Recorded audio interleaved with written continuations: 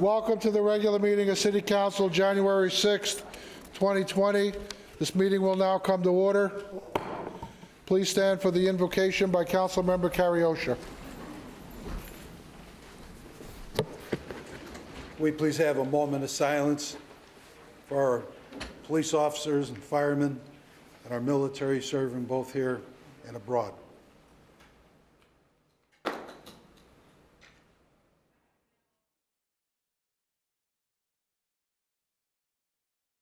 Thank you. Thank you. Please remain standing for the Pledge of Allegiance led by Catherine Piacenti from Oasis Middle School. I pledge allegiance to the flag of the United States of America and to the republic for which it stands, one nation, under God, indivisible, with liberty and justice for all. Thank you. Please be seated.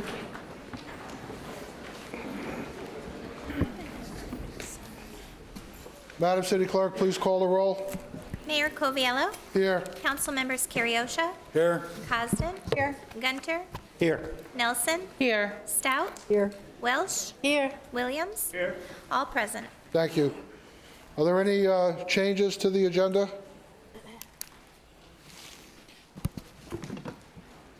Councilmember Gunter?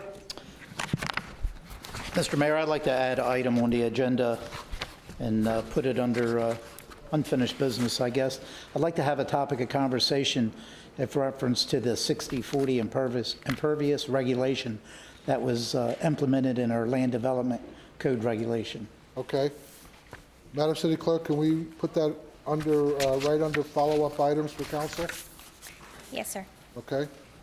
And we'll discuss that under, I guess we'll make that 10, I guess we can't make it D, so you want to make it 10E? Make it 10E.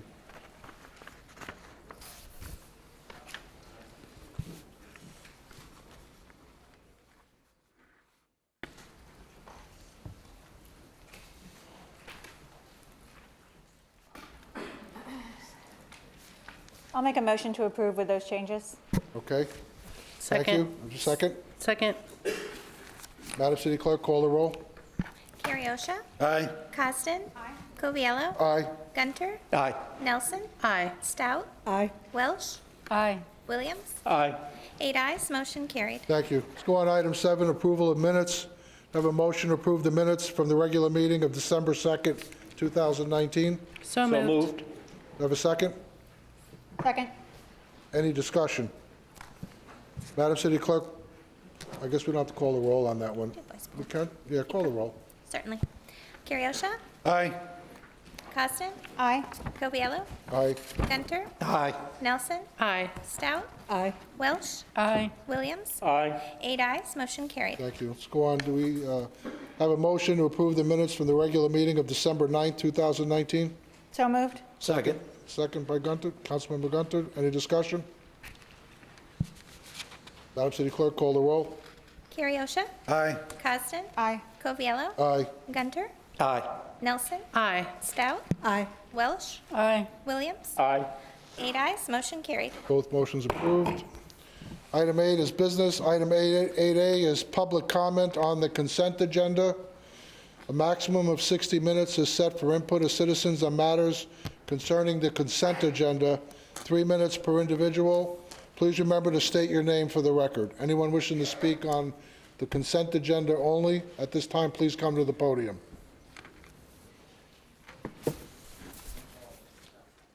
Seeing none, the public comment is now closed.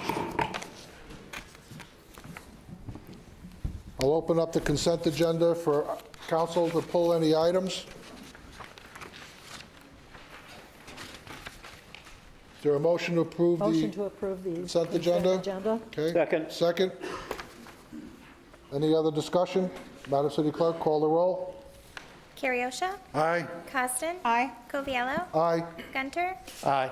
Nelson. Aye. Stout. Aye. Welsh. Aye. Williams. Aye. 8 ayes, motion carried. Thank you. Let's go on item 8C, is citizens' input time. A maximum of 60 minutes is set for input of citizens on matters concerning city government. 3 minutes per individual. Please remember to state your name for the record, and I'd like to hear whether or not you're a Cape Coral resident. Thank you. Harry Owens, Southwest Cape. Couple of quick things. We all need to remember that we are presumed innocent until otherwise convicted, so let's hold our thoughts and comments to ourselves until everything plays out with what's happening. And as far as the search goes for the assistant or the new city manager, we already have the best candidate right on staff here. Connie Barron would fit in just perfectly. So I hope you at least consider her for the new job. Now, what I really came to speak about was something that happened at the last city council meeting. For a few meetings in a row, things were coming up before the council that weren't on the agenda. And you, amongst yourselves, decided that anything that wasn't on the agenda was not going to be reviewed or voted on. One, you couldn't check on it yourself to see whether it was worthy or not worthy to be voted on. Secondly, there was no time for citizens' input if it wasn't on the agenda. Therefore, you decided anything that wasn't on the agenda wasn't going to be voted on. But last council meeting, someone from the downtown council came and asked for $6,000 for security. Right away, it was taken up and said, oh yes, let's do it. We'll take a vote on it and pass it.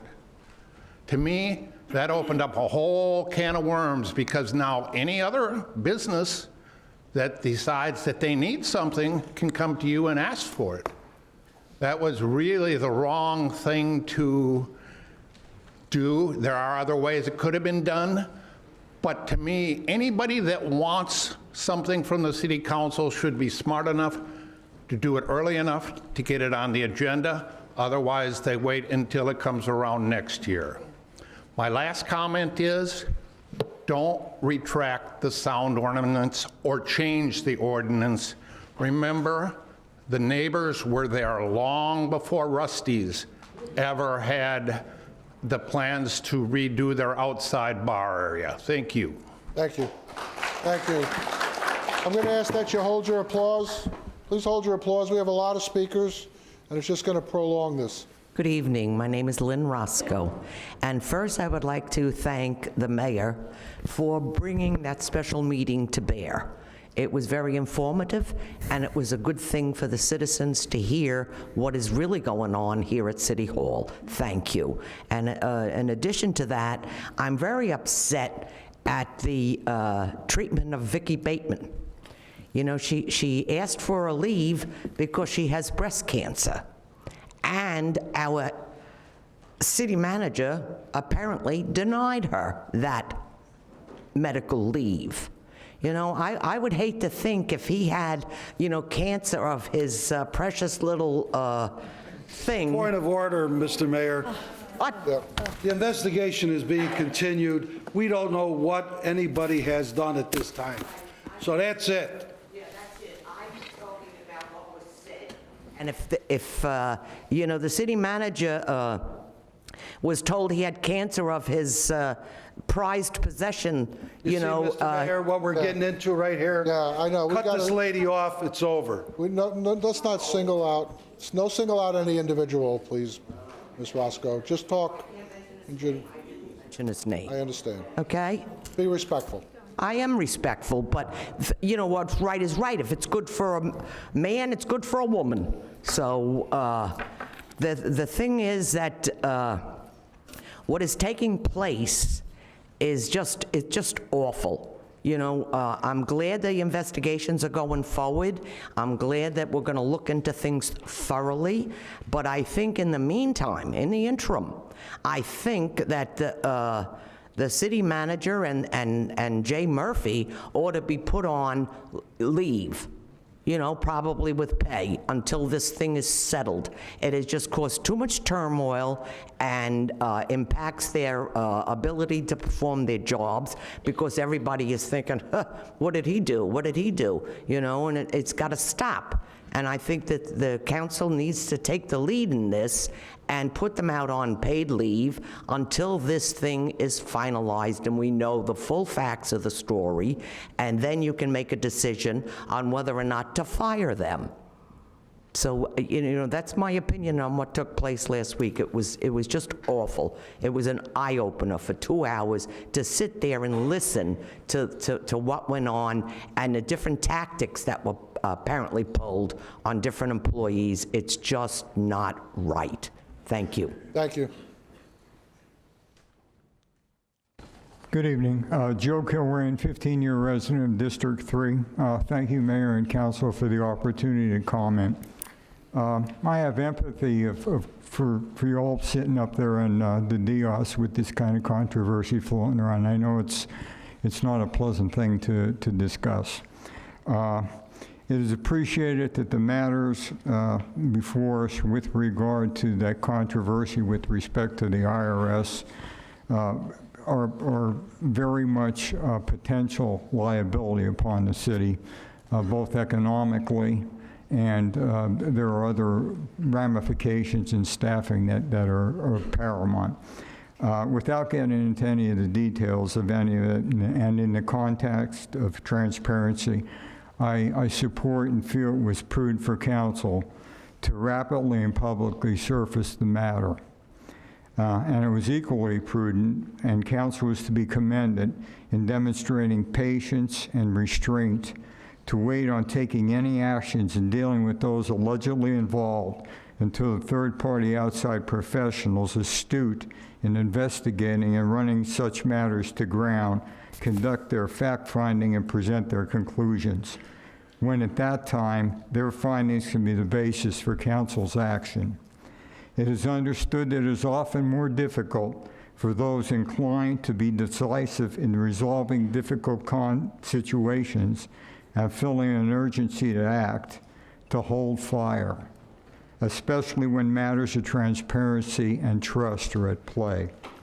To this end, council's restraint and decision to wait appears well taken, as the potential liabilities that may attach to premature and/or unsubstantiated actions could represent major jeopardy and claims with the city.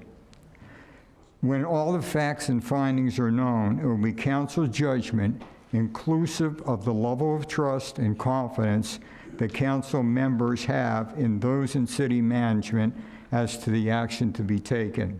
This may be inconsistent with other actions taken with staff regarding suspension and presumes that the city's interests are not in added jeopardy by not taking action until investigations findings are verified.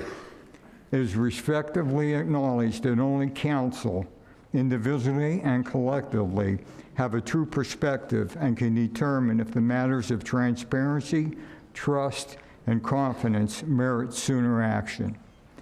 Your continued thoughtful handling of this matter is greatly appreciated. Just on a side-related issue, I'd urge council to stay focused and invest adequate search time in finding the right candidate for the city manager's position independent of this matter. Thank you very much. Thank you.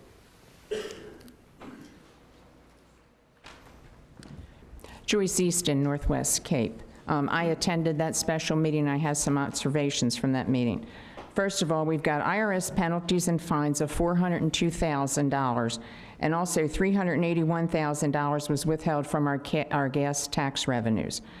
There was a contract employee that was hired by the city manager at a pay of $63,700 a year, which was above the threshold of $50,000.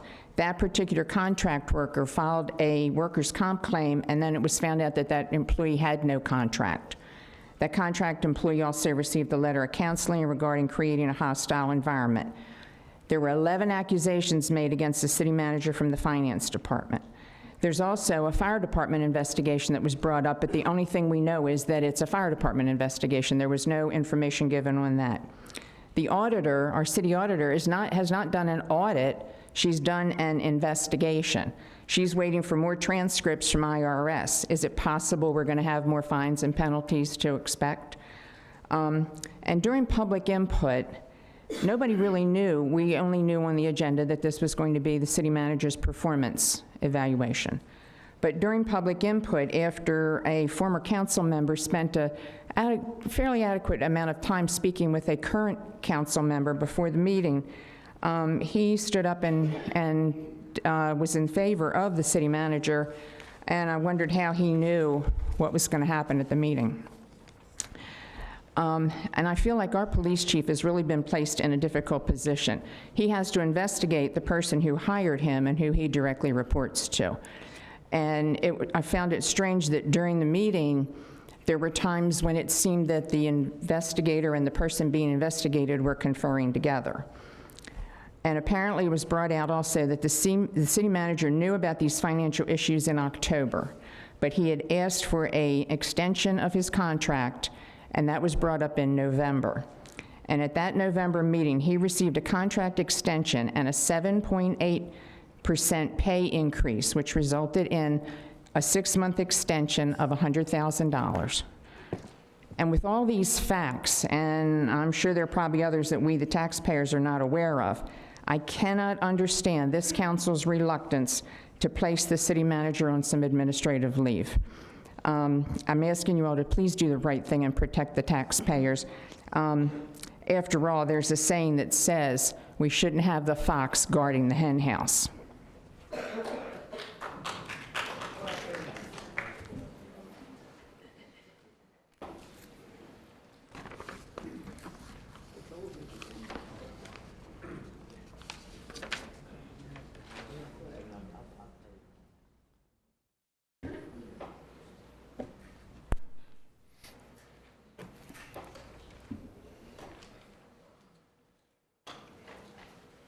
Mayor, City Council, and staff, my name is John Bashaw, and I live in Northwest Cape Coral. I'm the president of the NWNA. I would like to discuss the Go Bonds memo that is in unfinished business and the process followed to develop Tropicana Park. The memo is a personal attack on my character, and it's unacceptable. I don't have time in 3 minutes to defend my character, but I will respond in writing to Mr. Zerlag, and I will include you all in the response. Apparently, municipal park design is now a full contact sport. Regardless of what you hear, what you see, and what you read, there are only 2 published plans for Tropicana Park. And what I mean by published plan is it is a plan that has been shown to the public. These are the 2 plans. The first one, the top plan, and I know it's difficult to see, the plan with the large beach was the plan on the Go Bond website, posted at Tropicana Park, shared with the media, and presented for public input. The top plan. The bottom plan is the plan you approved. It was developed in the shade by a few influential people without public input. The clubs, the Kayak and the Rowing Club, lobbied for a lease on a prime piece of park property that a lot of businesses would love to obtain, and one of the clubs told you to make it happen. AECom, the design firm, modified the first plan to make room for the clubs and developed the second plan. The plan, the second one, was not released to the public until November 26th. On December 2nd, you approved a concept for Tropicana that was not shared with the public until I sent it out and requested public input. If you would like to see that input, I'd be more than happy to show it to you. I've also shared it with Mr. Ilchizen, and I'm sure it's going to make its way to you eventually. What you'll see in those comments is upset residents who haven't had a chance to weigh in, who have 6 legitimate reasons why the club should not go there. And dislike for the clubs is not one of those reasons. You may be told that the public input on the first published plan showed that kayaking was important to residents. That's true. However, this is the sort of kayaking that the residents said was important to them. This is not the sort of kayaking and paddling that's being introduced to Tropicana. I choose my words very carefully. In every communication I send to the membership, and in every memo I send to you, may I finish? Yes, wrap it up then. And in every memo I send to you, and also in the presentations to you. You deserve the truth and transparency as well. And this week I'll communicate with you regarding a zoning issue related to the second concept, and perhaps it's not right to be putting the clubs on Tropicana Park Thank you. based on the zoning. Thank you.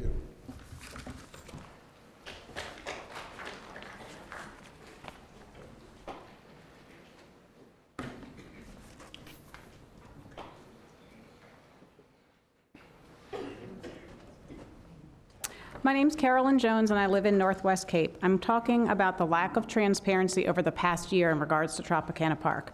February 8th, you'll see this email. It's a message to the city manager. We would like to get your permission to approach NWNA to begin to get their buy-in for Tropicana site. I don't believe that ever happened, but at least someone was trying to talk about it back in February. September 12th, an email from Don Andrews sends a message to Melinda Mack and Sandra Weston. Please attend at least one of the neighborhood meetings to go over everything. It shouldn't be the club that is giving input at these meetings. It should be city personnel.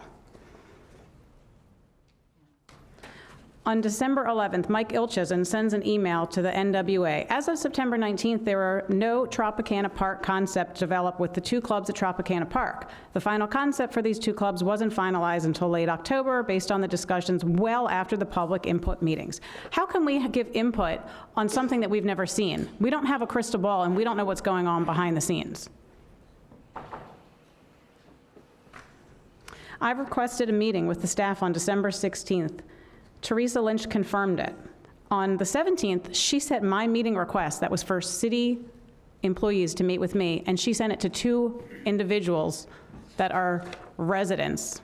She sent it to Melinda Mack and Sandra Weston without telling me and inviting them to this meeting that I requested, both of which are private citizens. At 10 p.m. last night, I was reading a FOIA request, and I had learned that they were coming to this meeting or had been invited. So I gave the opportunity for the city to be transparent. I sent an email this morning confirming I'm meeting with these individuals.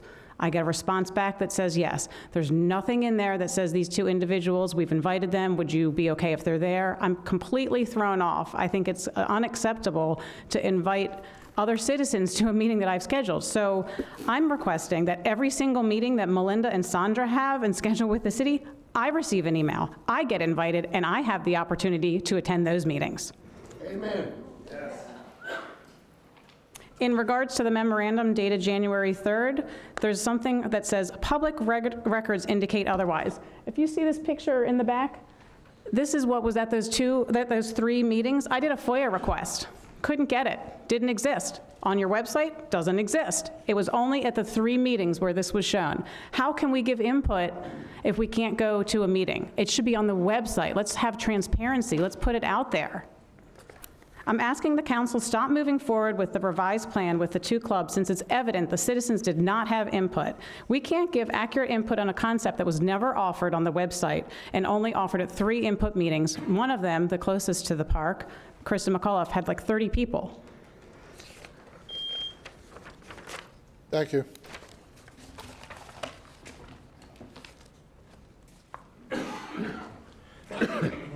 Yes, good evening. My name is Dennis Winchester. I am a resident of Cape Coral, and I'm also the Vice President of the Northwest Neighborhood Association. And I would like tonight to add clarity to a comment I made relative to Tropicana Park that is referenced in a memo from your Parks Director to the City Manager. I did attend the September 19th Parks public meeting at Kristen McCullough School because, one, I live in the area, and I was very happy to see a waterfront neighborhood park being developed in the Northwest. This would be the first of that kind for a neighborhood park in our area. Secondly, I was aware of an August 22nd news article which identified 3 points. One, there was a private kayak club whose lease at Lake Kennedy was not being renewed. 2, the city has set up an interim location at the Sierra Vista Park. Third, the private club was hoping to have a permanent location set up at the Tropicana Park. When I arrived at the meeting, they had the board set up against the back. I went to the boards, looked at them, I focused on the Tropicana Park, and there was no reference to any private club, no facilities. What I saw was a kayak launch on that drawing. I then questioned the design contractor about Tropicana housing a private club at the Tropicana Park. The design contractor referred to me to a city parks employee at the meeting.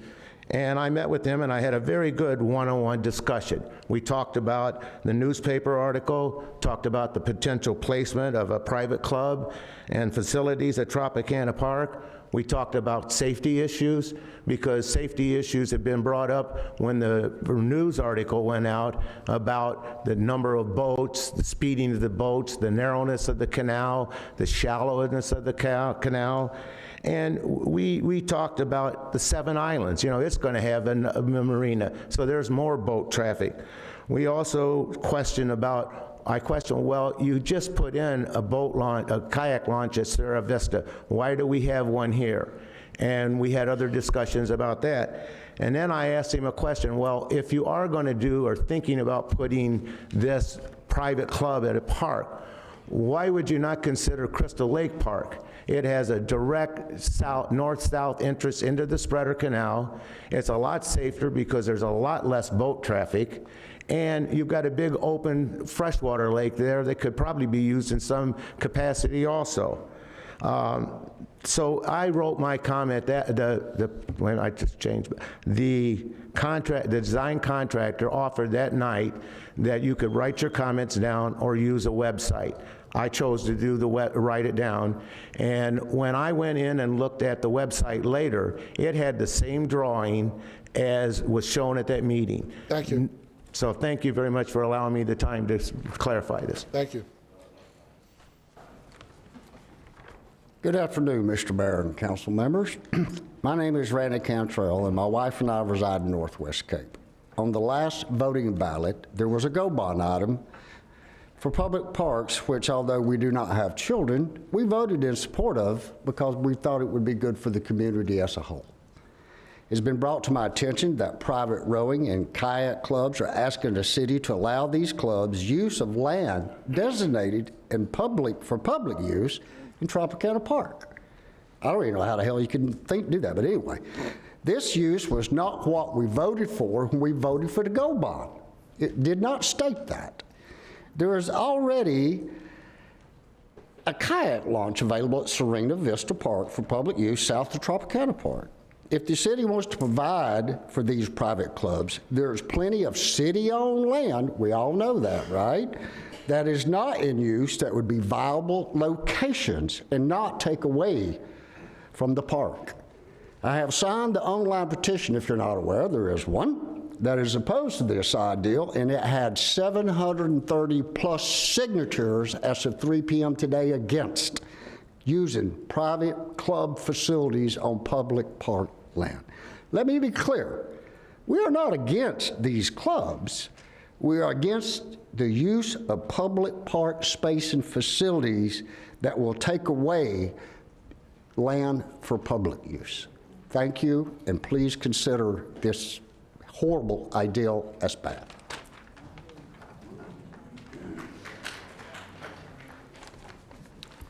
Thank you. Thank you. My name is Chris Camarata, and I live in District 3 for 28 years. So good evening, Mr. Mayor and Council.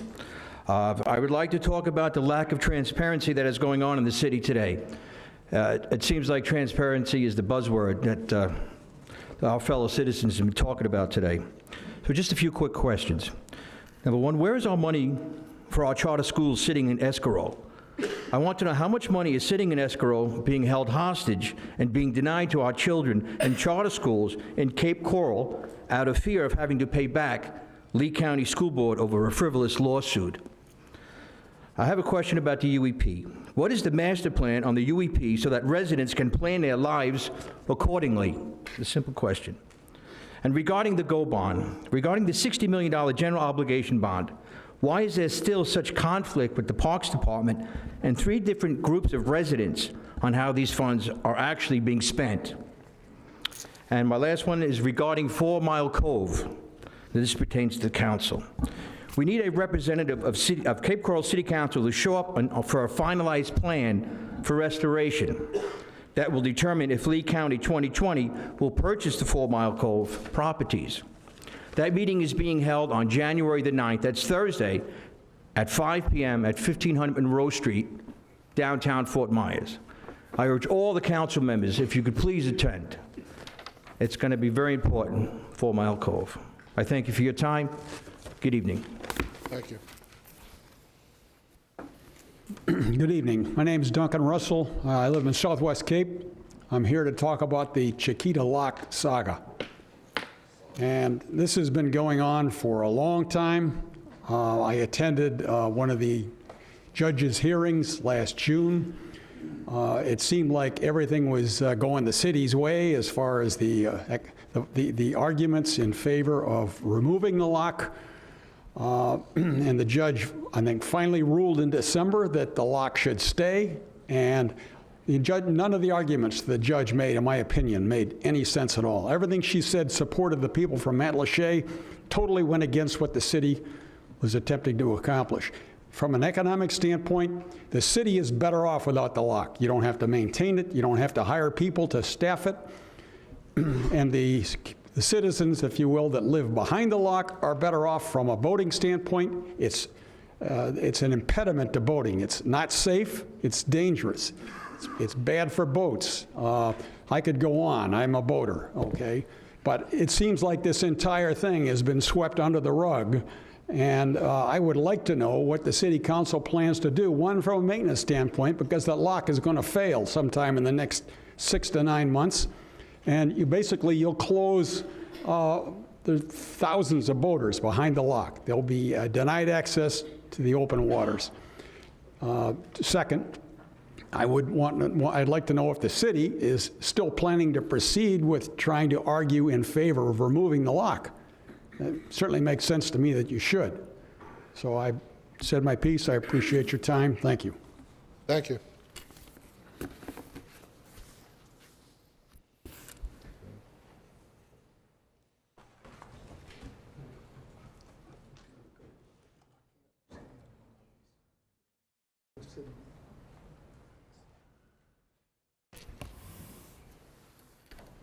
Start my time yet.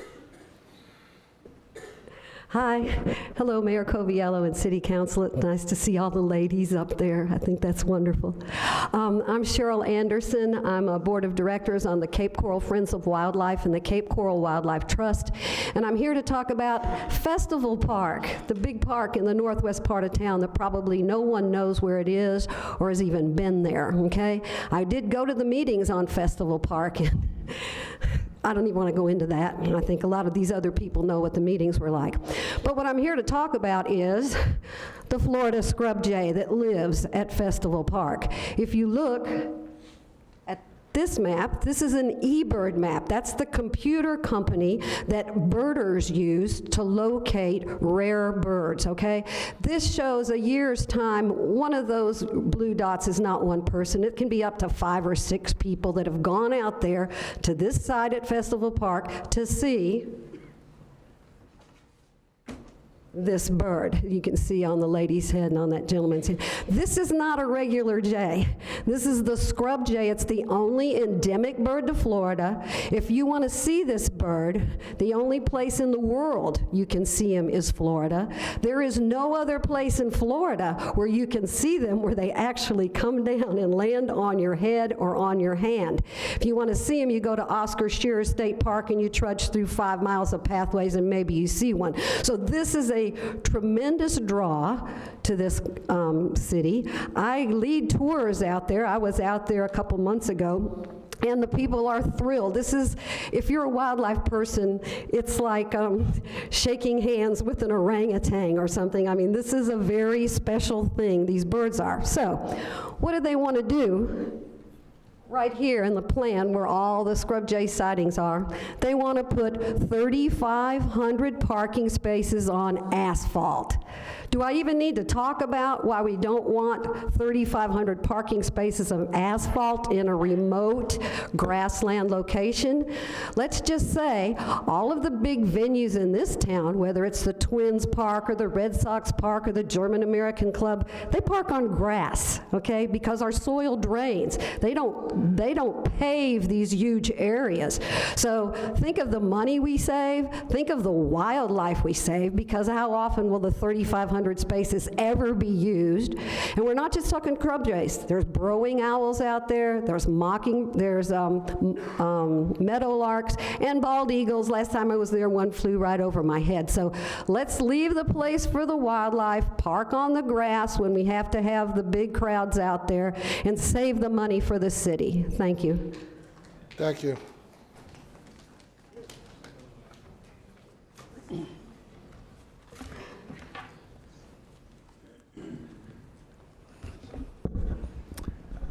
My name is Terry Brennan.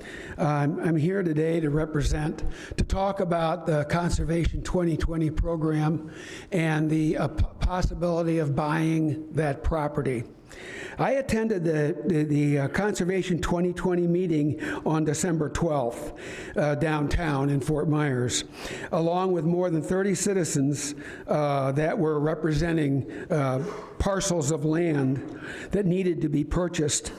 Again, I represent the group called Citizens for the Preservation of 4 Mile Cove. This property adjoins the Eco Park. This 194 acres, actually it's 5 parcels, adjoins the Eco Park on the north side, and these 5 parcels are privately held and are under contract to D.R. Horton right now to put 268 homes on this 194-acre parcels. Conservation 2020 has the funds to buy these 194 acres. Since the program began in 1994, the citizens of Cape Coral have put in more than $100 million to buy land just like this 194-acre parcels. And we got back $6 million of that in land purchases.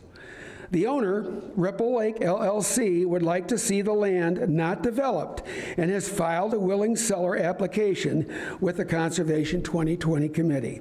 Unfortunately, the city of Cape Coral, under the guise of maintaining the canal, brought in a large backhoe and tore out they tore out enough land to maintain to make the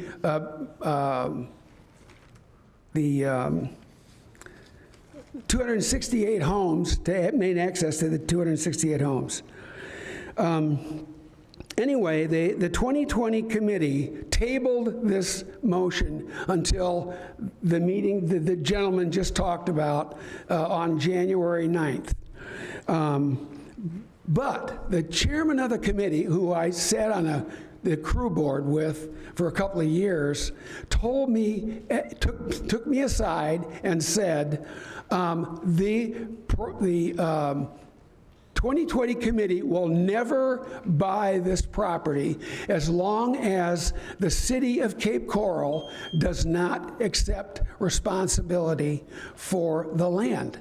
Right now, you know, there's a plan in discussion, but the city is not, the Conservation 2020 Committee is not going to buy this property unless the city accepts responsibility for it. Got to wrap it up. Thank you. I'm not out of line. I can't stand because I have artificial You're fine, hips. Carl. So, my name is Carl Vo. I've lived here for 40 years. And I please ask the council to put a permanent stop to any orders to collapse the Four Boroughs and the Sands Park. You can put this lane around it. It's so easy. It's simple.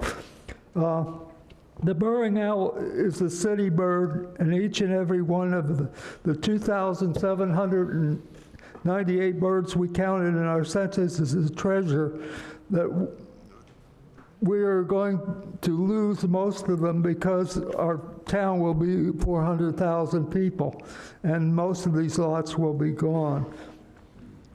We have to save all the wildlife in every park and green space in our lovely city. Please tell the city planners not to destroy any wildlife in all the parks in the city. Green space is a premium. I went to 3 of the meetings where they spoke about planning the park, and each one I asked them to save green spaces for the animals. And they said they would, and they haven't even, I mean, this shows it, that they're going to collapse 3 boroughs, and they didn't even listen.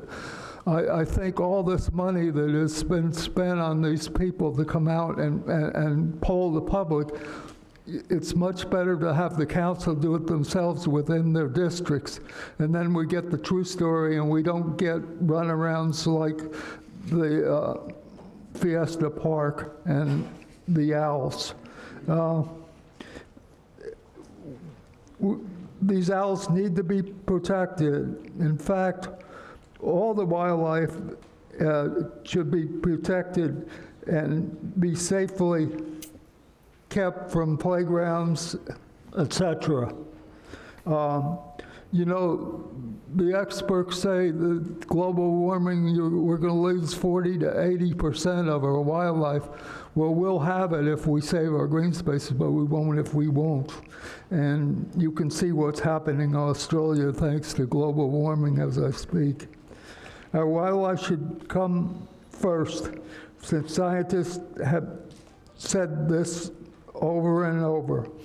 The people that gave the public input was a sham and a scam. They did not listen to the public input whatsoever. I had many people speak up for the owls, and here they go on to collapse the boroughs first thing. And that includes Johnson Engineering. And the people in the Parks Department just wouldn't listen.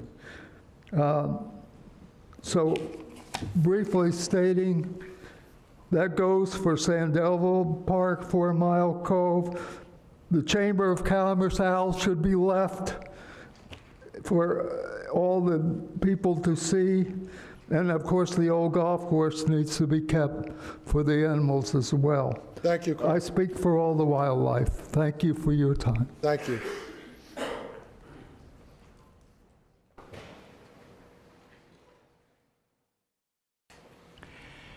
Good afternoon, City Council and all of my neighbors in Cape Coral. My name is Yolanda Olson, and I say Happy New Year. And I want to thank you all for your service. With the nightmares going on with the UEP expansion in the Northwest and this $400,000 penalty, it's a big job. I get it. So hopefully this will be a smaller issue for you.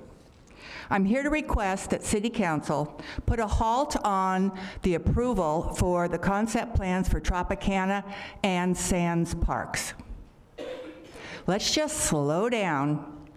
There's only 2 major issues, one with each park. Not a big deal. First of all, the good news is, again, only 1 issue, both parks. First, Tropicana. I think all the people from the Northwest have been very articulate tonight, talking about the lack of involvement and transparency. They paid Public Records to get copies of all the internal memos. So it's all clear who said what at what time, and it wasn't done above board. That goes without saying. Second of all, They have an alternative. They've located 2 waterfront lots off the North Spreader that are better for those clubs. So let's just back off and look at those 2 waterfront lots, and maybe we can get the clubs interested in building whatever they're going to build on those 2 lots. Easy. Now for Sands Park. December 2nd, I heard from staff saying, oh yeah, we tell AECom that they're supposed to design the parks, around the native species. Well, we have spent, as a representative and director of the Southwest Cape Coral Action Committee, we have spent a huge amount of time trying to confirm that in fact, AECom is going to redesign around 3 active boroughs in Sands Park. This is 6 acres. All they need to do is tweak a few things. There's plenty of open space, and we have no satisfaction that AECom has been told to just tweak the walkways around those 3 active boroughs. So if you want to look at Wink News tonight at 4 o'clock, you'll hear more what I have to say about that issue. Finally, I want to remind you that the cost to collapse those boroughs could be upward at $15,000 to $20,000. And we've done yet another survey. 200 residents, again, of this little area, Southwest, say 2/3 of the people, when asked the question, would you rather save existing owl boroughs or pave for basketball or pickleball? Guess what? 2/3 said they would rather save the owl boroughs. So therefore, please add Sands to unfinished business, and Happy New Year. Thank you. Hi, Council. My name is Nicole Eisner. I represent Rusty's Raw Bar and Grill. I'm asking Council to please revisit the sound ordinance and to allow businesses in the downtown Cape area to be part of the communication with you all, to make it so that it is friendly to both sides, the business side as well as the resident side. We've never been in violation of the noise ordinance until Friday at 11:06 p.m. when we were given our first citation.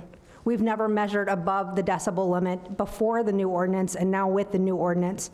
It's a confusing ordinance at minimum. I don't feel like we've been given the chance to even review it with legal to determine what the new regulations are gonna be in order for us to satisfy your guys' needs as well. I want to have the chance to let our business succeed the way it succeeded for almost 3 years. We don't have loud music 7 nights a week. The music that we do have has never measured above the decibel limit to get a violation. We've measured inside the apartments, we've measured outside the apartments. Windows never rattled. I have video showing the noise ordinance. I have video showing how many times we've had events with music, and it's almost hard to hear when you're standing at the condo side of things. All I ask is that we're given a chance to plead our case to you with documentation to at least come to some sort of conclusion on the ordinance that works for both sides. It will affect 50% of our revenue. We got a business loan based on what our business plan was gonna be. You guys approved that, and now we're being told to basically get rid of 50% of our revenue. You're going to cause my staff to have to be cut in half. It's going to cause a financial hardship on us. And we're just one, but we feel like we're being picked on, so I'm here to say as many times as I can to please let the businesses thrive in Cape Coral. If you get rid of businesses, you get rid of parks, you get rid of the grants for the schools, you get rid of the streetscape projects. It's not gonna live off residents only. Let us have a part of it too, and let us have a part of it where we can all thrive and we can all be happy. But we need to be given a fair chance, and I don't feel like we have up to this point. By the way, we were the only business that got a citation. I have video recordings of the other businesses on 47th with amplified music louder than what we were even playing, and police standing directly across the street with no citations given. So if you're gonna enforce it, you better enforce it full force, or I'll come to every council meeting.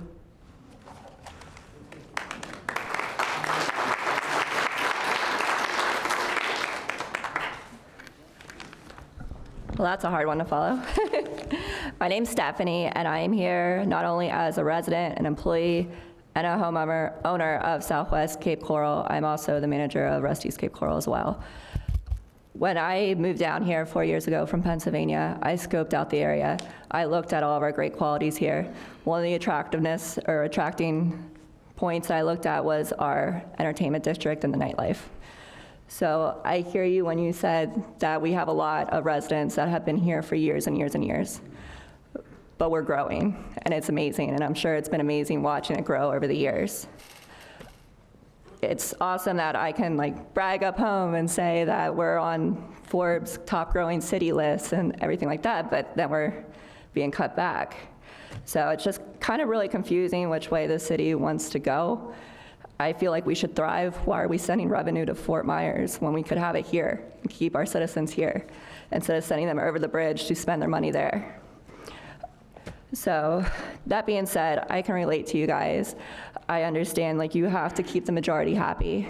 That's part of my job. I have to keep the employees happy, my owners happy, customers happy, and our neighbors happy. And I have been there for the majority of the times that an officer has come in because a call was called into them. But they agreed to me that we were not violating anything. They went away. There was no report, no citation, no warning until Friday night. So what I'm asking is that we revisit this.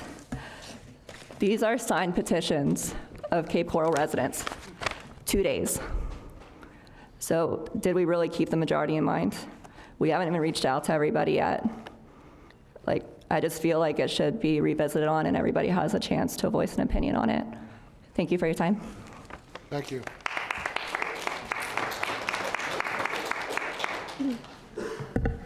Hello, everyone. My name's Kimberly O'Neill. I am a resident and homeowner here in Cape Coral, District 3.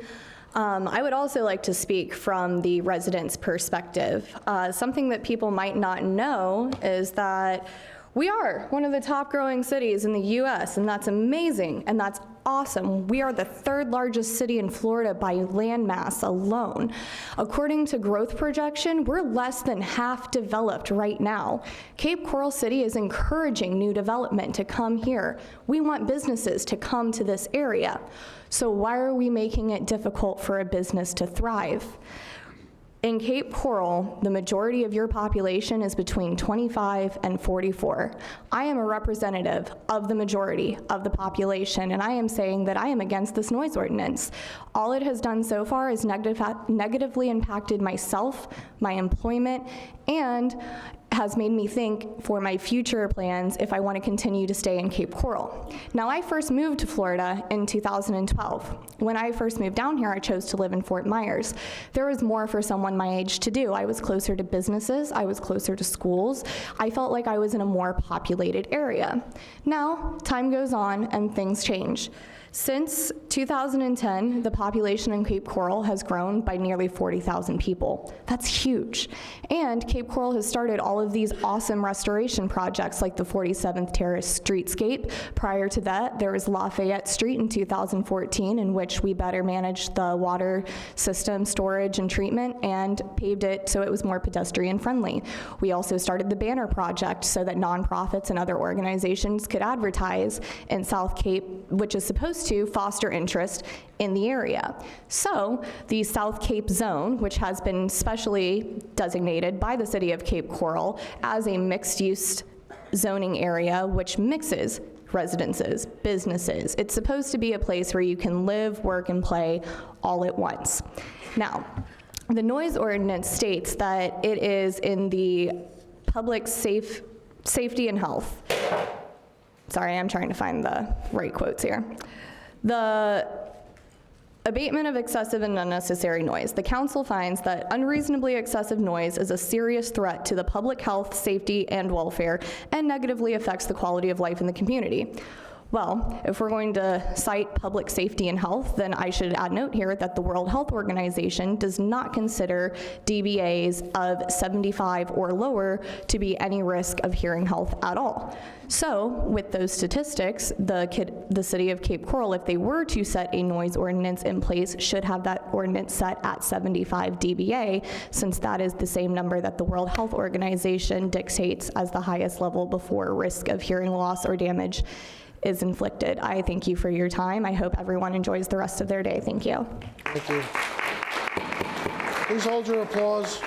I'd like to say we consider this a business meeting, and normally you wouldn't applaud at a business meeting. We want to hear all the speakers, so I'm going to ask that you please refrain from clapping. Thank you. Hello, my name is Lane Grosco. I'm a homeowner and resident in Cape Coral. I've been here for the last 7 years. And when I first came here, there wasn't really as much going on as there is today. The restaurants and the business is growing exponentially. We talked about it. The previous speaker just talked about how many more people are coming to this area every year, and it's not always older people. It's younger people, it's people the ages between 25 and 45 coming down here and needing something to do. And we have a whole entertainment district that's supposed to be the downtown, where bars are supposed to be able to have people to have something to go do. Live music at night, something to go see, something to go experience, somewhere to go eat, somewhere where they can go have a good time. And we try to have that. We try to have an establishment that has something to do, people to go see something, and then this noise ordinance is so poorly written. I don't understand the amplified noise thing. That's a cell phone. We're trying to have people out here, and we can get shut down for a radio going on, a jukebox. You know, do you want to have an entertainment district, or do you not want to have an entertainment district? You spent millions of dollars remodeling the thing last year, and all that money came from revenue from all the restaurants that are your downtown bars. Yes. Anyways, I think it needs to be revisited. It needs to be looked at a little bit more serious way that makes everybody happy. And I don't know. Thank you. Thank you. Hello, my name is Jason Marshall. I'm an employee of Rusty's. I'm the DJ in question that has been a part of the citation, and I've now become famous on the news for trying to be successful at a job that I've been with Rusty's Cape Coral for a year and a half. I moved down to Florida to become a DJ, and I found a spot that I could help grow. I am also a part of a DJ organization to where that we are expanding in different areas, and it's only become to my attention here in the relatively past 3 months that now we've become too loud. And I haven't had any interactions with the neighbors, but while I don't necessarily live in Cape Coral, I do work in Cape Coral, and the big deal seems to be 3 hours a night for 2 nights that we can't find a happy medium compromise that maybe I could turn the speakers a different way, maybe I could turn the bass down, maybe we could give them some type of exchange or whatnot for the inconvenience on a Friday and Saturday night when it is the busiest on the weekends, that for 3 hours, maybe we can turn it down or find a medium so that everybody can be happy and everybody can grow together, because I enjoy working in Cape Coral. There isn't a lot of places that you can go to in Cape Coral that has as much diverse entertainment and be able to sit down and eat and whatnot. And to the degree that we're just the first person, we're only 100, 150 yards away from everybody else. So even if you were to remove us, that doesn't get rid of the problem. That just only makes it marginally quieter. So I would ask that maybe we could all get together, revisit this, and maybe the neighbors could come over and actually talk and help me find the best way to lessen the burden on them so that we can all grow together. Thank you and Happy New Year. Thank you. Thank you. Good evening, Council. My name is Lois Croft. I'm actually the Southwest Director of the Florida Restaurant and Lodging Association. I manage not only Lee County, but I also manage Collier and Charlotte counties as well. I do happen to live here in Cape Coral. I'm here on behalf of our restaurants in general, Rusty's of course included, but also all restaurants representing not only Cape Coral area, but the other county and city areas as well. And the city here in Cape Coral has done a wonderful job improving our southwest downtown Cape area, where people now want to come and enjoy the restaurants and the bar scenes and actually have a really, really nice, cool downtown. And so I really want to applaud you for doing that. And in doing that now, we do have a lot of different restaurants that have come here, and now we do have the issue of the sound ordinance. I did get a hold of the sound ordinance, and I do have a couple questions. Not sure if you can answer me right now, but otherwise I'd like to have some clarification. On page 3 of our ordinance, it does read that unreasonable excessive noise ordinance, and then letters A and B, it says 75 dBAs or 77 dBCs between the hours of 7 a.m. and 11 p.m., and then it goes to 65 dPAs or 67 dBCs between the hours of 11 and 7 a.m., or 11 p.m. and 7 a.m. But then down on number 4, it says, notwithstanding provisions of the contrary in the subsection, amplified sound is prohibited outside of the building in the entertainment area between the hours of 11 p.m. and 7 a.m., unless the sound is approved and with a permit. So it's a little contradicting, so at that point, I would like to have some clarification so that we can help the restaurants understand exactly what your ordinance really means, and are you really not allowing any amplified after 11 p.m., or is it within a decibel level? And if it is within a decibel level, we can work with the restaurants and help them find that compromise of a decibel level that you want to reach. I also wonder too is, did you do a study or include the resident or the businesses that are going to be impacted? You know, were they notified of this ordinance going to be changed? Because this is a really large revenue stream that can be impacted on their business. Not only them, their employees, the musicians, the cabs, Ubers, things like that can be impacted. So we'd just like to find a happy medium, be able to work with you to see if there's something that we can do to work together and make sure that our residents are happy, as well as our thriving businesses that you have approved, and you have approved these business plans to be here. We would just like to be able to make sure that everyone is happy with the ordinance that we can all work together on. So if there's a way that I can help you and work with you and the residents and the restaurants together, I'd be more than happy to do that. So thank you for your time. Thank you. Good afternoon. My name is Sean Dunnigan. I own the newly opened Ollie's Pub in downtown Cape Coral with my wife, Jamie, and currently I am part of the Southwest Florida Coalition for Progressive Policy. I've lived in Cape Coral for nearly 40 years, and this is our first venture on our own, and part of our motivation for doing so was we believe that downtown Cape Coral was finally becoming a diverse, thriving downtown area that I, growing up here, had always hoped it would become. Now, the city is threatening to drive those of us who live in the Cape back across the bridge. Anyone who frequents our downtown area can confirm that the nightlife doesn't truly get moving until well after 9 p.m. Putting limits on these businesses' ability to draw crowds because everything is expected to die down at 11 p.m. will drive first the clientele, then the businesses elsewhere. The city invested millions to encourage the growth of the area and accommodate pedestrian traffic. Quite frankly, it will seem like a waste if this continues. Cape Coral is not a small town. It is a very young city, and there is a difference. You cannot expect a city that consists of this enormous landmass with a capacity of over 500,000 people, residents, to live comfortably and not allow for diverse growth in its community. And ladies and gentlemen, young people like to go out after 11 p.m., just as I'm sure most of you all have at some point in your lives.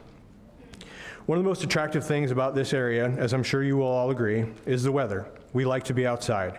It's a big reason we live here. So in my harshest of opinions, we are allowing a handful of signatures from people who didn't fully inform themselves before making a major life purchase to influence the future of a bright young city. I have a family. I've purchased several homes. Excuse me. And I always did my homework. If I wanted to live in a quiet neighborhood, as I did with my children, I did not buy a home near a busy commercial area. And I would not propose to influence the business that I live near if I had made that decision, because it would have been my own poor decision and not the responsibility of the businesses around me. Granted, one specific business that has drawn the most of the initial attention is relatively new, but there are plenty of others around who do similar things, and sound travels well down there. All that being said, I do hope that a resolution can be met that satisfies all involved. I feel that currently this ordinance is too vague and will negatively impact the future of the city. In addition to this, we have another 100+ signatures to add to what Rusty's has, which were put together over the weekend. We intend to continue to add to this, and we hope that you guys will bring this up again and reconsider. Thank you. Thank you. Thank you.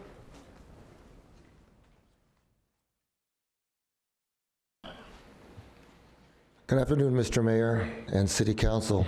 Thank you all for representing us and taking the slings and arrows of managing this city of ours. There's so much expansion that's going on. Your name, sir? Kenny Giordano. Thank you. There is so much expansion going on in Cape Coral, as everyone well knows and has been cited here. This council has voted, millions and millions of dollars in the revitalization project to revitalize 47th Terrace, which I actually unsuccessfully opposed. Mr. Mayor, I have seen video of you stating that you wish to manage the growth of Cape Coral so as to not overly penalize the Cape Coral residents with increased taxation to manage this growth. To all of you on the City Council, as president of the Lord James Condominium Association, I live directly behind the Fraternity of Eagles organization, which also has outdoor music, which I do hear at night. Yes, the music reminds me of the convenience of living downtown. I enjoy living where I live. I enjoy the conveniences of where I live. The new noise ordinance is clipping off and will continue to reduce taxable revenue of businesses and employees in any and all related businesses to our fair city.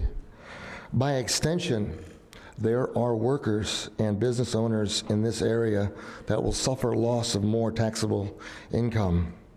Please allow downtown Cape Coral to grow. Please allow those that work in downtown Cape Coral the financial means to live and work there. Respecting all opinions on the restrictive noise ordinance that was passed last month, it hurts us, all of us, that don't sit back on a guaranteed income enjoying life. Cape Coral is trying to grow past the retirement community we were once founded upon. Many folks speaking today are taking you all to task about saving money. This noise ordinance is squelching a valuable revenue source to the city, and a spirited, vital, and now in accordance to the completion of that crippling construction that happened, downtown is now revitalized. Please consider the signed petitions being submitted and repeal this noise ordinance so that downtown can realize its potential. Thanks for everything you do. Happy New Year. Thank you. Thank you. I assume we're in extra time, so I appreciate getting the opportunity to speak. Jason Pym, District 1. Hopefully you all saw my emails over the break, but I can't be sure, so here I am. I believe all of you are aware of the 4 Mile Cove nomination for Conservation 2020. At the December 14th meeting, as Terry mentioned, the County Class Act Committee showed they were leery of considering it because they don't want to be liable for the restoration and penalties that come down from DEP, which is kind of understandable. And they tabled the nomination in the ranking subcommittee, but the next meeting takes place just this Thursday, a couple days away. We have, as citizens, have done our best to keep you apprised of the situation, and I thank those of you on council who have responded thus far. We all know the city is responsible for the DEP violations and restoring the site, but it seems we need that on paper for the county to proceed with even reviewing the nomination any further. And as yet, we haven't seen official public commitment from the city to communicate that with the county. And so our fear is that a failure to do so within the next few days is going to take this special opportunity. Furthermore, the site is still a mess. No one with the city has been held accountable for the unnecessary and, in fact, unlawful destruction that took place. The restoration plan is still a work in progress. The city has admitted this is a huge black eye from July or August, and we're still struggling to buy the makeup to put on our black eye, let alone heal it. So we're very lucky the property owner nominated this land to 2020, and that they haven't sought further action against the city management for the destruction that took place. A conservation acquisition by the county is a true win-win here. It's time to prove that the city is serious about cleaning up their mess. I'm asking that someone please do the following prior to January 9th. And that's 1, communicate in writing with the County Class Act Committee to detail the city's responsibility for the DEP restoration. 2, please tap someone to attend, or more than one person to attend, the Class Act meeting this Thursday, January 9th, to voice support for the nomination or answer any concerns that may come up from them. We were 40 strong last meeting, and we can't speak to them on an official basis. 3, please share any all correspondence with the city and the county regarding this issue so we can ensure everything has been communicated with openness, honesty, and transparency. Thank you. And since I have a little bit more time, I'm very confident that we can all, kayakers, bars, our condo dwellers, we have a unique city. We can learn to work to live together and also keep some green space in our parks. Thank you. Thank you. Hi, my name is Len Cardone, and I'm a rower. It sounds like a lot of the objection that people brought today about the Tropicana Park plans relate to the process. And I can't speak to that because I'm not sure how it goes, but I'd like to clear up a couple of misunderstandings that keep coming up. First of all, we're not a private club. We're open to each and every one of you in this room. We frequently have days to come get you try it, and we give lessons all year round. In fact, 80% of our adult members joined, just like you, from Cape Coral. We also teach kids. It's one of our main objectives. We are a bunch of adult volunteers that teach your kids. So this is not displacing kids from a Cape Coral park. It's providing them an opportunity. And it's a opportunity of NCAA sport, very generous with scholarships, and especially for young women. Women make up more rowers than men these days. The second thing I want to do is dispel any fears you have about safety. That keeps coming up like it's not a safe place. We've sent our rowers out to check it out. We've looked at the plans for development in the future, and compared to where we are, it's actually the same, if not an improvement. And as somebody who learned to row on the Mississippi River with hundreds of barges going by every day, and have rowed in Vancouver Harbor and Redwood City Harbor and the Charles River, nothing Cape Coral can throw at us would make a problem for rowing, trust me. So I'd like to ask all of you not to let the process problems that went on in getting these plans put together influence your decision. The right thing to do is provide this service for your kids and yourselves. And lastly, a sales pitch. Next Saturday, we have a experience rowing event down at Cape Harbor if you all want to come down and try it out for 10 minutes. Thank you very much. Thank you. At this point, we've reached the 60 minutes, but how many more speakers? Is it just what's in line here? Okay, all right, well, we'll finish up with this group that's up there now. Okay, we got more people coming. Okay, all right. If you could kind of limit your talks, maybe cut them down a little bit, I'd appreciate it. We're at the 60-minute mark. Okay. My name is Ruth Jenkins. I live on Southeast 46th Lane. I moved here 4 years ago, and I loved that downtown area with all the bars and restaurants and everything going on down there. But I did ask before I moved in if it was noisy at night, and they said no, and that's when the Elks were there. And the Elks moved out after a year, and the next year was empty, and there was no noise at all. But when Rusty's came in, there was so much noise that it made it impossible for me, even in the back bedroom with the doors shut, to sleep.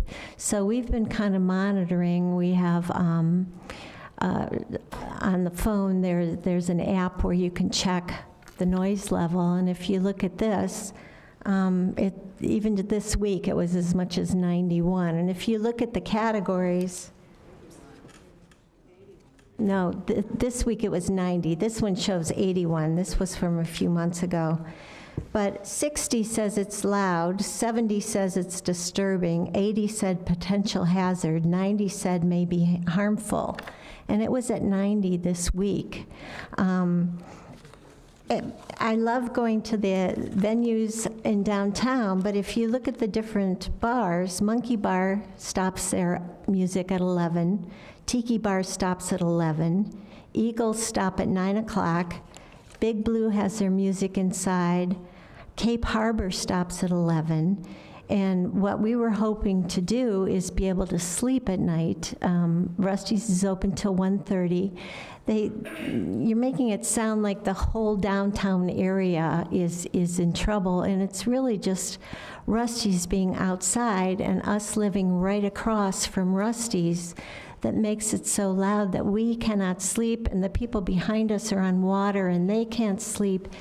And yes, I agree that there should be entertainment in the downtown area, and that's what it's all about. But the people that bought there before that entertainment was there are really paying the price for it. And I think a solution would be, Rusty's has a fantastic indoor area, and I went there when Deb the Dynamics played, and it was packed with people, but it wasn't outside. And I was there for St. Patrick's Day, and they had a band inside, so I don't understand why they can't move that inside, and they could still have their music, and they could still have all the employees work, because I'm sure, at 1 o'clock in the morning, the inside isn't packed, but they do have a really nice area where they can go. And I don't think the noise problem is with other bars. If you look at the complaints that the police received this month, it's almost all Rusty's. So thank you. Thank you.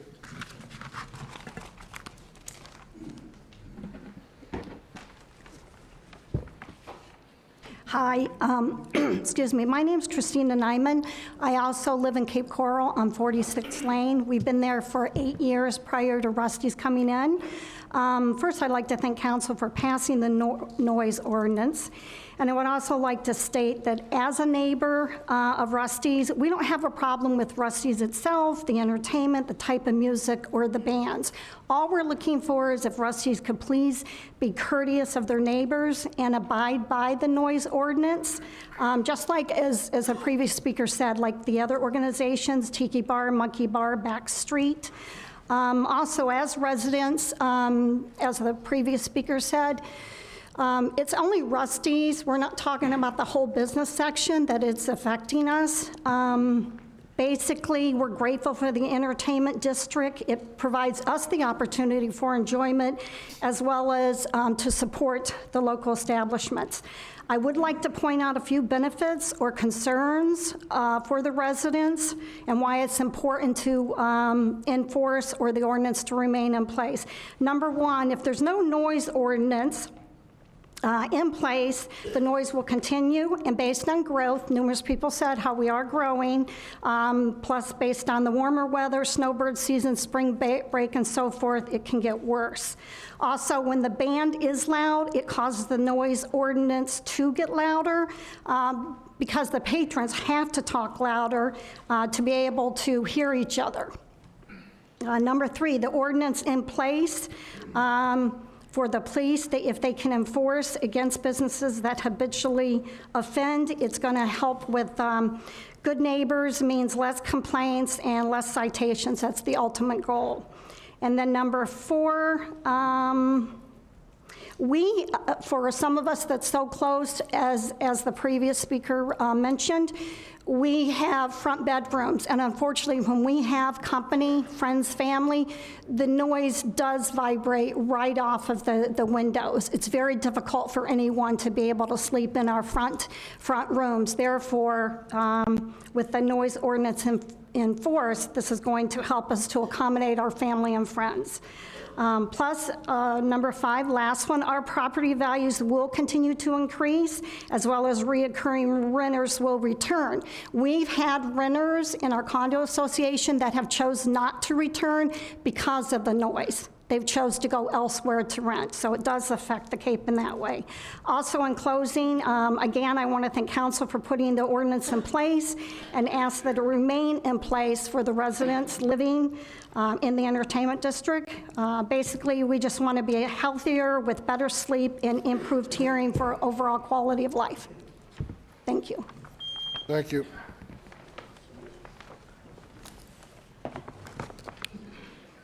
Hello, I'm Karen Sunhalter. I live on Southeast 46th Lane. And I wanted to talk about what has happened since the ordinance has passed. Basically, what I want to do is talk about, I contacted the city today and got a list of the noise complaints that have happened since the ordinance passed, and they are as follows. The first one occurred on, well, first of all, I believe you voted on December 8th. Well, on December 19th, there's a complaint about Rusty's at 11:41 p.m. for noise. Also on the 19th, or really I guess it was the 20th, at 12:15 a.m., there was a complaint for noise for Rusty's. On December 26th at 11:08, well, there were two callers approximately about at that time that complained at 11:08 on the 26th for noise. On the 29th at 12:21 a.m., there was a noise complaint for Rusty's. On January 2nd, there was a complaint. It was by me. I'll speak to that in a minute. On the 3rd, now this one says, the city put in the email that it was 10:56-ish. I'm not sure what that means, but it was a noise complaint.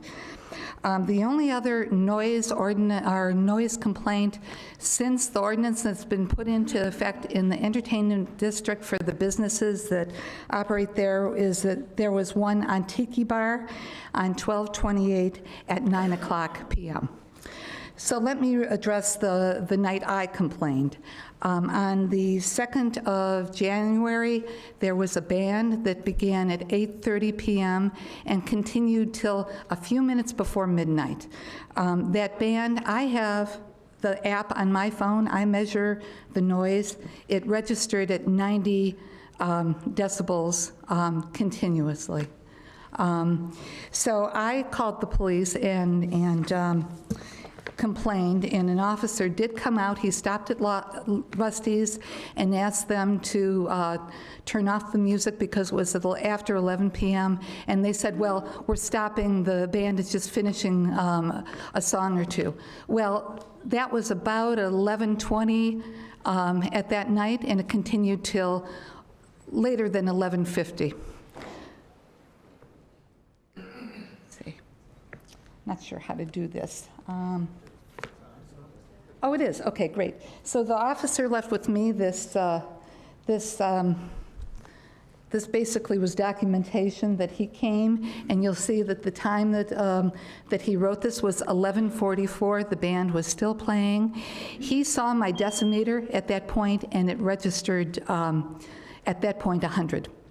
So in conclusion, there's still an issue, and I mean, this demonstrates why we need the ordinance. Thank you. And so I would encourage you to please continue with the ordinance. Hello, I'm Patricia Dersham. I also live on 46th Lane. I frequent Rusty's quite often. I'm very pleased with the bartenders and the staff, and they're very, very great people. And I've had conversations with some of the managers and have done, I think I have a pretty decent rapport with them. I just wanted, I heard a couple of times where people and some people have even come up to me and said, well, you chose to live there. Well, I did choose to live there, but that was before Rusty's came in. I like Rusty's. I love the music, I like the outside bar, but I too would like to have it lowered so that we can sleep in our buildings, in our beds.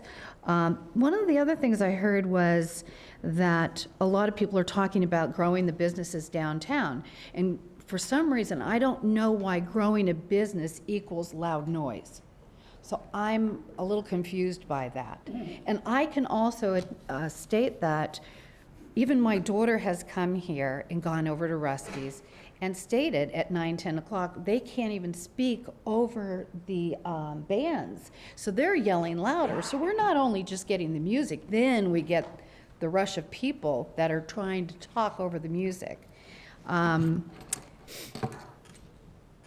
I love our downtown. I don't want Rusty's to ever be gone or put them in damage, but I do think that we can all work together. And I'm going to say something. This young man over here, the DJ who spoke, was very articulate, and I really appreciate the things that you said. Thank you. Thank you. Thank you. One or two more, and then we're going to cut it off. Good evening, Mary Ann Sweeney from Cape Coral. Just to expound a little bit about this noise ordinance, which I thought was done extremely well. To recap, all this is a scant amount of research I've done on a government level concerning noise and hearing. I'm just going to read a couple little items from them. As sound intensity doubles with every increase of 3 decibels, the safe exposure time halves. So for example, the safe exposure time for 88 decibels is 4 hours. You're at risk of hearing damage after just 15 minutes when you're in an average nightclub, which plays music at 100 decibels, if you don't use earplugs to protect your ears. For sounds of 110 to 120 decibels, even a very short exposure time can cause hearing damage. An easy way to tell if noise is too loud. It can be hard to tell how loud sounds are, but if you can't talk to someone who's about 6 feet away without shouting because of background noise, it's likely the noise levels are dangerously high. It also says 85 decibels is the threshold level at which your hearing can become damaged over time. I think our health and safety should be of dire concern.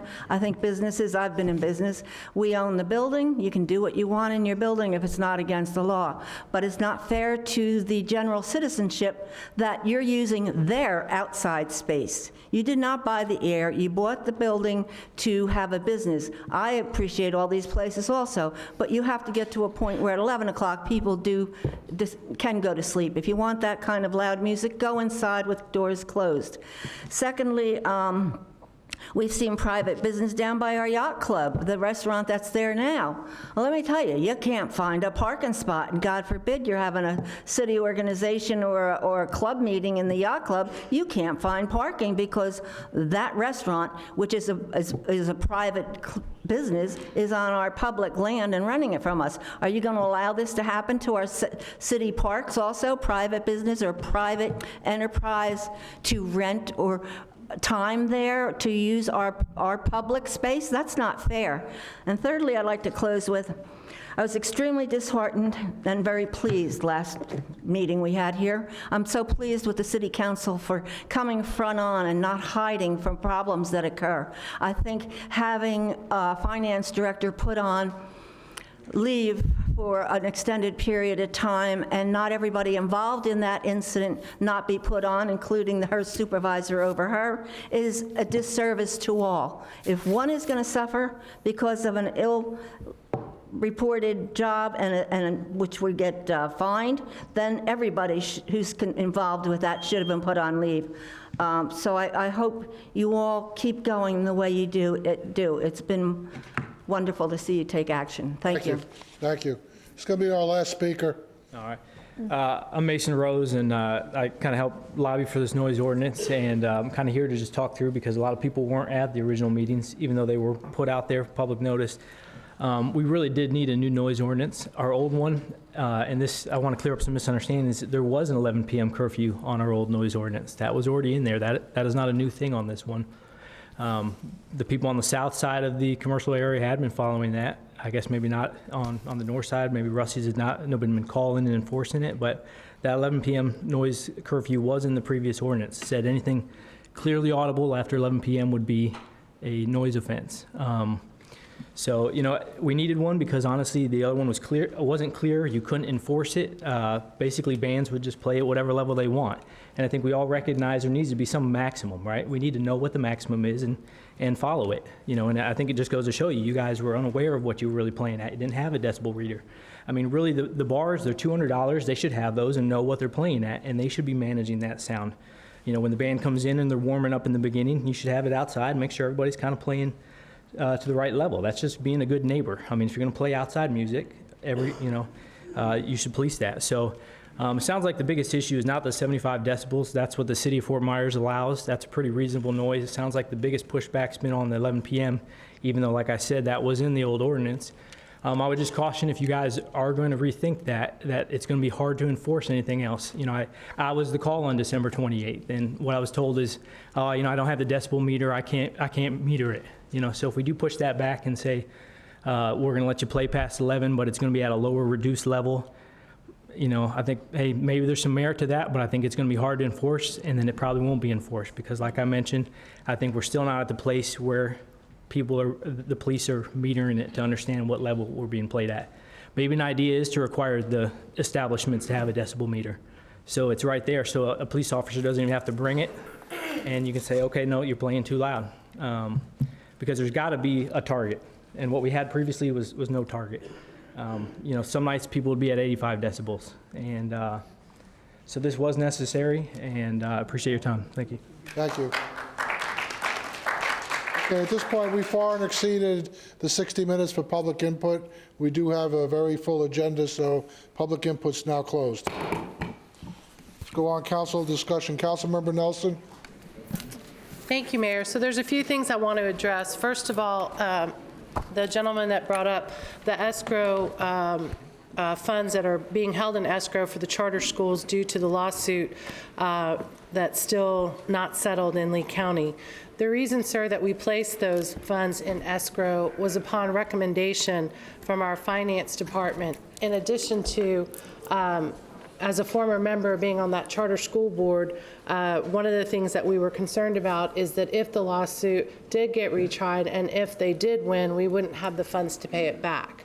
So given that our charter schools do not get any ad valorem taxes and they are funded strictly through state funding, we made that decision as a governing board to put that money in escrow and keep it there until the lawsuit was resolved. So I wanted to clarify that. Could I ask Mr. L. Chisholm, could you come up, talk about 4 Mile Cove real quick? There's just a lot of misinformation out there, and I want Mr. L. Chisholm to talk a little bit about the meeting he and I had today regarding this issue. I will be at that January 9th meeting. I have moved a meeting that I had at 5:30 so that I could be in attendance, so that I could hear and educate myself. Mr. L. Chisholm, the entire property in question that is looking for Conservation 2020 purchase, it's 194 acres, correct? Yes. And we destroyed approximately 0.47 of those 194 acres? I think destroyed is a harsh verb to use. We went in there and removed invasive exotics, and in the process of doing that, there were some mangroves that were taken as part of getting in there and removing all that invasive exotic vegetation. Thank you. And yes, the area in question is less than a half an acre of the total 194 acres. So Okay, very, very, very small portion. Great. And when you talk about invasive vegetation, you're going to talk about those pepper trees and what else? The firs? The before pictures that we have that we've shared with the DEP and did a walk around with the DEP when they came out on the site, it contained Australian pines, Brazilian peppers, and earleaf acacia. Okay. And in terms of several residents who've come to me and voiced their concerns about our city not taking responsibility in writing, is that true? No, that's not accurate. We've said from day one, I've been before this council saying that city staff went on that property. I explained how it started with a complaint that actually went through a council member Gunter's office for somebody who was having access issues getting their boat in and out. So we went and obtained permits, started doing trimming on the Little Canal, notified the DEP that we were going around the Coral Point Canal. Our staff was using what we thought was an exempt activity. That exemption only covered a 500-foot length of cleaning. They inadvertently went beyond that and tripped that exemption. And so as a result of that, the DEP said you have to stop work and then come up with a plan to restore it. Okay. So we've been very upfront and very forward and open with the community that this was an activity that we do routinely. Mm-hmm. We just, in this case, went above and beyond what we would normally do, and that caused the issues. And do we know why we did that? Was it poor training on our staff's part? Was nobody managing them? Like, in terms of the accountability, no, so can you talk a little bit about that? Yeah, sure. So the nuances or the specifics that relate to this parcel, typically our staff goes into a small area that's 80 or 120 feet, a couple of lots where there's branches that are sticking over, and they'll go in there and they'll clean the bank, do what's called shoreline restoration, and there's an exemption for that activity. In this case, the length of the canal that was choked off exceeded that 500 feet. They typically don't encounter that, and so it wasn't something that they routinely, as a process practice, have to review.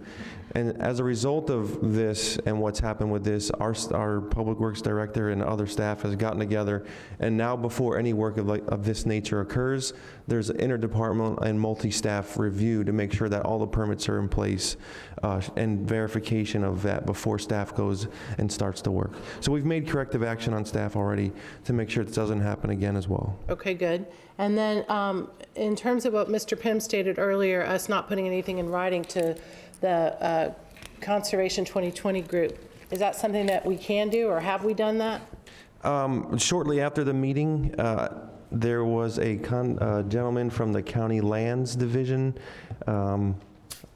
Clemens? Yeah. Mr. Robert Clemens contacted my office to ask me what the city was doing. I have communicated with him on exactly the restoration plan we have forward, who our sub-consultant are. We are working with the property owner's legal counsel and their review team. Our access to that property has expired, and prior to the owner allowing us to go back on the property and finish the job we started and restoring it, there's things they want to make sure are in there to protect the interests of the property owner, and we understand that. So we've been communicating with the Lee County lands. As recent as last week, I sent an email updating a lot of staff. I copied the DEP, I copied the Robert Clemens, the county lands person. My understanding is he provides information to that board. So we've been communicating with the county. Have we communicated directly to the committee? No, but we've been communicating with the staff member who I think is supposed to provide that information to them. Okay, great. And then who from staff will be in attendance with me on Thursday at this meeting?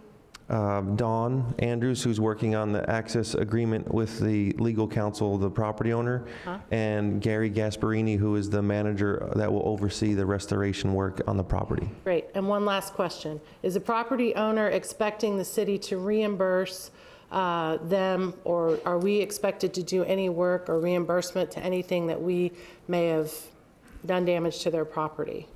Yeah, well, the restoration plan that has to be done is fully going to be on the city. We've communicated that to the property owner, and yes, we are going to be paying for the restoration work. And in regards to reimbursements, the property owner has asked, they have legal counsel that's reviewing the restoration plan to make sure there's nothing in there that has any problems for the property owner. They also have a couple of consultants that have worked with the property owner that have done wetland delineation studies, they've done environmental assessments. Those sub-consultants have also, we've been requested to reimburse for those sub-consultants to do the review. So that's part of, all the... Do we know how much we're spending on this mistake? I'm just curious. We received an estimate of that. I don't know how much the restoration plan is going to cost because that has to be approved by the DEP, and depending on how much follow-up monitoring, depending on how many plants, depending on that will dictate the cost, which will be bid and it will be a public document. Okay. We did get an estimate of the costs on the reimbursement of the consultants, and it was low. We advised them that the cost for us to do this was around $8,000, and we were hoping that it wouldn't be more than that. Okay, great. Stay right there. Tropicana Park. Ms. Runyon, can you join Mr. Ilchism so that we can clarify more misinformation out there regarding the rowing clubs? And I also, for transparency's sake, want to point out I, too, was a college rower at the University of Texas, and I do support this as a Parks and Recs program, but I'd like you to kind of clarify, Ms. Runyon, in terms of when Councilmember Nelson, we have a whole section. I know, where this will be my last point. I just want... We're going to talk a lot about it. Oh, we are? Later in the meeting, there's a whole memo. Okay. I know. If you want to wait, we can wait. Would you rather wait? We can wait. Make more sense, We'll right? wait. Carrie, you're going to make a presentation later? Are you going to do a We presentation? have the update? We can give an update then. Yeah, we can wait. If you want to wait, yeah, that's fine. Thank you. Okay, and then, The difference is where you're going to wait. and then in terms of the noise ordinance, if that's something that we want to revisit, Madam City Attorney, if we want to revisit the noise ordinance, just in particular in the entertainment district, what would I need to do as somebody who was for it, but now maybe I'm changing my mind?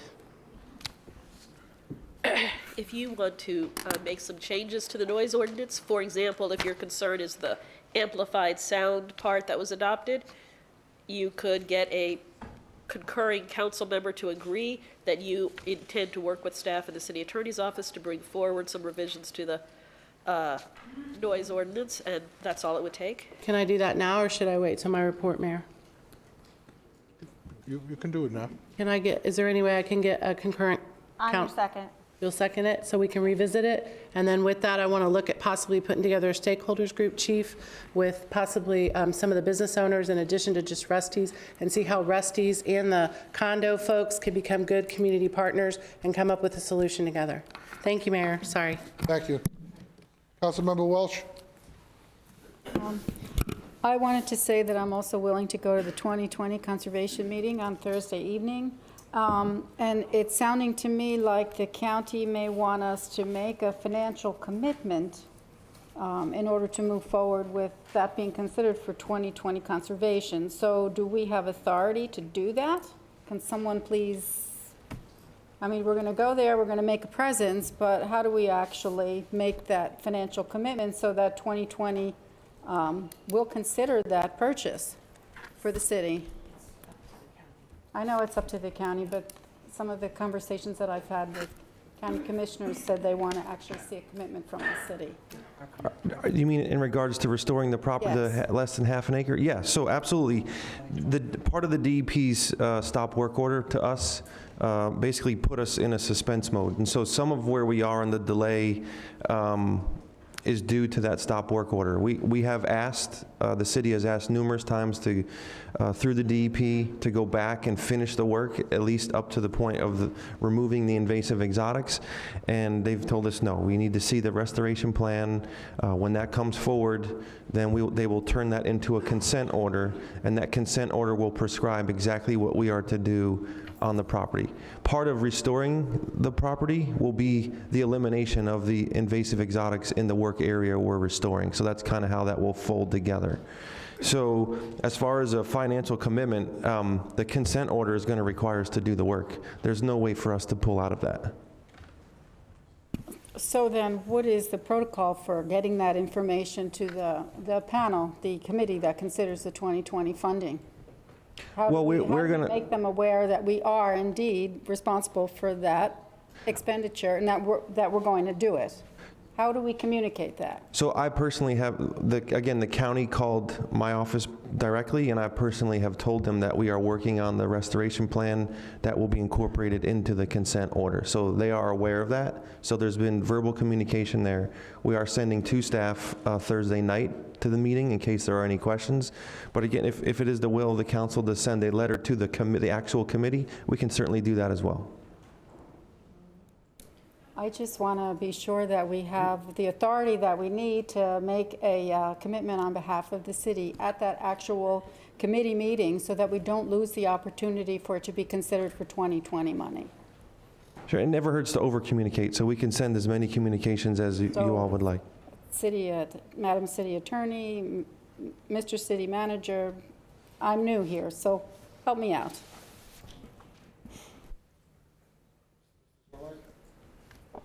Thank you.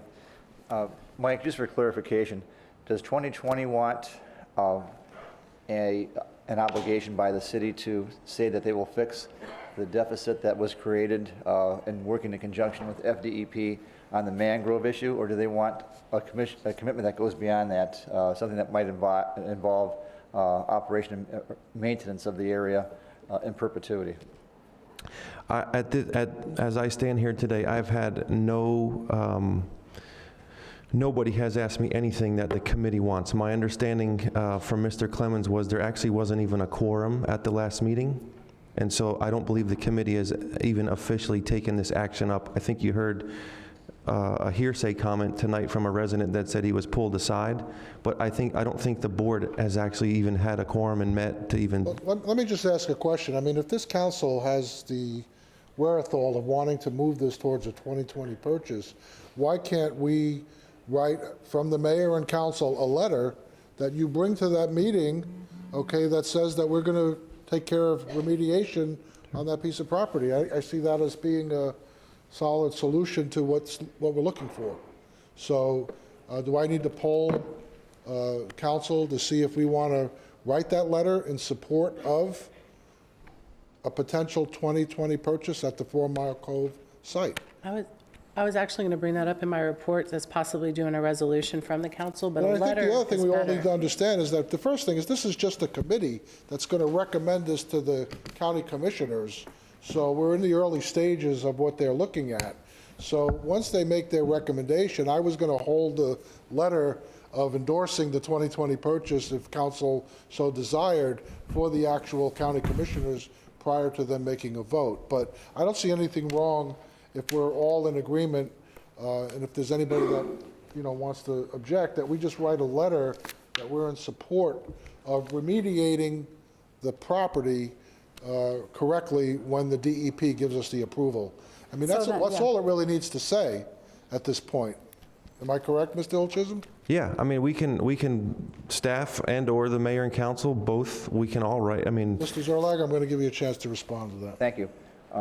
I think it's a good idea to have a resolution or, authorizing the mayor and council to send a letter to 2020 group, but I would frame it such that we are going to remediate the area once we get an order from FDEP.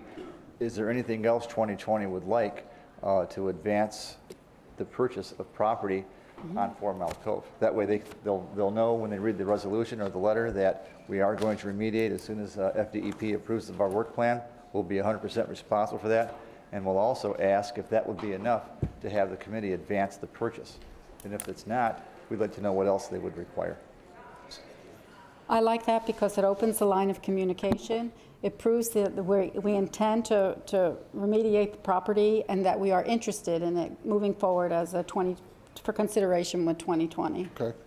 and the city we've partnered with 2020 before. If you're familiar with Yellow Fever Creek, there's a 2020 portion on the south, and then the city owns the Yellow Fever Preserve Norton, and so it's a joint kind of collaboration for environmental lands. So where would the letter come from, the mayor and the council, or would the letter come from the staff to the committee? Because it needs to be drafted and delivered on the 9th. So we have that in front of them. If I may, I think it would have more force if council authorized a resolution to have the mayor and council write a letter. We'll be happy to frame that letter on your behalf, and then you would sign it, and then we'd take that letter with us, or even advance it to the committee before the So meeting. Madam City Attorney, how do we go about getting this done? Is there anybody that objects up here to doing it that way? No? Okay. As long as they don't expect us to buy the land. No, just to remediate. support and remediate Yeah. the property and support a 2020 purchase from the county. So I was just going to make the Councilman motion, unless, did you want to talk, Madam City Attorney? I think you could either do it by motion, or if the mayor is proposing this as the city manager has explained, it could be, if there's no objection from the council, that when he receives the letter from the city manager for his signature, then he will go ahead and execute it, and it will be sent on to the county. Okay, As I said, if there's no objection, if there's an objection, then yes, it would have to be put to a vote. okay. So I don't think there's any objection, right? So I think we're good. We can get that done. You can get something together and get it down to me as soon as possible, and we'll get it signed. We'll have it tomorrow. Thank you. Okay. Councilmember Walsh, are you I'm done. Thank you, sir. done? Thank you. Councilmember Stout? Yes, I wanted to add a comment in reference to the charter school escrow account, because I did just read something on Friday that this lawsuit is now at the Florida Supreme Court. So when the decision is made, we'll know what to do. Thank you. Thank you. Okay. Madam City Attorney, I have a question regarding the working on the ordinance, which Councilmember Nelson asked to do and was seconded by Councilmember Cosden. If my memory is correct, Councilmember Nelson voted for the ordinance, Councilmember Cosden voted against the ordinance. Do we need both people to have voted for that, or is that not necessary? No, this is not a matter of a reconsideration. In order to amend the noise ordinance, there will have to be another ordinance amending it, and that's what Councilmember Nelson is seeking was seeking her concurring council member for is to bring forward another ordinance to amend the existing noise ordinance. Okay. Correct, Councilmember Nelson? Yes, ma'am. Thank you. And just to give the level of comfort for the people in the audience, when that letter gets penned and signed, you're going to go to the meeting, so you guys will bring copies. So it'll be there, and I would ask if, Jason, you want to come pick up a copy at my office? We'll have that ready in the next day or so, so you're welcome to do that as well. Thank you. Okay. Any other discussion? Okay, let's go on to item 8F, appointments to boards and committees. We have 4 different committees and boards that we need to appoint. Madam City Clerk? Yes, Your Honor. Before you today, as outlined in the meeting packet, is an appointment for consideration to the Audit Committee. There is 1 vacancy. We've received 1 application from Lizandra Perez Zayas, who is present today, if you would like to interview her. Maybe just to see who she is, if you bring her to the podium. Lizandra? Okay, that's good.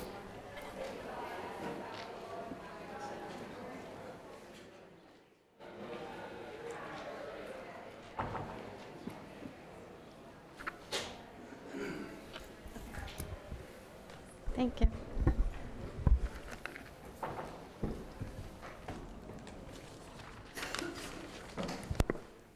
Hello. Hello, good evening. Hi. Hi. Just tell us very quickly a brief reason why you want to be on the Audit Committee. Okay, my name is Lysandra. I moved recently to Cape Coral. I've been here for 2 years, and I've been in the education business for over 20 years. I also, what I do based on contract, I audit schools to make sure the financial aid and laws and regulations are in place. So one of the reasons that I wanted to be part of the Audit Committee is to just be part of the growing in Cape Coral, the compliance and the laws and regulations as well. So I wanted to be part of the city. Thank you. Can somebody make a motion that we nominate Lysandra? Got a motion and a second. Any other discussion? Madam City Clerk, call the roll. Carriosha? Aye. Costin? Aye. Coviello? Aye. Gunter? Aye. Nelson? Aye. Stout? Aye. Welsh? Aye. Williams? Aye. 8 ayes, motion carried. Thank you. Number 2 is the Citizens Advisory Thank Board. you. Thank you. Thank you. Congratulations. We have 5 vacancies and 5 applications, correct? That is correct, sir. Yes. So does somebody want to make a motion? I'll make a motion to vote all 5. Second. Okay. Any discussion? Madam City Clerk, call the roll. Carriosha? Aye. Costin? Aye. Coviello? Aye. Gunter? Aye. Nelson? Aye. Stout? Aye. Welsh? Aye. Williams? Aye. 8 ayes, motion carried. Thank you. Okay, let's move on. Number 3 is the Golf Course Advisory Board. We have 3 vacancies and I believe 4 applications. So if those applicants are here, I think we should bring them to the podium. So this evening, Mr. Ronald Fry indicated that due to a schedule conflict, he is unable to attend. He is currently seeking reappointment. Okay. We do have present Ed Cran, Dwayne Colasar, and Jody Pickett. If you'd like, I'll call them up to the podium. Yes, please, just for a brief. Ed Cran, Okay. He's waving, he's waving. Okay. He's good. Hi, good evening.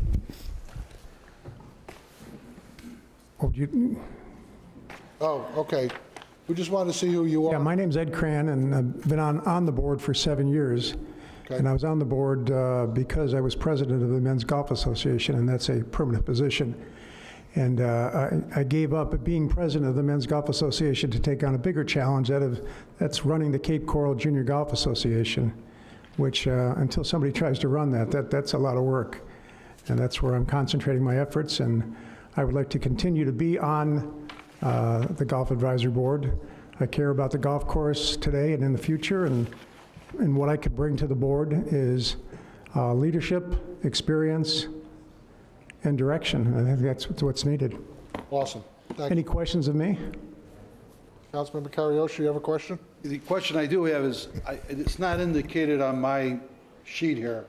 How many of the applicants tonight are already on the Golf Advisory Board? I believe there's two, myself and Mr. Fry. Okay, thank you. Thank you. Okay. All right, Dwayne Colasar. Thank you. Good evening. I'm Dwayne Colasar. I've been a resident of Cape Coral for 20 years. I'm retired. My professional experience is in supply chain management, management consulting, and customer service. I'm an avid golfer, and I would love to continue to help the City of Cape Coral maintain a great golfing venue for our visitors and our current residents. And I really think because of the growth of the city and the young people coming in, we need a great venue for them to come and experience. And Coral Oaks could be made into that, and I would like to help make that happen. Thank you. You're welcome. Jody Pickett. Hello, and thank you for being here and taking care of this. I'm a 25-year resident of Cape Coral, recently retired, and have gotten into the game of golf. Just totally love it. I'm a member of the Coral Oaks Ladies Golf Association, a member and a board of directors member. I am also a board of directors member of the Cape Coral Junior Golf Association. My goal is to recruit players and get people involved into the game of golf. I want to improve Cape Coral Oaks Golf Course, and I want to generate revenue for the city of Cape Coral. And I've already begun that. I've gained approval through the head GM out at Coral Oaks, and we're going to start a 9-hole ladies league this summer. And that's just a start. So thank you, and please appoint me to the Golf Advisory Board. Thank you. Thank you. Any questions? Thank you. I think what we'll do is we'll poll and everybody give their top three, and then we'll see if we've got the three that we need. Is that good? Sure. Can you handle that? I think so, yes. Carrie Osha. I've selected Frey, Cran, and Pickett. Cosden. Frey, Cran, and Pickett. Coviello. Frey, Cran, and Pickett. Gunter. Gray, Fran, and Pickett. Nelson. I'm going to do Pickett, Colazar, and Cran. Stout. Cray, Fran, and Pickett. Welsh. Cran, Colasar, and Pickett. Williams. Cray, Cran, and Pickett.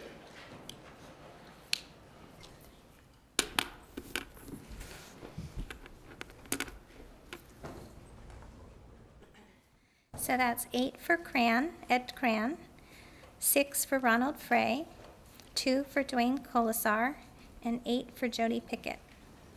So can I get a motion that we nominate to the Golf Advisory Board? I'll make that motion. Cran, for Frey, and Cran, Pickett. Frey, and Pickett. Second. Second, okay.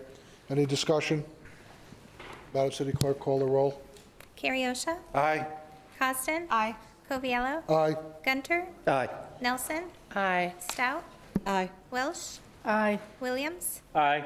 8 ayes, motion carried. Congratulations, thank you. Okay, the last one, number 4, is the Construction Regulation Board. We have 7 vacancies and we have 4 applications. Do they fit into the categories? Because that's a board that has categories. Do all 4 of those applicants fit into the categories we need? Yes, sir. Currently, the 4 applicants that have applied fit in, Mr. Burgos fits in B, Mr. Colley fits in C, Ms. Colon fits in I, and Mr. Joseph in F. Okay, can we get a nomination to appoint those 4 applicants? So moved. Do I have a second? Okay. Any discussion? Madam City Clerk, call the roll. Carrie Osha. Aye. Cosden. Aye. Coviello. Aye. Gunter. Aye. Nelson. Aye. Stout. Aye. Welsh. Aye. Williams. Aye. 8 ayes, motion carried. Thank you. At this point, I think we'll take a 10-minute recess.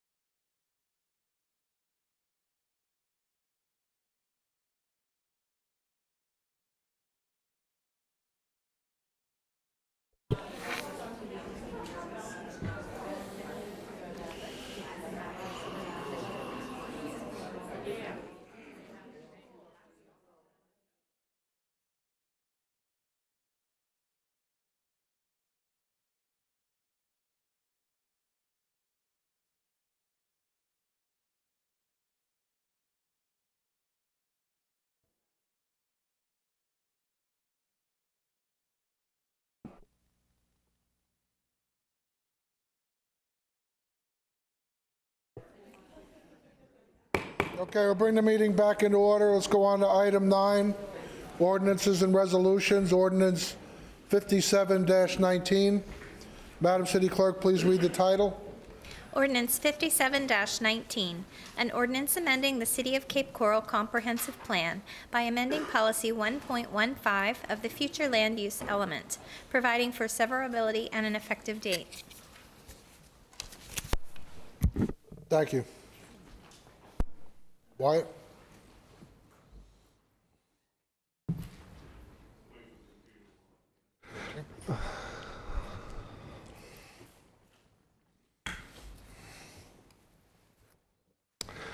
For the record, my name is Wyatt Daltrey, Planning Team Coordinator with the City's Planning Division. My credentials may be obtained at the City Clerk's office. What we have before you today, there we go. What we have before you today is Ordinance 57-19. This is a city-initiated change to the comprehensive plan. The proposed change is the removal of single-family residential uses from the Pine Island Road District future land use map classification. As part of this proposed change, staff has included grandfathering language for existing single-family structures within the Pine Island Road District. Policy affected is Policy 1.15.L of the future land use element.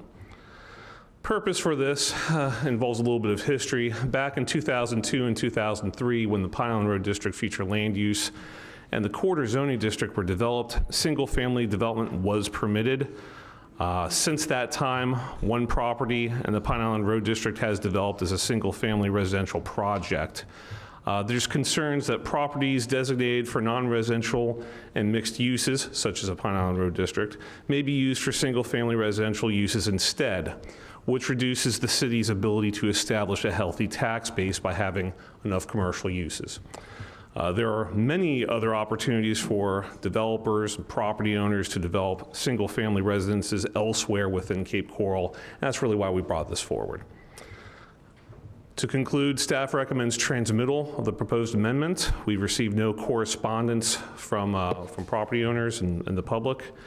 This being a text amendment to the comprehensive plan, it is reviewed through the expedited state review process, so state has some time to review this, then it comes back to us if this is transmitted. We anticipate, if it does get transmitted, an adoption hearing in April 2020.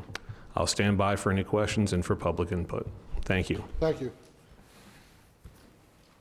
I'll now open up public input. Anyone wishing to speak on ordinance 57-19, please come forward. Seeing none, public input's closed. Motion to approve. Motion to approve the transmittal. Second? Okay. Councilmember Kariosha? Yeah, I need a little clarity here. What specifically are we voting on?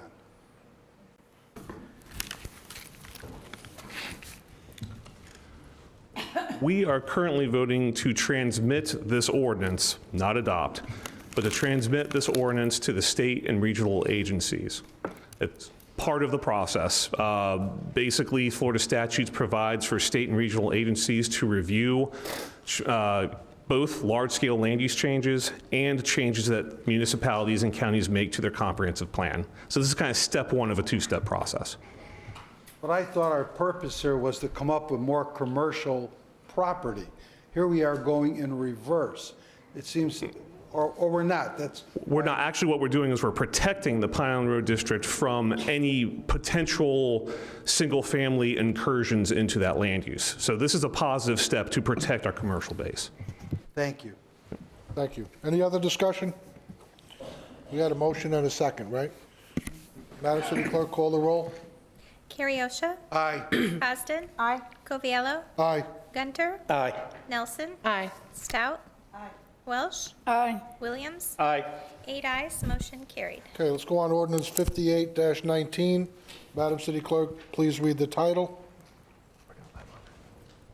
Ordinance 58-19, An ordinance amending the City of Cape Coral Comprehensive Plan by amending the future land use map from open lands and wetlands, a Lee County designation, to open space land use for property located in Section 17, 20, 21, and 22, Township 43 South, Range 23 East, City of Cape Coral, Lee County, Florida. From open lands and wetlands, a Lee County designation, to single-family land use for property located in Section 17, 20, and 21, Township 43 South, Range 23 East, City of Cape Coral, Lee County, Florida.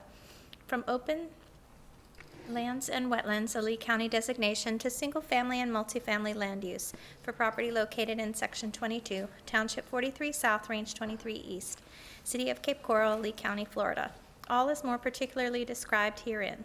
Property located north of Jacaranda Parkway and Wilmington Parkway and east of Burnt Store Road, providing severability and an effective date. Thank you. Bob? Good evening, Mr. Mayor, council members. Robert Peterson, planning manager for staff, and my credentials are also on file with the city clerk's office. This ordinance involves over 1,200 acres in the north central part of Cape Coral, and city administration would like to request a continuance of this hearing. It's our plan to bring this back on your COW meeting on January 27th for full discussion and identification of some of the history of the property and some of the issues associated with a plan amendment of that scale. We've communicated with the applicant's representative and they have agreed. So we're requesting that you would continue this to your meeting on February 10th. Okay. Anybody have any objections to that? No? Okay. Well, good. Madam City Attorney? Technically, is there anyone here who wants to provide any input concerning the proposed continuance? It would be appropriate to take any input from anyone who has an interest in whether or not that occurs. Should that be opened up as a public input? You would open up the public hearing, and then if during that public hearing you wish to continue it to a date certain of February 6th, Anybody wishing to you would be able speak to do so. and give public input on ordinance 58-19? The ordinance or continuing it? You opened it. Does anyone want to speak? Got somebody right here. Then if someone wants to speak, they would be able to speak, and then ultimately, the issue that you'll be taking up is the continuance. Got it. Welcome. Pasha Donaldson, Cape Coral Southwest. I don't often go into planning and zoning, but I happened to go on my computer and look at this presentation, and it was about an hour long that the, I guess, developers wished to present to planning and zoning. And when I looked at the area, as he said, it's 1,200 acres. That's all of the northwest part of the Cape, from Festival Park, north side of Wilmington, all the way to Old Burnt Store Road. And as it said, it's the future land use map. So the only thing I want to make you all aware of, future means future. It doesn't mean tomorrow. It might mean 5 years from now. It might mean 10 years from now. But the decisions you make today, or whenever you vote on this to go through with this, will make a difference to the city of Cape Coral. And water quality is really important. The north flow, where that water comes from, is going to affect the southwest Cape or the southeast Cape. We're all connected, obviously, with 400 miles of canals and a spreader. So when you do development, we really need to think ahead of what's going on with the development, even in the northwest. Let's not make mistakes that we might have made in the past. This also does back up to the Yucca Pens Preserve, which is all protected land.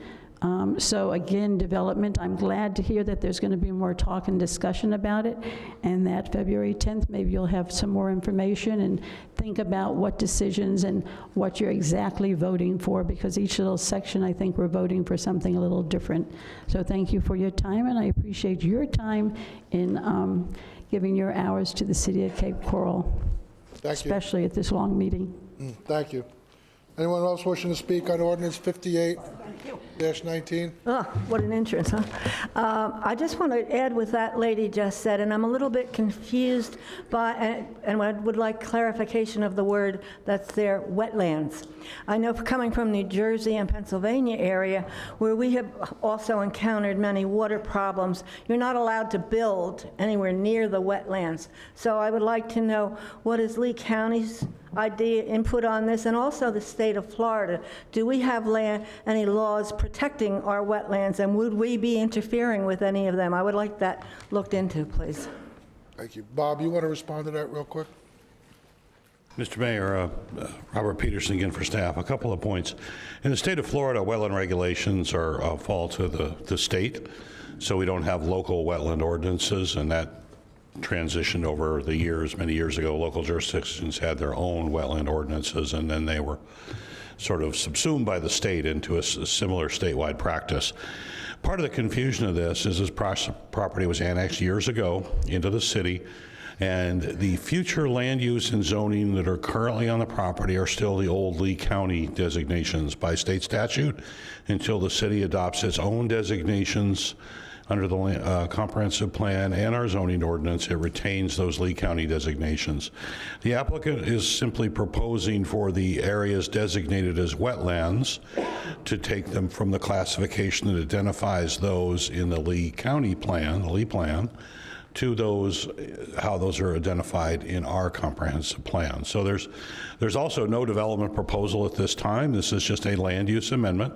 There's no zoning proposal in front of you or any development plan. So there's no intent that I'm aware of to do anything adverse to any of the wetlands on this large site.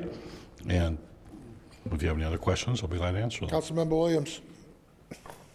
Thank you, Mayor. That particular piece of land isn't really wet. It's because of its massive size, there are some pools of water here and there that drain, kind of like storm retention ponds, although they're not dug by man, they're natural. The whole south border of that property is Gator Slough. So any runoff is going to run into the slough, which then runs into the North Spreader. So it's not going to be affecting the south part of the Cape much at all, because the water is already going into the North Spreader, and from wherever that goes out. So, but as far as being wetlands, no, I've been up in that area walking through there, and 99% of it is dry, with the exception of a few little large puddles that where water's drained off into. Thank you, Mayor. Thank you. Anyone else wishing to speak on ordinance 58-19? Okay, so the public input's closed, and we're going to continue this to February 10th. Okay, let's go on to ordinance 63-19. Madam City Clerk, please read the title. Ordinance 63-19, an ordinance amending the City of Cape Coral Comprehensive Plan by amending the future land use map from commercial professional to single-family residential land use for property described as lots 3 and 4, block 3335, unit 65, Cape Coral subdivision, as more particularly described herein. Property located at 4623 Chiquita Boulevard, providing severability and an effective date. All right. Good evening, Mayor, City Council. For the record, Chad Boyko, Principal Planner with the City's Planning Division. This is Ordinance 63-19. This is a privately initiated future land use map amendment. The applicant for this is LGI Homes, LLC. The location is one parcel along Chiquita Boulevard at 4623 Chiquita Boulevard. The size of the site in question is 10,000 square feet, and you can see the area outlined in red on your screen. The applicant's request is a future land use map amendment from commercial professional, or CP, to single-family residential. I'd like you to direct your attention to the aerial. You can see that the site is undeveloped. It's surrounded to the north and to the south by similarly undeveloped parcels. To the east, there are 2 single-family homes, and then to the west, you have Chiquita Boulevard, and across Chiquita Boulevard, you have a collection of undeveloped land, plus a car wash. And I believe on that undeveloped portion you see there, it is currently under development for something. You also have some offices that are also across the west on Chiquita Boulevard. On your screen, you have on the left-hand side the current future land use. The entirety of this block is commercial professional future land use. It's surrounded to the south by single-family land use across a local street which is Southwest 47th Street. To the west across Chiquita Boulevard, you have commercial professional future land use. And to the east across another local street, you do have some single-family residential.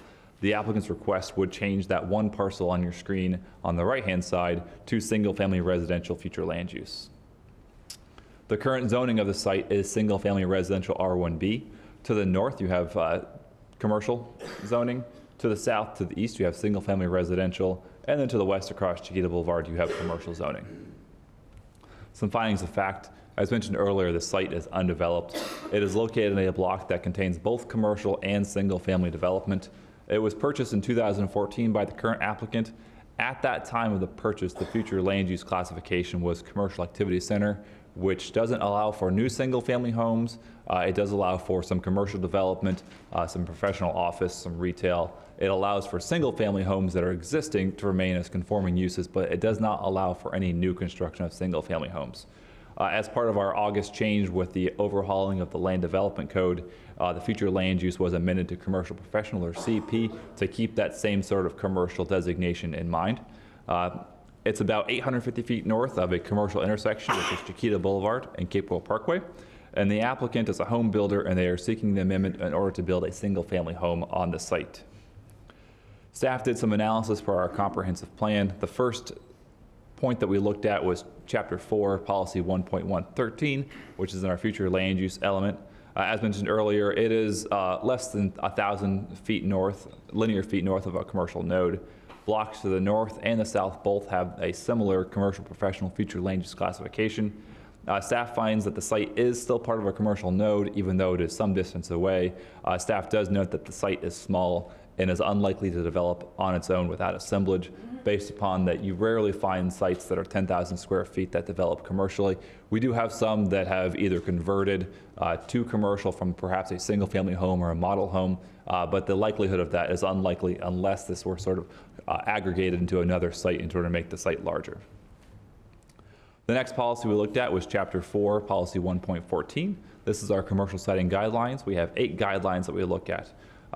And through our analysis, we found that the site meets 3 of those guidelines, one being major intersection. The fact that it was part of a commercial node, staff found that met that guideline. Integration, staff finds that the site has the potential to integrate into commercial developments that are within the block. There is a medical office that has developed in this same block a little bit to the north, and there have been plans submitted, though nothing has been approved that would build another commercial development directly to the north of this. Staff also finds that it meets the compactness guideline. It's a 10,000 square foot rectangular site, so we found that it met that compactness statement that we looked for. Staff has found that it partially meets 3 guidelines. Access, it does have frontage along a major arterial. However, there's no access management plan, and it's not adjacent to a city parking lot, which is part of that guideline. It partially meets the intrusion, that if someone were to develop this commercially, you wouldn't find that the level of intrusion would be as high because you already have existing commercial in this block. However, you do have single-family uses that are nearby to the site. And then also there's an ownership pattern guideline that it partially meets, in that in this block you have seen some assemblage, especially with the 2 sites that are directly to the north of this. Staff finds that it does not meet 2 guidelines, which is adequate depth. It is only 1/2 of the block. It doesn't meet the preferred 250 feet of depth along a roadway. And then also does not meet assembly. This is only 1 parcel within that whole block, so it does not meet an assemblage requirement. Staff finds that the guidelines are not meant as a guarantee to approval or denial of the future land use amendment. They are merely a guiding tool to guide council decision on this. Staff finds that the amendment is neither supported or in conflict with our economic development master plan. The site is not within an economic opportunity area, nor will the amendment affect multifamily housing units. Through our analysis of the Cape Coral Comprehensive Plan and the future land use element, staff finds that the proposed amendment to single family is consistent with the comprehensive plan and compatible with the surrounding area. Therefore, the Planning Division recommends approval of the proposed small-scale future land use map amendment request. We took this to the Cape Coral Planning and Zoning Commission, and it was voted 4-3 to approve the future land use amendment. There were 2 speakers at the hearing. One of the speakers was the landowner that was directly south of the site. He himself was also a home builder. He stated that his preference was to see this area remain commercial, but he understood the applicant's request being that this was a small site surrounded by 2 single-family homes to the east and then sort of boxed in by a potential development to the north. He didn't really give a opposition or recommendation of approval for this. He was just sort of there having his presence known and let his thoughts get out there. And then we also had some nearby residents who were mostly curious about what was going on with this. There has been 1 email of opposition to the ordinance, and staff is here for any further questions. Thank you. I'll now open up public input. Anyone wishing to speak on ordinance 63-19, please come forward.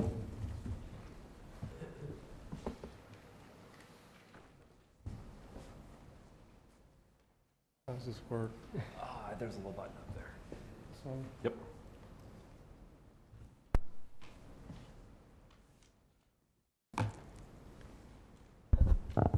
For the record, my name is Matt Yulee. I'm here today representing the applicant, and because we agree with the staff's analysis in this case, I'll be relatively brief, but I have provided an aerial to you that gives you a little bit wider frame of reference than the one that was in the staff presentation. Let me start by talking about the subject property a little bit. It is, as the staff indicated, 10,000 square feet, and it's zoned residential. It's in a commercial land use category. That's a conflict there that unless it's resolved, this property doesn't have any reasonable use. And that's what we're trying to resolve here today. The property is 80 by 125. It does not meet the city's standard for adequate depth.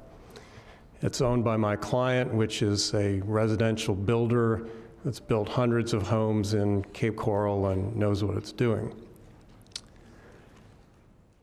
If you look at the property around it, it helps you understand what's going on here. I'm just going to talk about block 3335, and the way I have the document here, north is to the left and south is to the right. The 3 lots to the north that are vacant or residentially zoned, I believe, and probably being held for that purpose. The next property going to the south is a 10-lot assemblage that was developed for a medical office, and it illustrates what you can do if you own property that extends all the way through both tiers of lots to the local street to the back. That's the way that commercial development is supposed to work in Cape Coral. Basically, you need both tiers of lots, not just one tier, and that one works. It's got about an acre.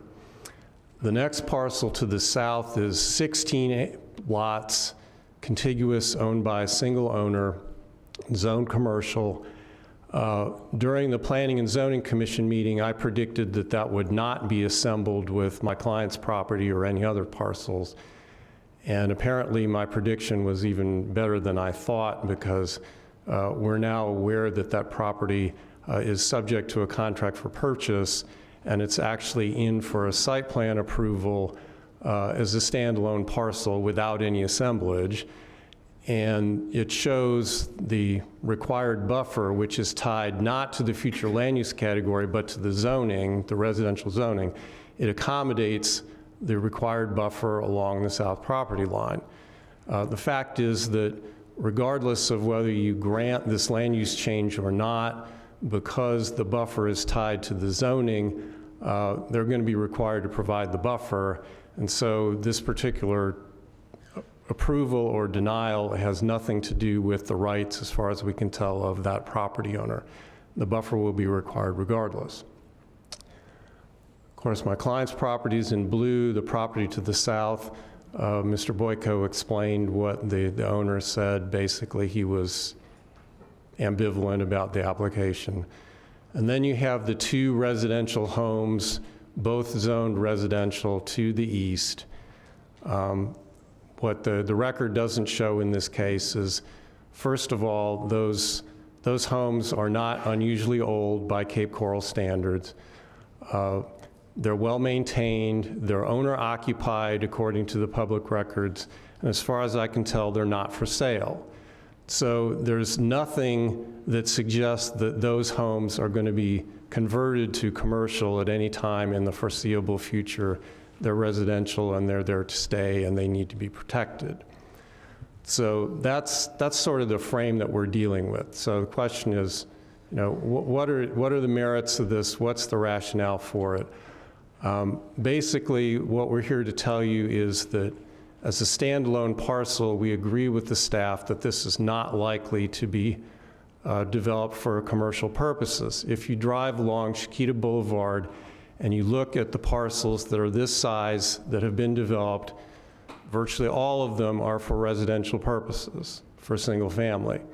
Now, you will find a few real estate office / model home type uses that look like homes, but the predominant use of this kind of lot is for residential purposes, and that's what my client bought it for.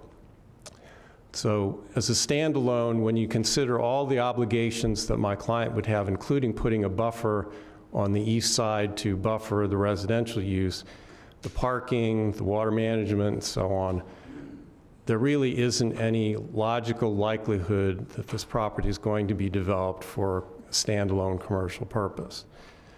So then you look at it and say, well, does it have any potential for assemblage? And the answer realistically is no.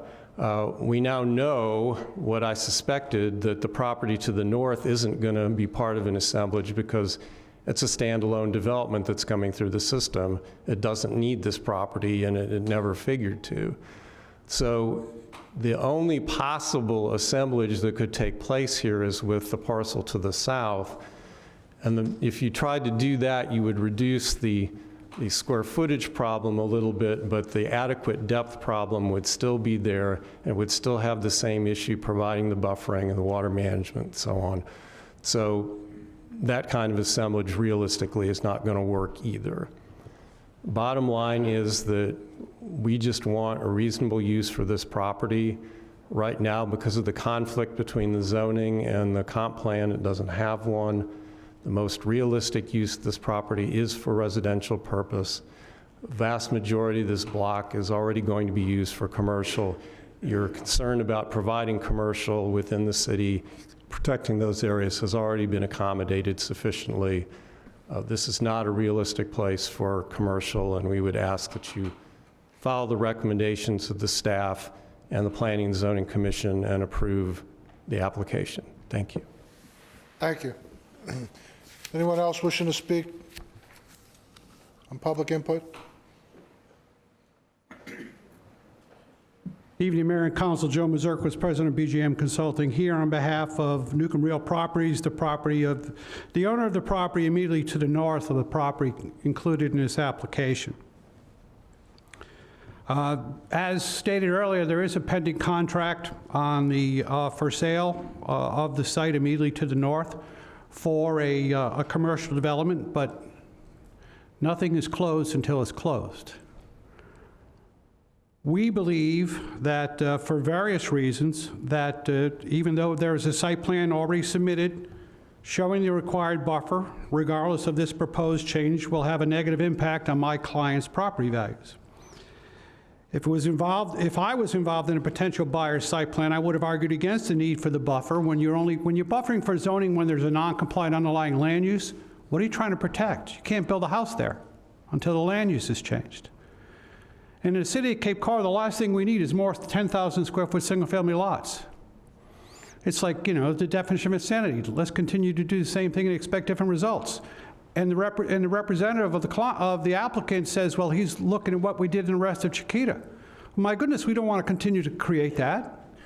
We went through last year a major rezoning and land use change to change those things in the city of Cape Coral, so we're not having the kind of problems we have on the rest of Chiquita, with model homes churned into professional office spaces, dotted in amongst other single-family homes, a driveway every 80 feet.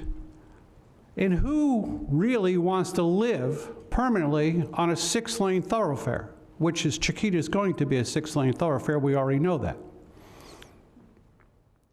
I have a problem with, in this block 3335, If you looked at the land use map, this is classic spot land use.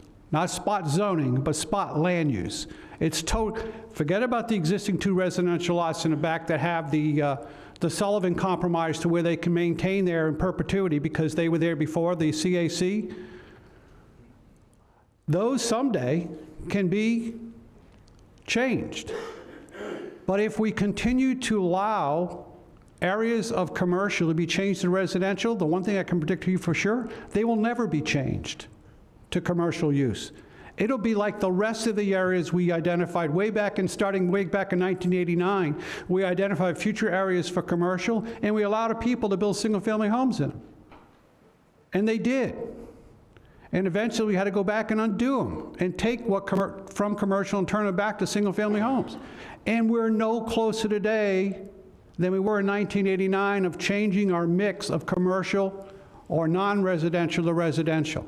We have some point in time, as a city, we have to stop this scenario from continuing. I've read staff's table showing positive and negatives regarding the land use change, and I have trouble with some of their conclusions. First, the size of the parcel not being big enough commercial is flawed for 2 reasons. We have many commercial sites that are developed at only 10,000 square foot, all over the city, not just in major corridors. We prefer 250-foot depth, but we have allowed in perpetuity 125-foot depth, 10,000 square foot. Second, there exists a chance to assemble with the property to the south, what makes it a larger commercial site. And who's to say in some time in the future that the 2 houses in the back and that property will be so valuable because that corner is so close to Cape Coral Parkway and Chiquita, it would afford the development to take down the 2 residences and have a full block development. The argument that staff put forward that is also flawed when they say a single-family homes needs to have, will provide additional tax revenue to the city. There are only 2 positive cash flows to the city of Cape Coral: vacant property and non-residential. I'm going to say that again. There's only 2 positive cash flows in the Avalon tax-based business in the city of Cape Coral: vacant property, which we live off of, and non-residential. Residential are a cash hog. They don't pay for their own carrying costs, with the exception of the value is over $276,000, taxable value. Do you believe that this builder, who's been rightfully presented to you as a knowledgeable builder, successful builder in the city of Cape Coral, is going to build a home on a 6-lane thoroughfare with a value of more than $276,000? I doubt it. This is going to be a negative. You're going to take a positive cash flow piece of property and turn it into a negative cash flow piece of property from a tax basis. I'm not saying that's the way you do land use. I'm just going and explaining the sheet the staff brought forward as to the reasons why that was good. Finally, I would hope that we are looking at the big picture and not taking commercial land use and making it residential along major corridors. You're making the same mistakes we made way back when, if you do this. We have got to hang on to our commercial property. It's not what's good for the short interest of one individual property owner. It's what's good in the long interest for the city of Cape Coral. It's good planning to continue to hold this block, 3335, as commercial land use, irregardless of the zoning. If you want to do something right, change the zoning on the 2 unimproved lots in front to commercial. That would promote assemblage. That would promote the developability and the entitlements of the property. This is a mistake. This is an endeavor, rightly or wrongly by staff, to try to make a case for what the existing property owner wants. This is not good planning. This is not in the best interest of the city of Cape Coral. We respectfully request that you deny this application. Thank you. Anyone else wishing to speak on ordinance 63-19? Seeing none, the public input's now closed. Is there a motion to approve? Second. Second. Okay. Got a motion to deny. Any discussion? Councilmember Williams, did you want to talk about that, or you just good? Yeah, it's, a lot of what Mr. Mazurkowitz just said makes a lot of sense, because we have, at least since I've got on the council, we spend a lot of our time on land issues, fixing these little things that are in the wrong place. And I think this is just going to add to that. The only thing I could possibly think that they'd want to build there right now would be a model home. But eventually, a model home is going to be converted to a permanent residence for somebody. So they're going to have to deal with it further down the road when it's decided that they need that property for commercial use. It makes a lot more sense to keep it commercial right now. Again, because of it's in a prime location for commercial use. So anyway, I wouldn't have supported it if the motion had gone the other way, but I'm going to stick with the motion to deny it. It's the only thing that seems to make sense to me at the moment, so. Thank you. Councilmember Welsh? I'm in agreement with the two fellow council people who spoke on the motion to deny. And I have a little bit more observations to share, that when the owner of the property purchased it, it was zoned commercial. Is that not so? So why are we now wanting to make it residential? And then when we adopted the first ordinance we spoke about tonight, it was particular in our city's presentation that it reduces the city's ability to establish a healthy tax base. I think the work has been done to do that, and we need to not piecemeal take it away. So, thank you. Thank you. Councilmember Stout? If this was not on Chiquita, I wouldn't feel this way. But to take a commercial piece of property and turn it into single-family residence doesn't make sense to me. If it were on a side street, okay, but not on a major street that the MPO has talked about for years, making into a 6-lane thoroughfare for Cape Coral. I mean, I don't know when they're going to do it, but it is talked about, at least when I was on MPO. So that's my concern, that this piece of property is on Chiquita. I do believe it needs to remain commercial.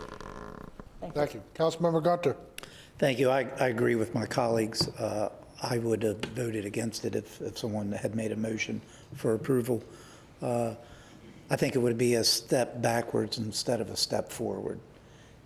We have many residential lots within our community, and with a 92 to 8% tax base, I think we need to be proactive and do what we can do to increase commercial activity. And if we would voted for this, we would actually be going backwards instead of forwards. So I agree with my colleagues. Thank you. Thank you. Councilmember Karyosha? I'd like to give staff an opportunity to make a rebuttal to what Mr. Mazurkowitz had said. Would staff like to come forward? Thank you, Mr. Chairman. Robert Peterson for staff, and Chad may also have a couple of points to add here. I want to point out that this was a close call. Is reflected by the vote at the Planning and Zoning Commission was 4-3 in favor, and is reflected in one of the slides in your PowerPoint that there's those 8 guidelines for this type of amendment, and there were some in favor, some could go either way, and a couple against. So it's not a clear-cut situation.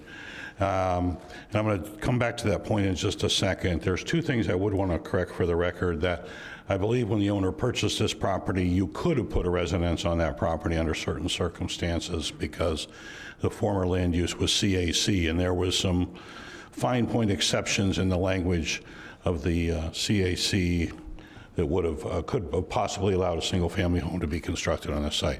The other point raised by Commissioner Williams, they could not build a model home under the zoning that's there now. It would have to have the land use would have to change to have a model home there.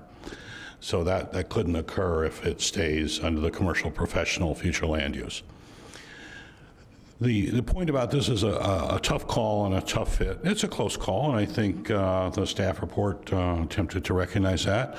I think the applicant made some good points in their favor, and Mr. Zerkowitz made some good points. And this is not a unique situation. We have these divergences throughout the city, typically on some of our major corridors, Del Prado, Chiquita, Santa Barbara, some of the others, where the land use and zoning are not in sync. And those stem, as Mr. Mazurkowitz indicated, from land use and zoning decisions made in most cases a long time ago when the colors on the map were painted with what I call a fairly broad brush. They weren't fine-tuned to what was actually on the ground in some cases. And in those cases, in our recent update of the comp plan and the zoning code and the land development code, we corrected a number of those where there was a clear pattern on the block one way or the other. But where there were ones like this, we didn't attempt to do that to frankly gore somebody's ox or another. We let them be what they were, kind of keep the status quo, and then let the individual owners come forward and make their case. So that's what you have in front of you. The owner perceives there's not a lot of opportunity for development on a 10,000 square foot parcel. He is correct with the zoning behind it. He'd have to lose 25 feet to a buffer on the backside of that property and to the south. So that dramatically reduces that 10,000 square foot lot even more for if it were attempted to develop with commercial. And there's not a lot of development, certainly not many recent development that I can think of, but save for conversion of a couple model homes on 10,000 square foot lots in the city. Most of the commercial lots that are less than 10,000 are the older commercial lots, say, for example, in the downtown Cape and some of Del Prado. So it's a tough fit, it's a tough call. That's what I have. Thank you. Thank you. Okay, we have a motion to deny. Madam City Clerk, call the roll. Carriosha, Aye. Costin, Aye. Coviello, Aye. Gunter, Aye. Nelson, Aye. Stout, Aye. Welsh, Aye. Williams. Aye. 8 ayes, motion to deny carried. Thank you. Okay, let's go on ordinance 64-19. Madam City Clerk, please read the title. Ordinance 64-19, an ordinance approving the sale of municipal surplus real property described as lots 27, 28, 29, and 30, Block 5255, Unit 82, Cape Coral subdivision, pursuant to Section 2-155 of the City of Cape Coral Code of Ordinances, authorizing and directing the mayor and city clerk to execute a deed conveying the aforementioned surplus real property to Amir Sabik, providing severability and an effective date. Thank you. Dawn? Good evening, Mayor, City Council members. Dawn Andrews with the Real Estate Division. Excuse me.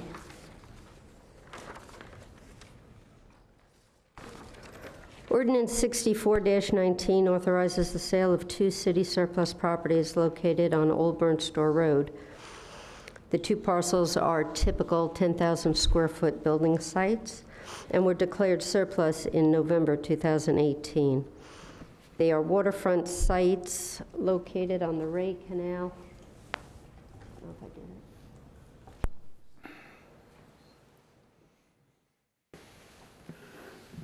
it. Located just north of Gulfstream Parkway, which is here, and Old Burnt Store Road. They're 2 building sites. I apologize. They're located at 1632 and 1638 Old Burnt Store Road and are under contract for $135,000. Stand by for questions. Now open up public input. Anyone wishing to speak on ordinance 64-19, please come forward. Seeing none, public input's now closed. Councilmember Carriosha? In the future, can we get a copy of the appraisal for this included with our paperwork? Sure. Thank you very much. Okay. Councilmember Williams?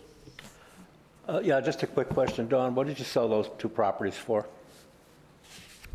The two properties are under contract for a total of $135,000. The appraisals were $75,000 apiece. The contract per the Code of Ordinances states that we will accept up to 90% of the appraised value.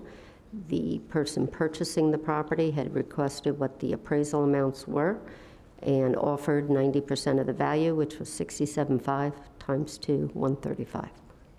Thank you. Thank you, Mayor. Thank you.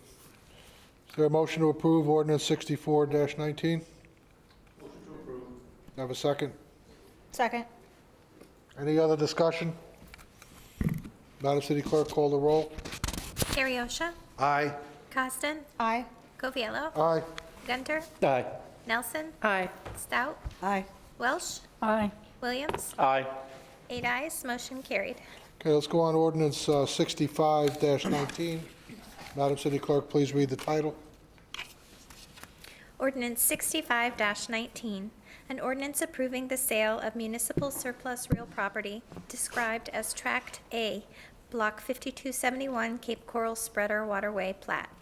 Lot 38, Block 5268, Unit 82, Cape Coral Subdivision, and Tract B, Block 5268, Cape Coral Spreader Waterway Plat, and Lot 33, Block 5268, Unit 82, Cape Coral Subdivision, and Tract A, Block 5268, Cape Coral Spreader Waterway Plat, pursuant to Section 2-155 of the City of Cape Coral Code of Ordinances, authorizing and directing the mayor and city clerk to execute a deed conveying the aforementioned surplus real property to PCI Management, Inc., providing severability at an effective date. Good evening again. Dawn Andrews with the Real Estate Division. Ordinance 65-19 is for the sale of 3 surplus properties located along the North Spreader Waterway. I'll go to the map.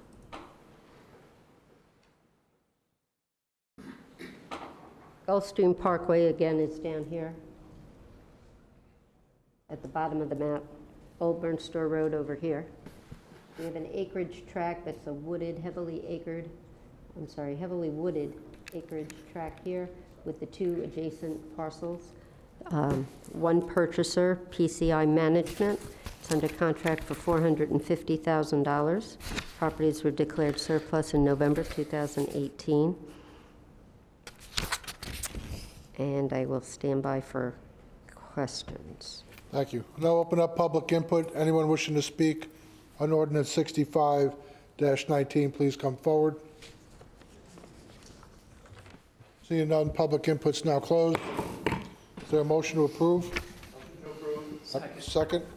Councilmember Williams? Yeah, that's a nice piece of property. The only thing I feel sorry for is that we're going to be displacing a whole bunch of coyotes, bobcats, and feral pigs.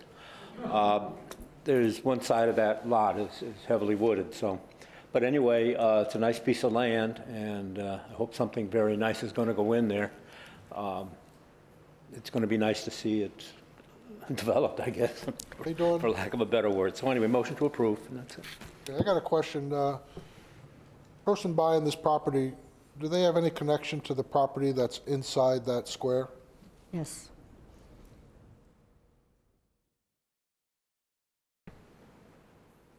So PCI Management and Joe Mazurkowitz is also on the buyer's assemblage team. And they are currently have the 10-acre site here under contract as well as the 1-acre site here. It is my understanding that they want to do a single-family subdivision of the assemblage of all the properties. So it would be something like West Cape Estates that's down by Tropicana and Old Burn Store Road, and put this together for like a gated community, something similar to that. And Joe is here if you have some additional questions. Good, okay, good. Any other discussion, just so we know what the potential is there? Any other discussion? Okay, got a motion and a second. Madam City Clerk, call the roll. Carriosha, Aye. Costin, Aye. Coviello, Aye. Gunter, Aye. Nelson, Aye. Stout, Aye. Welsh, Aye. Williams. Aye. 8 ayes, motion carried. Thank you. Thank you. Thank you, Dawn. Item 9B, introductions, resolution 5-20. Madam City Clerk, please read the title, set the public hearing date. Resolution 5-20, a resolution providing for the vacation of plat for a portion of the Cape Coral Spreader Waterway and Buda Canal rights-of-way, and all underlying easements located adjacent to Lot 1, Block 5961, Cape Coral, Unit 93, and Tract 5961-B, Block 5961, Cape Coral Spreader Waterway, providing for the vacation of plat for public utility and drainage easements associated with Lot 1, Block 5961, Unit 93, Cape Coral Subdivision, and Tract 5961-B, Block 5961, Cape Coral Spreader Waterway. Property located at 2712 Southwest 29th Court, providing an effective date. The public hearing will be January 13th, 2020. Thank you. Any discussion or questions? No? Okay, let's go on. Resolution 6-20. Madam City Clerk, please read the title, set the public hearing date. Resolution 6-20, a resolution providing for the vacation of plat for the platted public utility and drainage easements located between Lot 31, Block 5961, Unit 93, Cape Coral Subdivision, and Tract 5961-A, Cape Coral South Spreader Waterway. Property located at 2929 Southwest 27th Street, providing an effective date. The public hearing will be January 13th, 2020. Thank you. Ordinance 6-20. Madam City Clerk, please read the title, set the public hearing date. Ordinance 6-20, an ordinance authorizing the issuance of not to exceed $35 million in principal amount of a note to refund a portion of the city's outstanding gas tax revenue bonds, federally taxable Build America Bonds, direct payment, Series 2010B, in order to achieve debt service savings for the city, providing for a covenant to budget and appropriate legally available non-ad valorem revenues to pay the principal of redemption premium, if any, and interest on the note, providing for the rights of the holder of such note, and providing severability and an effective date.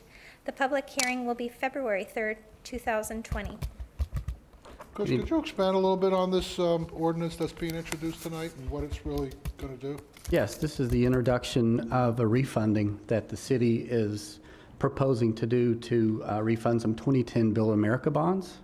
And so what we're proposing is to go out into the market and do a bank loan at more attractive rates. We anticipate the savings of about $4.5 million without extending the end date, maturity date of the loan. Who originated this?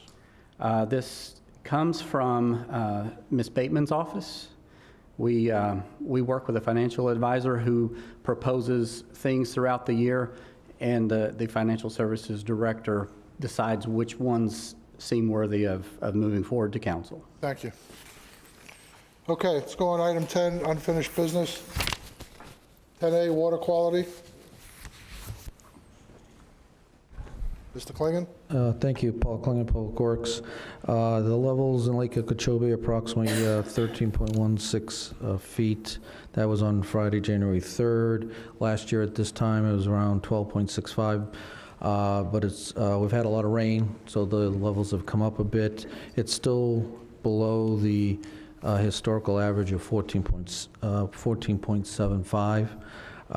The releases from the Army Corps are about 650 CFS last year at this time. You're looking at 1,900 CFS. There's been limited blue-green algae noticed, and there has been no red tide detected. So the water quality is very good this time. Thank you. Any questions? Thank you. Okay, let's go to the update on the 10B, Parks and Gobon. Kerry?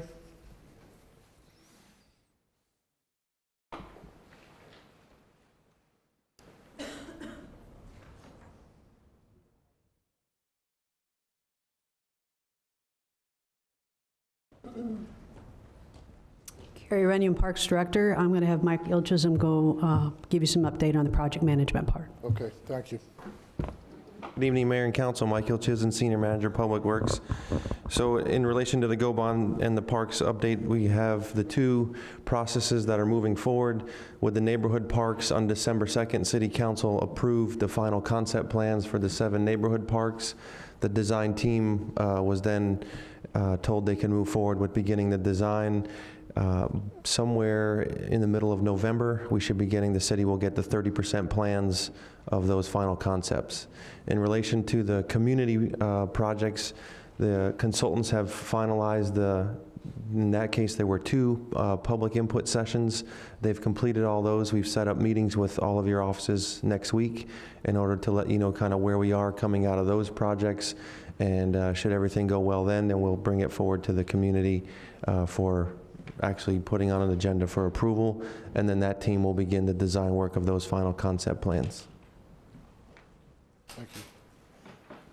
There was a memo here also addressing some of the conversation that took place earlier in public input regarding Tropicana Park.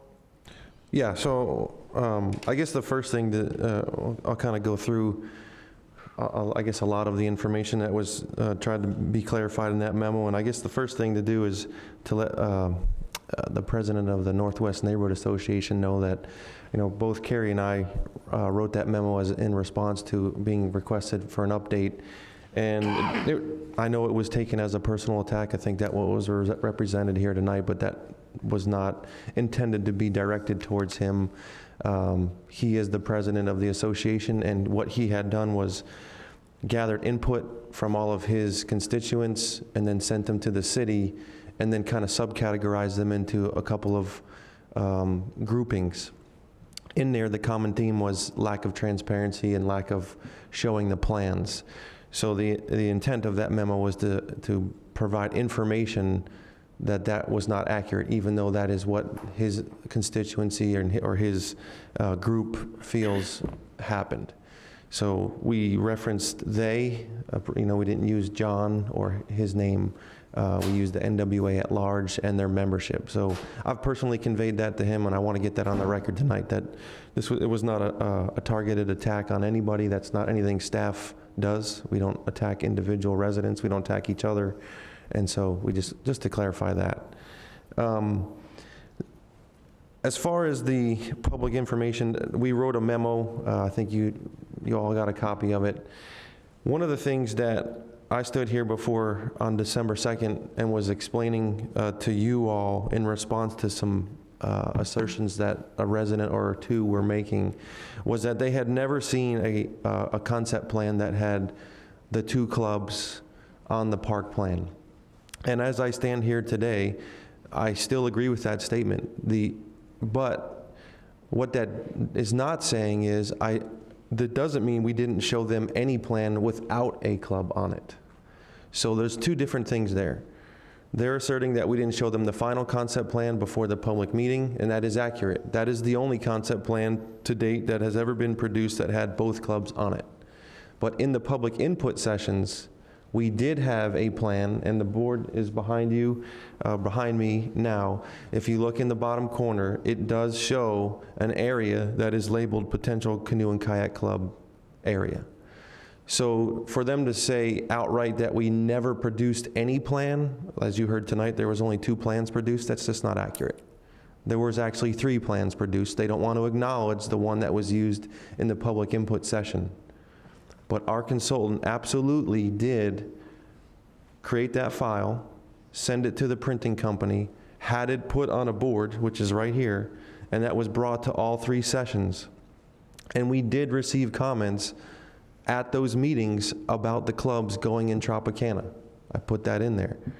If it wasn't known until after the public input sessions, up until December 2nd, then those comments never would have been able to have been received because we wouldn't have been transparent, but that is not accurate.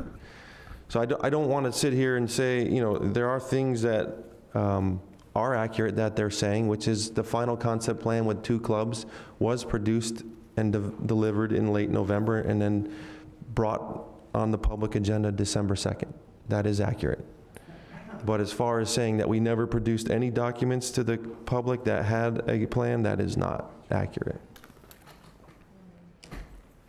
And I made statements to that stating, you know, I went back and watched the meeting. My statements were original concepts to the community did not have the two groups. That's accurate. It only had one location. I made statements saying that they weren't two there. I've always was trying to represent and discuss the final concept plan, which had two areas related to Tropicana Park. I think their argument is moving more towards now there was none, and that seemed to be the tone of all the comments that were received. So I just want to draw the distinction between those two.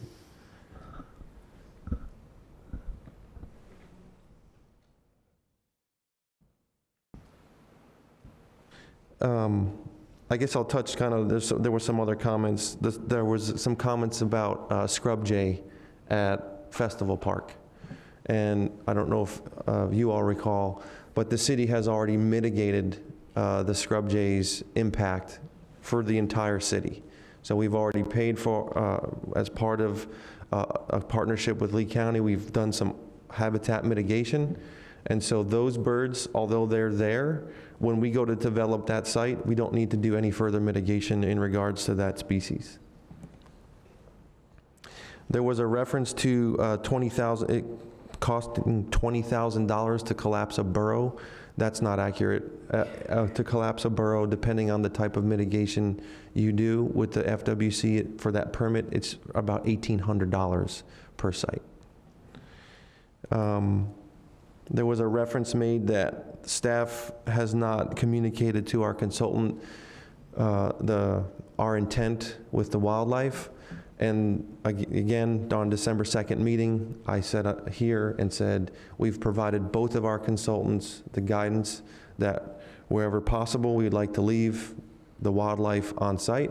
So, but that doesn't mean, and I think this is the objection of the Friends of Wildlife and the people who are advocating on behalf of the owl at Sands. What that doesn't mean that we can't do the take.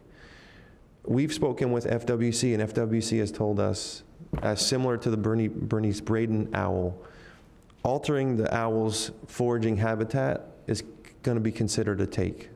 So just by the fact that we go ahead and if we can or can't move a sidewalk, by planting all those trees and building all that hardscape, that's going to be considered taking the owl's habitat, because we are fundamentally changing its foraging habitat. It's not going to have the open pathways.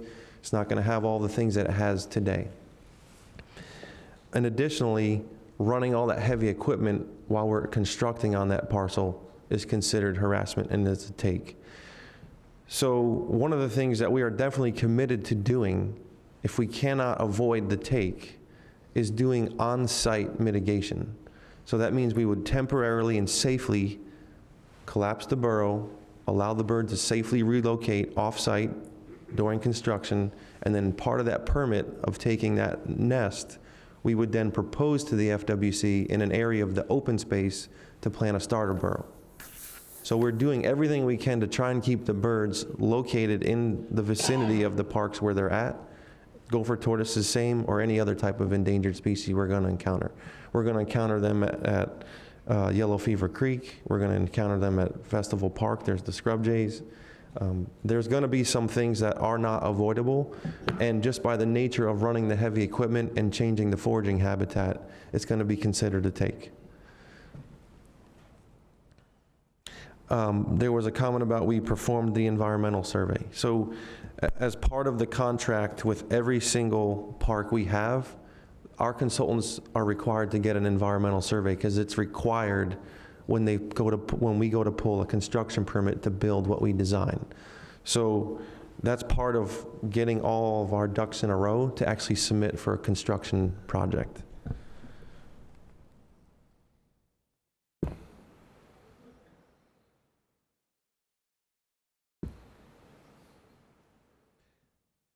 I guess the last thing to touch on, we'll circle back to Tropicana Park, is that, you know, there was a statement made that the only comments the city received on the concept plan were ones that were solicited by the Northwest Neighborhood Association. And I just want to reassure council that the process that was outlined in the professional service agreement that we had with AECOM was followed by staff and was followed by the consultant. That process only contemplated taking the original concept designs that were developed to provide education for the voters during the November Go Bond referendum. The contract contemplated them taking that out, holding up to 4 public input sessions, which they held 3. We had 1 additional in case we wanted to do 1 for each quadrant, but we were able to basically merge 1 in the south so that we were only needed to do 3. And then prepare a final concept design and bring it to council. So when I hear of all of the lack of ability to provide additional input, I truly believe that what some of the members of the Northwest Neighborhood Association are expressing concern on is the process. We brought that final concept to you, and you as an elected body then determined whether or not that was a good final concept for us to design. They, and what we have been requested and what they have been saying they would have liked to have had done, is once we made those changes to that park, they would have liked to have had the opportunity to provide input on those changes. I think that opportunity was the opportunity they took on the December 2nd council meeting. They came here and said we didn't. They objected to the 2 clubs' leases. So I don't think process-wise anything was not followed. We followed the process that we prescribed and that we funded. It just didn't allow for an additional point of public input from the community at that park, but it also didn't for any of the other 6. So I don't want, none of the other neighborhood parks had additional public input after we developed the final concept designs. They all followed the exact same process. So we didn't do anything different for Tropicana Park that we did at any of the other 6. Now, that is in contrast to what we did on the community parks. We did have a second public input process. So those parks, much larger draw, and so what we did there was we scoped, and what we had was bring the concept to the community, gather input, revise the concept, bring it back to the community a second time, and then develop a final concept. So in the community parks contract and what we did there, we had 2 points of public input after we revised the concepts. In the neighborhood, because the amenities and because the concepts were basically taken off the master plan, we didn't prescribe that and we didn't scope that and we didn't pay for that. That appears to me to be the fundamental issue that I think that they have, is that they didn't have another opportunity to see the final concept, which did have 2 areas for leases as opposed to the 1 that was used during the public input. Thank you. We have some questions. Councilmember Williams? Yeah, Mayor, I do. Thank you. First, I'd like to make a quick comment. The guys in the TV booth, can you move the camera over to the right a little bit? That's focusing down on the podium.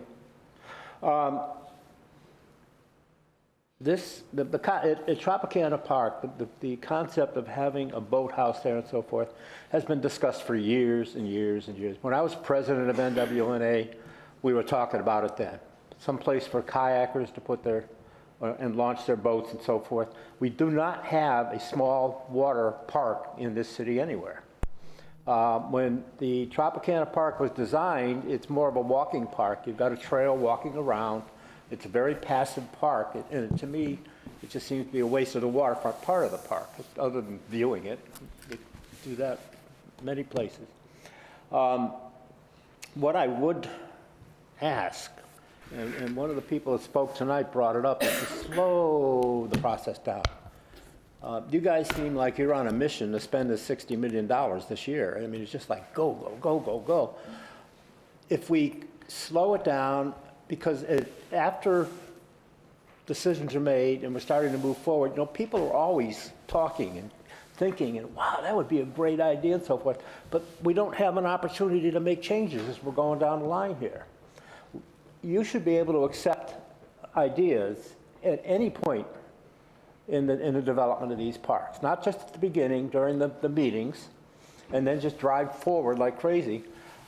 I know that in a lot of instances, everybody thinks that the city works as slow as possible. Well, maybe in some cases they do, but we don't have to rush this. And if we can slow this whole process down a little bit and give people more chances to interact with you guys with ideas, I think it just makes a whole lot more sense. But that's my personal opinion.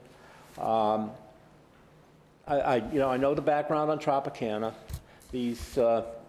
If we had put a boathouse in there, it would have been at our cost. Right now, we've got 2 clubs that are willing to participate in that, and I think it's a win. I really, really do, because it's something that the city will benefit from. As far as they've got a place now that they can go to learn how to kayak, to get information on kayaking, learn how to row the sculls, and that type of thing. So I think what we are doing is we're not providing those instances. We are providing a space for them to set it up and do it. Maybe they should become city programs. I don't know. So I think there's still a lot of options of things that can be done. I don't think we're taking much of anything away from the park that by putting these 2 clubs in there. Basically, the park's just a big parking lot with a walking trail going around it, maybe a picnic table or 2. So I don't think that that's going to affect the park. In fact, it'll probably bring people in just to see these boats and so forth, see them going and whatever. As far as the boating situation, it's going to require that boaters will pay the laws. They can't come flying around that corner on plane like they do. That's pretty scary when you're in another boat going the other way. So that's all going to have to stop. But we've already got a buy-in from the police department to cooperate with us and get them slowed down, not just for the clubs, but for everything. We're killing manatees out there. We're destroying the banks. Anyway, just keep in mind, if we could slow it down a little bit, I think it would be helpful that people can still work with you guys and make changes. We do have to get back to the public with the changes somehow. Maybe we can do it in bulletins or letters, or somehow get the word out and allow them a chance to provide their input to it. So, thank you, Mayor. Thank you. Councilmember Nelson? Thank you, Mayor. Thank you, Mike, for clarifying a lot of misinformation that appears to be out there. Ms. Runyon, would you talk to the public and to all of us about how Parks and Rec programs are created, and maybe do something to dispel the myth about these private clubs that the gentleman earlier said anyone can join them, they're not exclusive, there's no membership, and talk about the Parks and Rec component that we've talked about up here, I know, and in some of our planning meetings.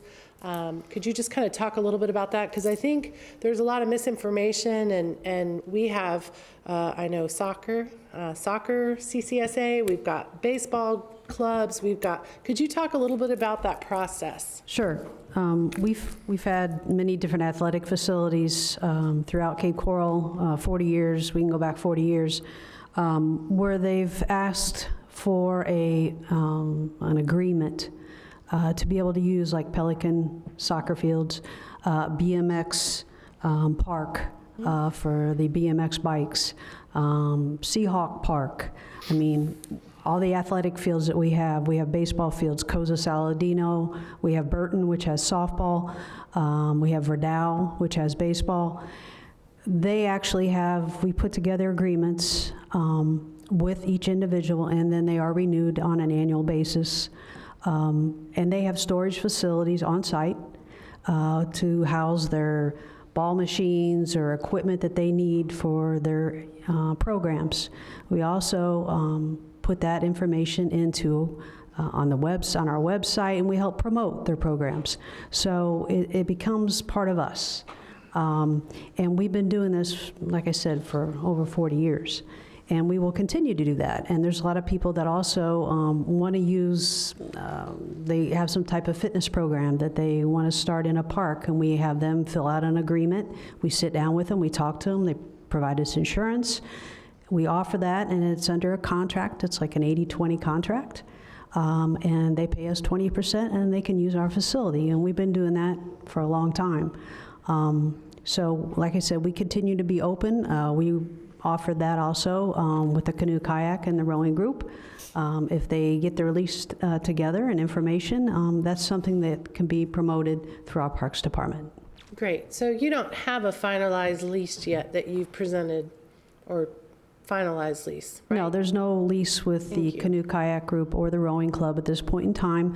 They are putting together some information, some benchmarks, so that we have something to look at for the next 3 to 5 years, starting out. What are they wanting to do? We need a plan, and we're asking for their plan before we put together that lease. In terms of the city paying for any of these boathouses, could you maybe clarify a little bit about that in terms of, I know like with CCSA, part of their partnership is that they maintain and manage some of the fields, take care of that. Could you talk a little bit about that in terms of that funding and maybe the nonprofit organizations that potentially could be fundraising for these? Could you elaborate a little bit on that? Both organizations that want to go to Tropicana are nonprofit organizations. So they have to go out, they have to get sponsors, they have to get donors to be able to have that money, and they also have to go for grants.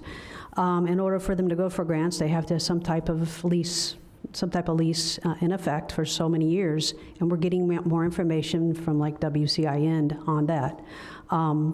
But we do this with BMX track.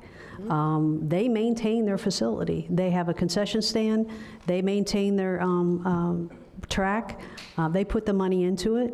We would also ask for the nonprofits that want to do that at Tropicana, the same thing. If they want to build some type of boathouse, or they would have to present that money, and that's part of the plan. And they would have to fund that. That's not a parks funding idea. Right, and then making it a Parks and Recs program for all residents and potentially their children to enjoy the sport of rowing, whether it be a kayak, a scull, an 8, a 4. And do we have anything like that currently with all of our 400 miles of waterways in the city? Do we have any other clubs that do this? Not in Cape Coral, no. Thank you so much. Okay, great. So I support it. I hope it moves forward, and I see Saunders in the audience. Thank you for coming. And then also the other issue where I think it was Ms. Jones brought up an email to the city manager for Mr. Mazurkowitz regarding, I don't know, maybe that trying to prove that, these people are talking to council members. That's what they do. They come talk to us. That's Business Development 101. You come and meet with council members, decision makers, and present your idea. And hopefully you get enough support that people actually buy into it and want to do it. And the fact that it benefits residents, community, promotes quality of life, exercise, the whole 9 yards is a bonus. So I just want to make sure that the public understands that, and that it's real clear in terms of what our intentions are moving forward. Sure. Thank you. Thank you, Mayor. Councilmember Cosden? Thank you, Mayor. Councilmember Nelson covered a lot of the ground that I wanted to cover, but I do have a few more things. Do we have leases similar to what we're talking about with the kayak club? Do we have something like that with, say, Little League, for example, for like the storage shed that they have at Verdau?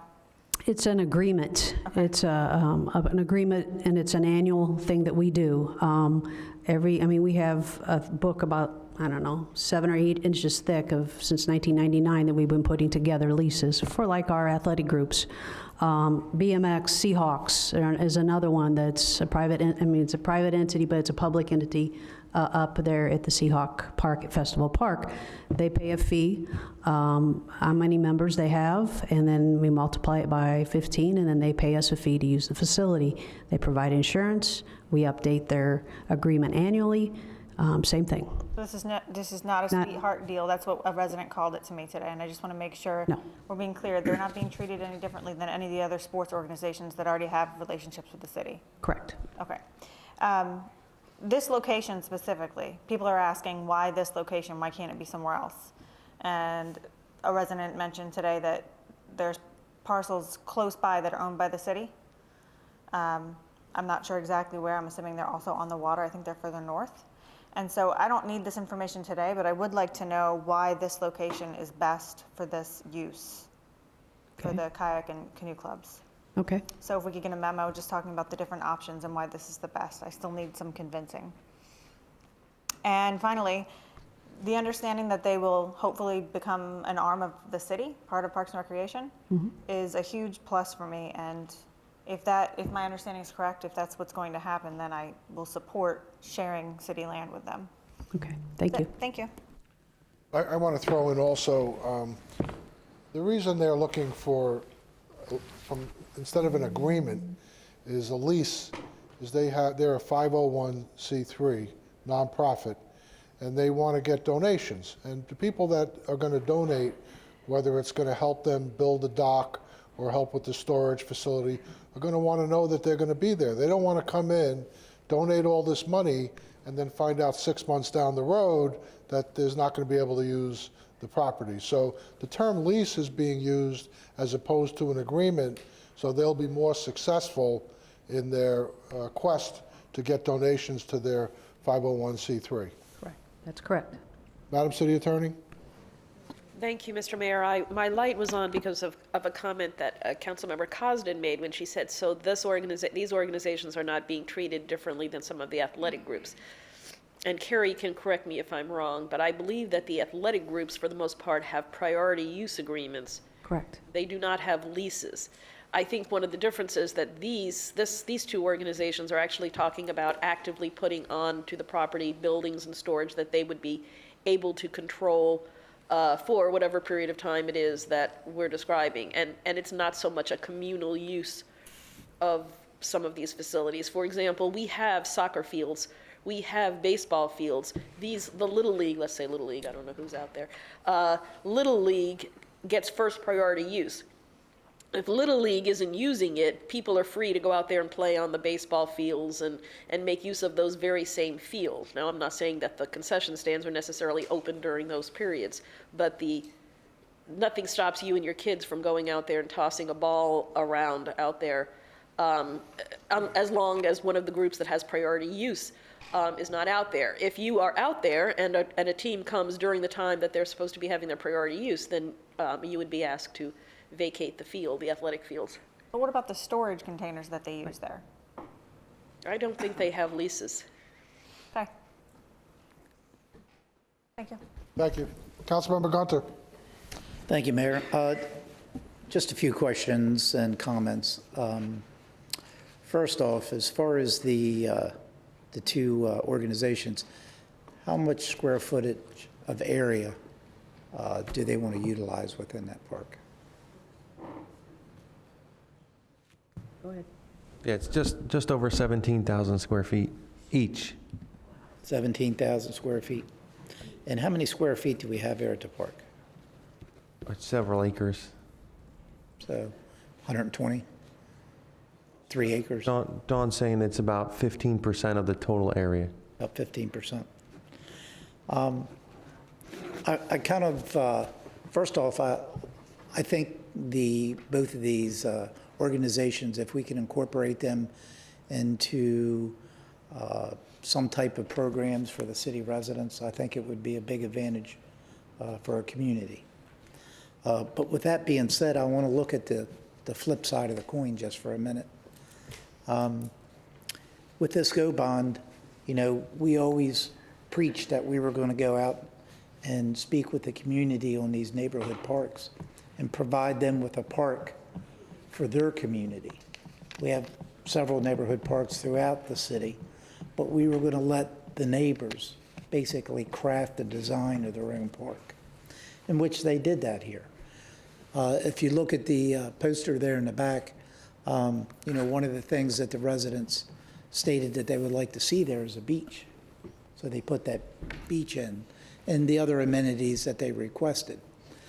Now, kind of after the fact that we had these community meetings, then the discussion began with these two entities to go into this park. So in some degree, we're taking a portion of that park away from those residents. And I think you have to take a look at that. We're going to reduce the beach almost half of what it is now, and we're moving some other things around. So we are taking some of that park away from the residents in that area, in that neighborhood. Now, my question, and very similar to what Councilmember Cosden asked, a few things that I would like to have answered, and you don't have to do it today, but I would like to see it in a memo as well, is I know we own the property just south of where they are right now. Why can't we keep the park as is and move them to that property just south? They're only utilizing 17,000 square feet. That's the Seven Islands. No, there's more. So Seven Islands is quite large. Right, we Seven s- Islands isn't 17,000 square feet. One of the, I believe one of the original ideas was to kind of wrap the corner. Right. And in a discussion with the Economic Development Office, we learned part of what was already out on the market for marketing the Seven Islands basically took that property right up to the park boundary. And so the opportunity to carve any of that would change all of the marketing that they were advertising for the acreage and the usage Okay. of the Seven Islands. All right, well, that makes sense. The other thing that I know that we contemplated at some time before we decided to put them at this location, and it may have been only on a temporary basis, but Serena Vista, which isn't too far from this location. And I know that's a park that we're not developing at this time. We're going to in the future. I'd like to hear why they can't go there, not today. Why can't we move these two entities down at that location? What I'm doing is trying to come up with a solution that's a win-win for everyone. Or any other locations throughout the city. I know you've picked this location for a reason. I think what we're asking for is that reason. And why couldn't they be anywhere else in the city? So if you could just add that to your memo that you'll be giving to us, I would appreciate it. Thank you. Okay, no problem. Thank you. Okay. Thank you. I think we're in good shape. Thanks. Okay, let's move on. Next on the agenda, we have item 10D is the discussion carried over from the special meeting of last Thursday. Well, before that, we got any follow-up items? I'm sorry. Anything to follow up? Anybody got any follow-up? Regarding administrative investigations that have been researched. Chief, do you want to come up first and talk a little bit about some of your findings to look for an outside agency for the criminal aspect of the investigations?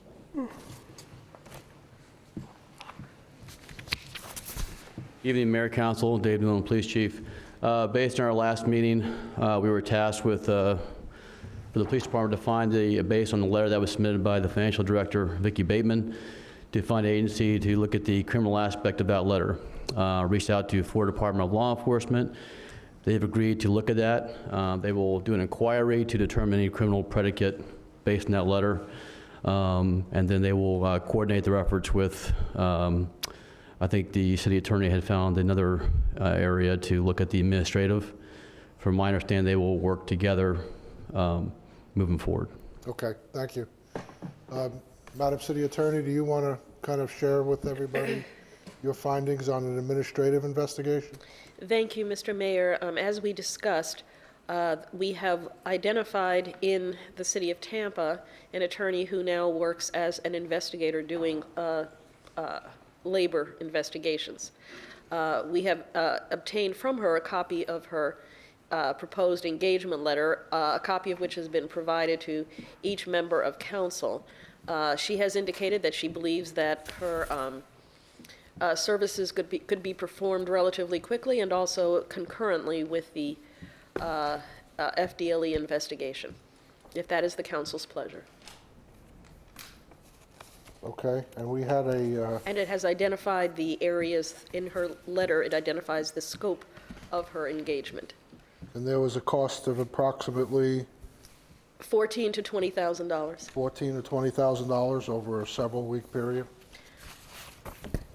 Assuming that the scope is as limited as is described in the letter of engagement, and assuming that the people who she needs to speak with are available, not on vacation, not out sick, things like that, then she would be able to, she believes, complete the investigation by the end of the month, probably within no more than about 2 weeks. That's her estimate at this point.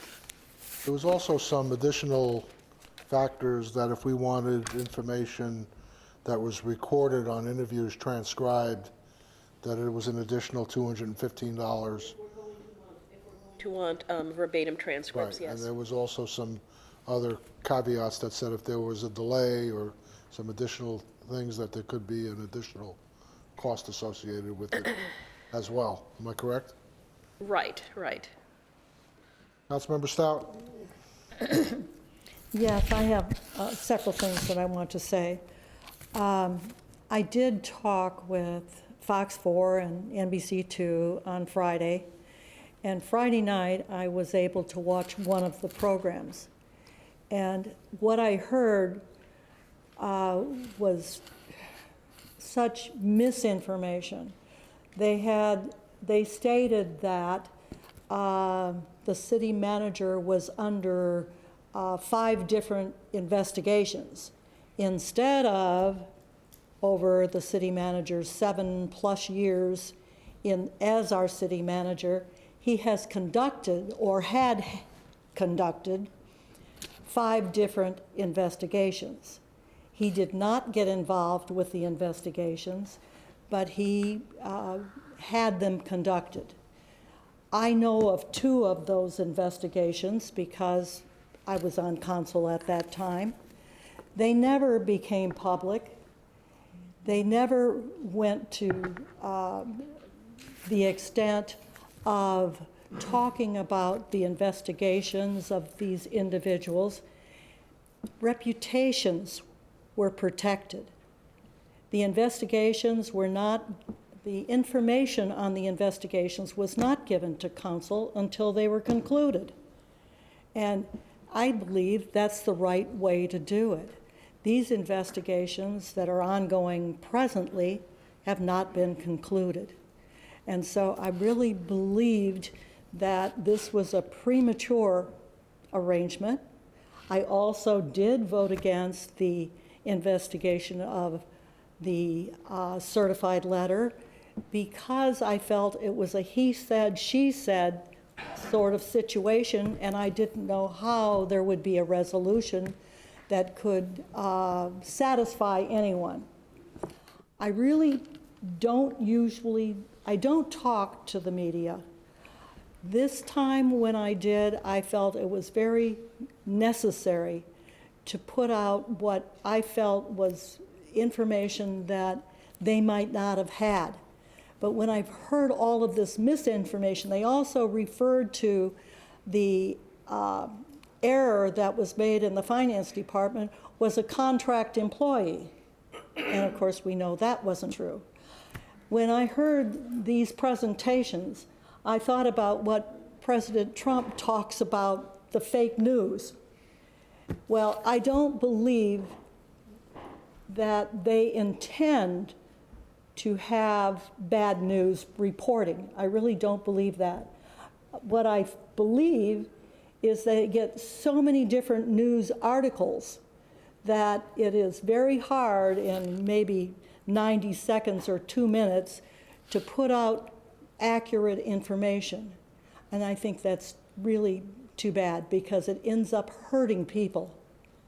The only other time I can remember talking to a reporter was the day after a council member brought to this dais an ethics complaint against Mayor Sawicki, and I did talk to the news the next day saying I thought it was politically motivated, which it ends up that it probably was because the Ethics Commission threw it out. It took them months to do it, but they threw it out. I believe we have jumped the gun in doing what we have done. It puts our city looking bad again, and I just feel badly about that. And I did want to share that with you. When I talked with the chief earlier this morning, he indicated to me that FDLE saw no reason why the city manager needed to take any kind of administrative leave. And so that will be my position if, in fact, someone decides to make a motion to ask or to put our city manager on a paid administrative leave. I don't think it's necessary, and evidently FDLE did not feel it was necessary either, because that was what the chief shared with me this morning. Thank you. Thank you. Councilmember Williams? Thank you, Mayor. Thank you, Councilmember Stout. I'm pretty much in sync with you on most of that. This has gotten blown all out of proportion. This is crazy. Like somebody mentioned to me one time, the horse is out of the barn now, guys. And it's the media's having a field day with this thing. It started off as a simple he said, she said type of issue. Normally, things like this are handled in-house. What's happening now is the city manager's reputation's getting stained. He's given us 7 good years. He turned this city around. This is not the way that he should be leaving our employee. I don't think that he should be going on administrative leave. Overkill. I am not going to agree to this continuing investigation. If we can't bring it in-house, then I don't know, we'll just have to find another way to do it. But it's gotten to the point now where people are being hurt just by what's being said, and I do not agree with that. I feel bad that it's gotten to this point, and I'm just going to leave it that, if we're going to talk about putting him on administrative leave, I'm going to say no. If we're going to talk about bringing on this other organization, I'm going to say no. If we've got to try to do it in-house. It's not a huge issue, folks. As far as the forms that were wrong to the IRS and that type of thing, it wasn't done intentionally. It was done by somebody that didn't really know how to do it, possibly because of poor training. As far as finding out about it, that was the communication issue. I think there are some issues in the communication in the chain of command. But that's something that the city manager has to resolve. That's not something that we're going to have the investigators resolve, or we could even resolve. It's his staff. He's got to deal with it. I don't like it. I really don't like it. It's not good for the city. It's not good for the city manager. It's not good for us. And I think if there's some way that we can just put a stop to the whole thing, nail the box closed, close the barn door, whatever, that's fine. But the longer it goes, the worse it's going to get, and the more people are going to be hurt. Thank you. Thank you, Mayor. I have a question for Chief Newland. At the last meeting, you said you thought I'm not sure exactly how you phrased this, but I believe the idea was the administrative investigation needs to happen after the criminal investigation? Yeah, and most times it's recommended that way. So a lot of times you can take a statement, or I compel you to give a statement. I cannot use it in a criminal proceeding. So a lot of times it's recommended if there is a possibility there could be something criminal, we always look at that first. That's play the safe side of this. And then once that's either concluded that there's no criminal aspect, then it goes on to administrative. It sounds like the criminal investigation could go on for a long time. It sounds like the administrative could be short. And so I'm concerned about that prospect of having someone on leave for months and months. I'll be honest with you, there's really no telling, depending once they both start their investigation, what they're going to uncover. So even for the administrative, I would say you really don't know.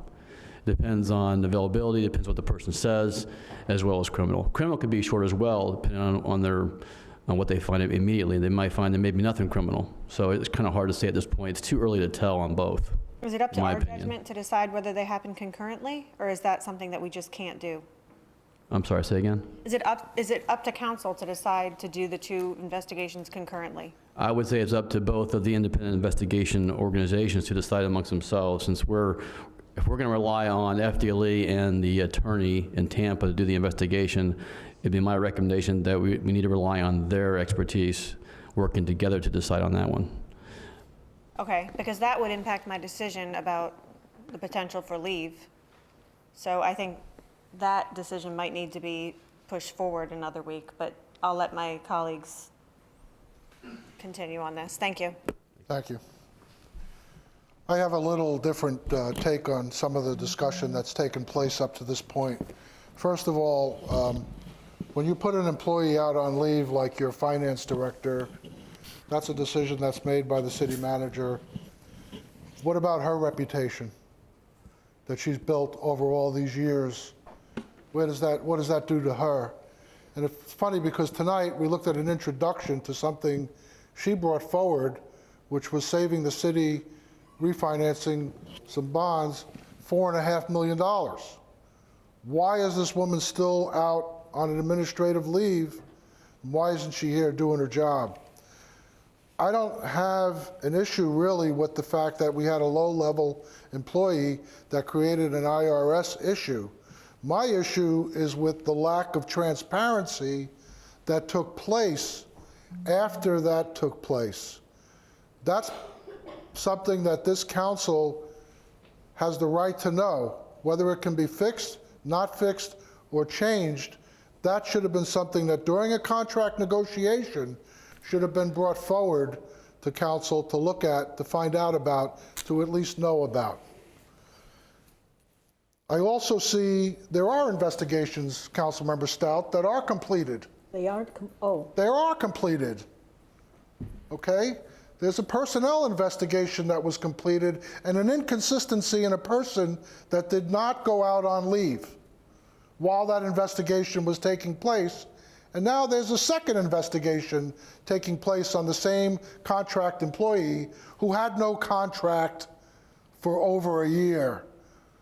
And I question that because I don't understand two high-level employees who can't put together a contract for a contract employee. What was the intent that was going to be done with that? What was the intent? So some of the investigations are completed and are in the public record.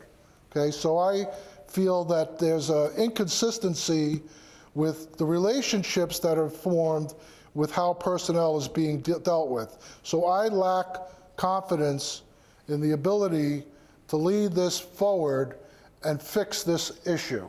Okay? I have a total different take on this. If we have to go out and do an FDLE investigation and we don't know how long that's going to take, and we do put a city manager out on leave, we're talking about $3,326 a week for how many weeks? And then if we come in and we do an administrative investigation that costs somewhere between $14,000 and $20,000, I think it's going to end up being more, okay? Then I ask myself a question as to what's this going to cost to do what? What's the outcome going to be? It's one of two things. Either there's vindication and we continue for, what, another 7 or 8 months with our current city manager because he's retiring in November? Or does he end up being put out and dismissed without cause, and that's going to cost us a certain amount of money too? So my attitude towards this whole take on this is what I'm looking for is to go down the list and look at improprieties. Councilmember Stout, you talked the other day about having 4 pages of good things that were done over a period of time. Well, you know what? I like to go through my list of things that I see that didn't get done. And I'm going to bring those up because it's a part of where I'm going. We had an LCEC franchise agreement that didn't get negotiated for several years. That cost us legal fees of $389,000, plus $50,000 of a consultant who couldn't get it done, plus an exorbitant amount of staff time was spent on that. I bet you that was a cost of probably close to $500,000. Okay, that was a decision that was being spearheaded by our city manager. We have a utility expansion program, okay, that's been prolonged. It's been, in my mind, mismanaged. We have an old golf course property that is nowhere 2 years later because of environmental issues. City manager is supposed to bring solutions to council. What about talking to the property owners and maybe telling them, hey, maybe you can develop a little piece of that property, but I'll tell you what, in order to do that, you got to clean up the rest of it for the city. We don't have anything coming forward except fees for environmental companies that are outsourced that's costing us money.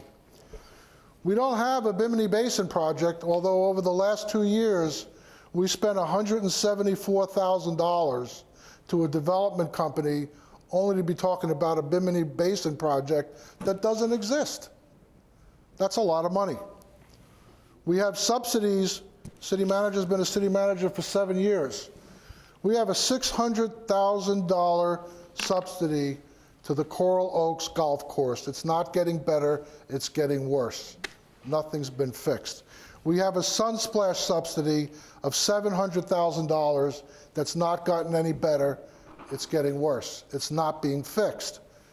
We have a charter school system that's a great system, all A-rated schools that we're told are not financially sustainable, and the solution is to take money out of a general fund and give them a loan over the next 20 years. A lot of money involved there. We haven't fixed that. We have a problem with our bulk trash issue for the 2 years or a little bit more that I've been up here in office with Waste Pro. We haven't fixed that. It's a continuing theme that goes on and on and on. There's no resolution with the Chiquita Lock. We had no resolution with the Matlacha annexation. We just heard all about the mangrove removal. We also last week at the special meeting had a seawall company come up here and say, even though we're a city of 400 miles of canals, that we don't have a staging area for them to go do some work. That was talked about 2 years ago. So I think there's investigations being looked at, and I think that when you have that many investigations that need to take place, whether they're internal or external, okay, that's a problem with your leadership. What I'm looking for a council member to make a motion not to go out on leave, but to be dismissed without cause. And I would hope that maybe there's a council member that wants to make that motion so we can put an end to this and move forward with what the city needs to do, which is not sit around for the next 9 or 10 months and deal with all of this lack of transparency and the inconsistency that's dealt with personnel. I lack confidence. My city manager has been in my office in the last 2 months or more twice because I asked him to come. There is no communication that's taken place explaining any of this. I'm looking for potentially a motion. Councilmember Kariosha. Well, this is quite embarrassing for the council, and I'm going to tell you why. All these items existed prior to us okaying his new contract, and not a word was spoken. We sat here with all these issues, from LCEC to the golf course, everything was there. They were used in the negotiation, all of them. It very well may have been. They were, I was there, I did it. I know you did, but it wasn't brought to council for a public airing. Because had every item been brought forward, we then could have heard the city manager explain the status of each. But he was not given a public venue and addressed in front of council with that. However, that's apples and oranges. You want him dismissed. Show me the corroborating evidence with the he said, she said, predicated upon the letter that you got, and I will listen, I'm sure, as well as the rest of this council. Because all I read was he did this and he said that. There is no documentation. There is no third party to corroborate. So tell me, how do I send a man out on a suspension predicated on a subordinate's allegation without corroboration?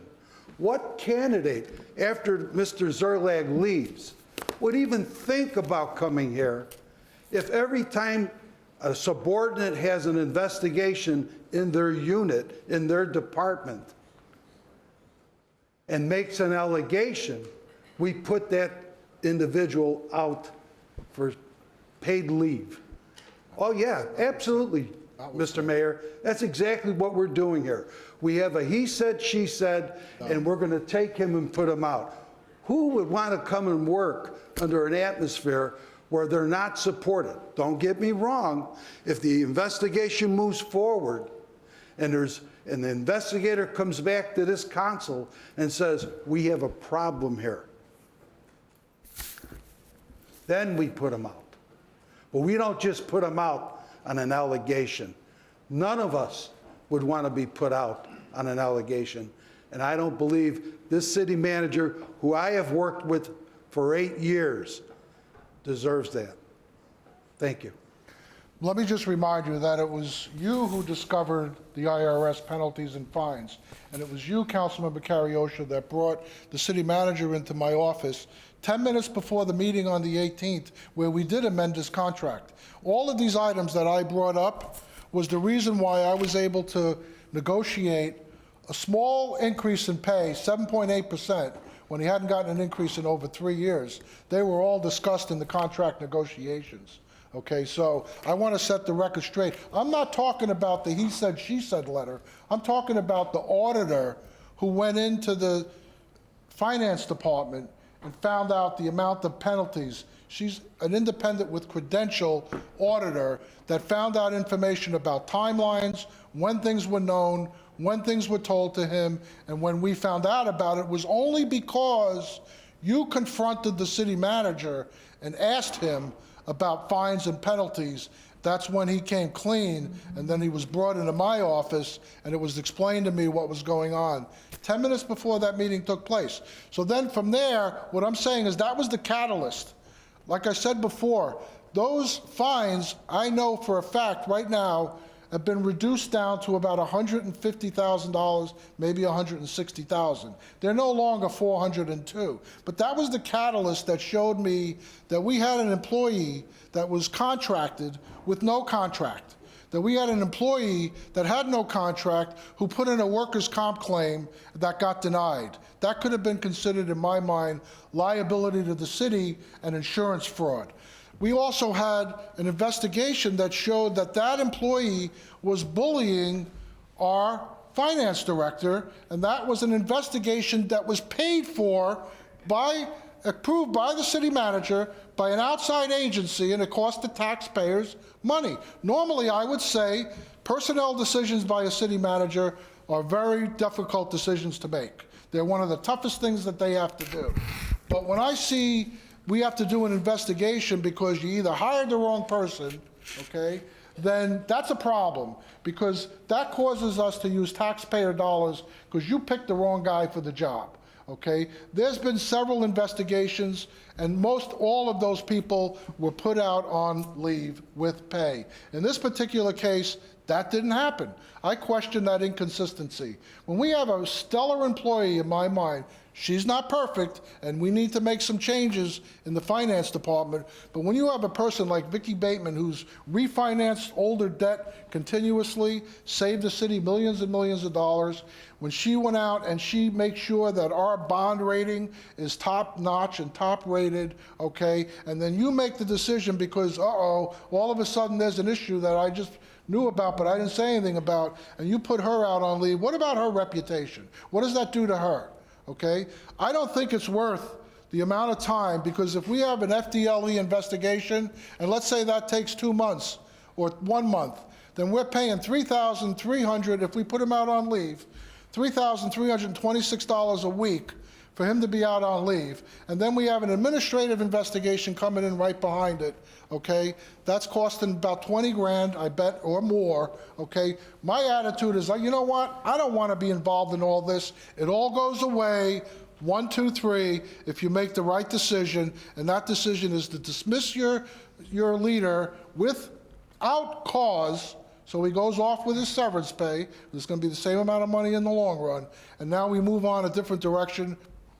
We have great staff people. We have great department heads, and they'll be fine. And we'll find, as we approve the other meeting, we'll find a new city manager soon, quickly, and we'll have a good thing going forward. Why do all of this for what, 10 more months?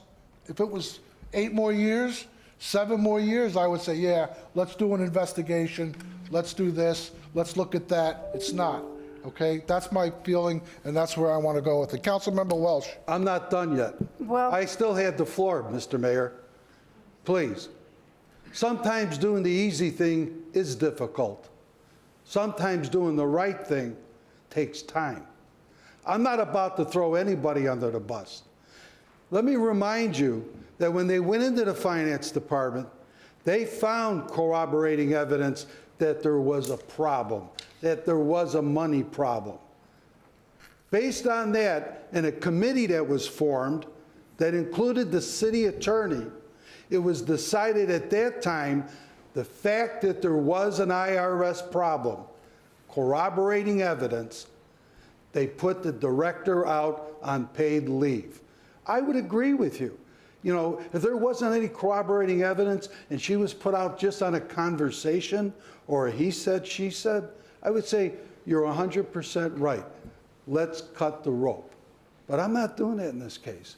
I'm not going to let it happen with my vote. I think it's the right thing to do is let the investigation play out because the man's character and reputation is at stake. And an investigation, I believe, will clear him. And the day I brought him into your office, I asked Mr. Zerlag, what is this I hear about FICA? And why don't we know about it? And his answer to me was acceptable. He said, yes, there is a FICA problem. I have the police on it. They have a financial investigator that's going to handle this, but I don't have enough to bring the council at this time. You're going to have more questions than I have answers. I think that's acceptable. I really do. Thank you. I'm done. Thank you. I just want to mention, though, one thing. It wasn't just the finance director. There was the girl that created the problem was removed down several layers from Vicki Bateman. Vicki Bateman was not her direct supervisor. There was a person below Vicki Bateman, another person below that, and they all got put out on leave. And then there was the girl who had the problem. So the immediate supervisor, in my mind, was the one that should have been put out on leave, and that's it. And then we could have been still working within that department to fix some of these issues. That's the way I see it, and that's the way most HR people will see it. But then as this unfolded, I have other issues that have taken place. Like, for example, we have an HR department that's very capable of doing administrative investigations, and they weren't asked to do it. Why? We went to the police department, who in my mind is paid to enforce the law and do things for crime prevention. They're doing administrative investigations. I got an administrative investigation taken place by our fire chief and the department into the same employee that had the first investigation for the bullying aspect. These are poor management decisions, poor leadership decisions. It's time for us, we need to make a change. Councilmember Welch.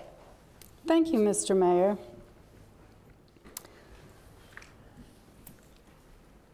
On Thursday night, our prior meeting, we made two decisions after much discussion. One was to find out how much an investigation would cost, and the other one was to move forward with finding a new city manager. Now, not waiting a few months. I agree with Councilmember Carriosha that this is an embarrassment to the council and to the entire city, and we have a responsibility to answer to the residents and taxpayers of our city. I think this whole situation, not just this letter, but just the whole situation of all the investigations and the media and anything else, is having an effect on the reputation of our city.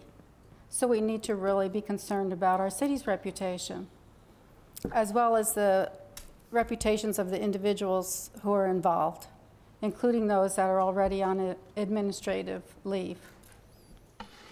And with our being all in agreement that we seek a city manager sooner rather than later, I think tonight we need to decide and implement how we're going to do that, and that quickly. What consulting firm are we going to hire? How do we get that done tomorrow, maybe, and move forward? And I'm a person who likes to, let's take a look at the whole picture and how do we simplify this, if it's even possible with the giant mess that it is. And I'm going to be bold enough to make the motion that we dismiss the city manager without cause to save his reputation. And it's not based on the letter that we received from Vicki Bateman, and it's not based on any individual thing, ongoing investigation or otherwise. I think it's prudent, and I'm making the motion because it will save his reputation, the city's reputation. Perhaps we go forward or not with the investigation at all. And I have a motion on the floor. There you go. Because I think that then we can move forward on a clear path to finding a new city manager who will then take a look at the entire city structure, who are all very good, hardworking people. And we move forward with a clean slate. We have a motion. Do we have a second? I'll second it. Second that motion? Motion and a second? And that's not an easy thing for me to say. Nothing's easy when it comes to this kind of stuff. Mr. Zerlag? Thank you.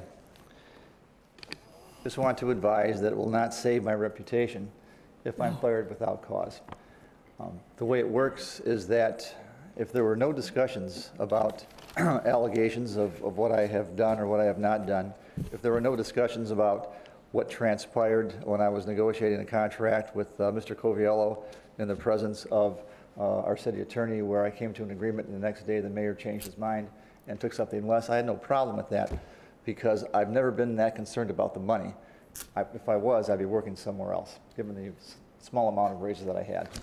But when you fire a manager not for cause, what normally happens is something like, well, John, I don't like your tie, you're fired.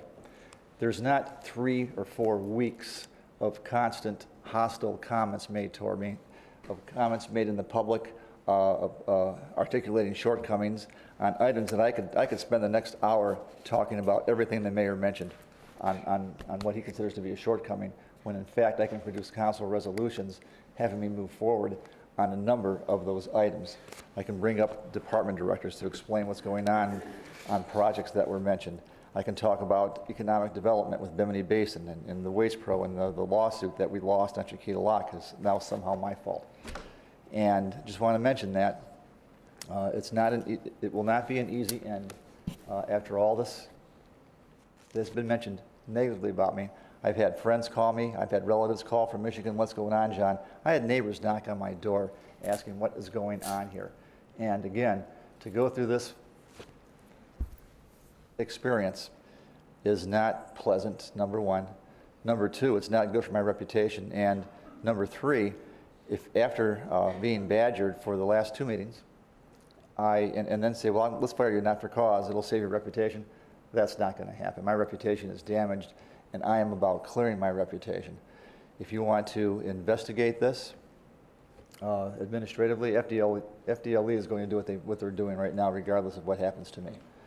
But it's important that you have a comprehension of what places people on leave.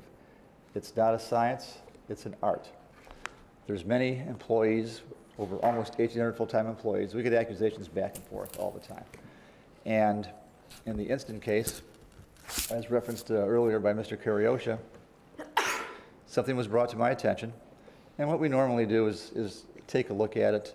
And when there's evidence that supports a problem, I'll deflect to other people to conduct the investigation, because oftentimes, more often than not, if someone's dismissed as a result of that, not only am I the appointing authority, but I'm also the disappointing authority. So I do not interfere or intervene in investigations. If there's minor issues, I'll have Connie Barron, the assistant manager, or someone in personnel conduct an investigation or an inquiry. If it rises to something that could lead to a suspension, and that suspension is not based on a letter contained with allegations, or he said, she said, it's predicated on evidence that leads one to believe that there could be a problem here, like there is in the instant case. And in terms of not trying to embarrass someone, I did not make any of this public. This was just made public and had nothing to do with me. Oftentimes we have investigations and they never become public because when an employee has discipline, it's not incumbent upon the city manager to articulate to the governing body what that discipline is. Now, that said, if I discipline someone that results in their being fired or a suspension of a long duration or of a demotion, I'll advise the council of that. But if it's a standard type of discipline, and again, I've disciplined department heads and the city council's never known about it, because from my perspective, it's not the council's business to know about it. And the department head or direct report, they want to know that their city manager is not going to try to politicize a behavioral action that they had taken and have perhaps their reputation damaged as well, because at that point, it could become public. But I've disciplined department heads before. Council did not know about it. If I discipline a department head again, if I'm still here, you probably won't know about it, because it's not your concern. The employee that's being disciplined also has a right to confidentiality of the discipline itself. And I can't stress that enough. I did not bring the circus to play. I'm just part of it, and my reputation is at stake more than the council's reputation, the mayor's reputation, the community's reputation. And that's the only reason that I'm staying, is to save my reputation. I'll do a great job for as long as I can. But if I just,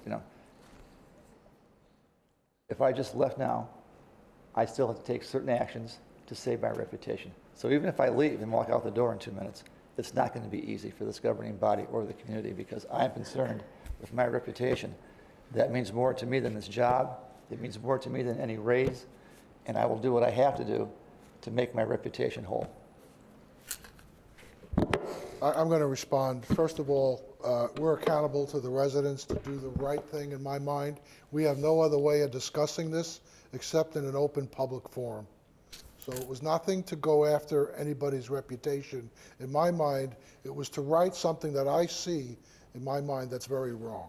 So it has nothing to do with that. And you know what? I'd be very happy that if you walked out the door and you wanted to save your reputation, then you know what? You can go pay an attorney to do the discovery on your part so the city doesn't have to.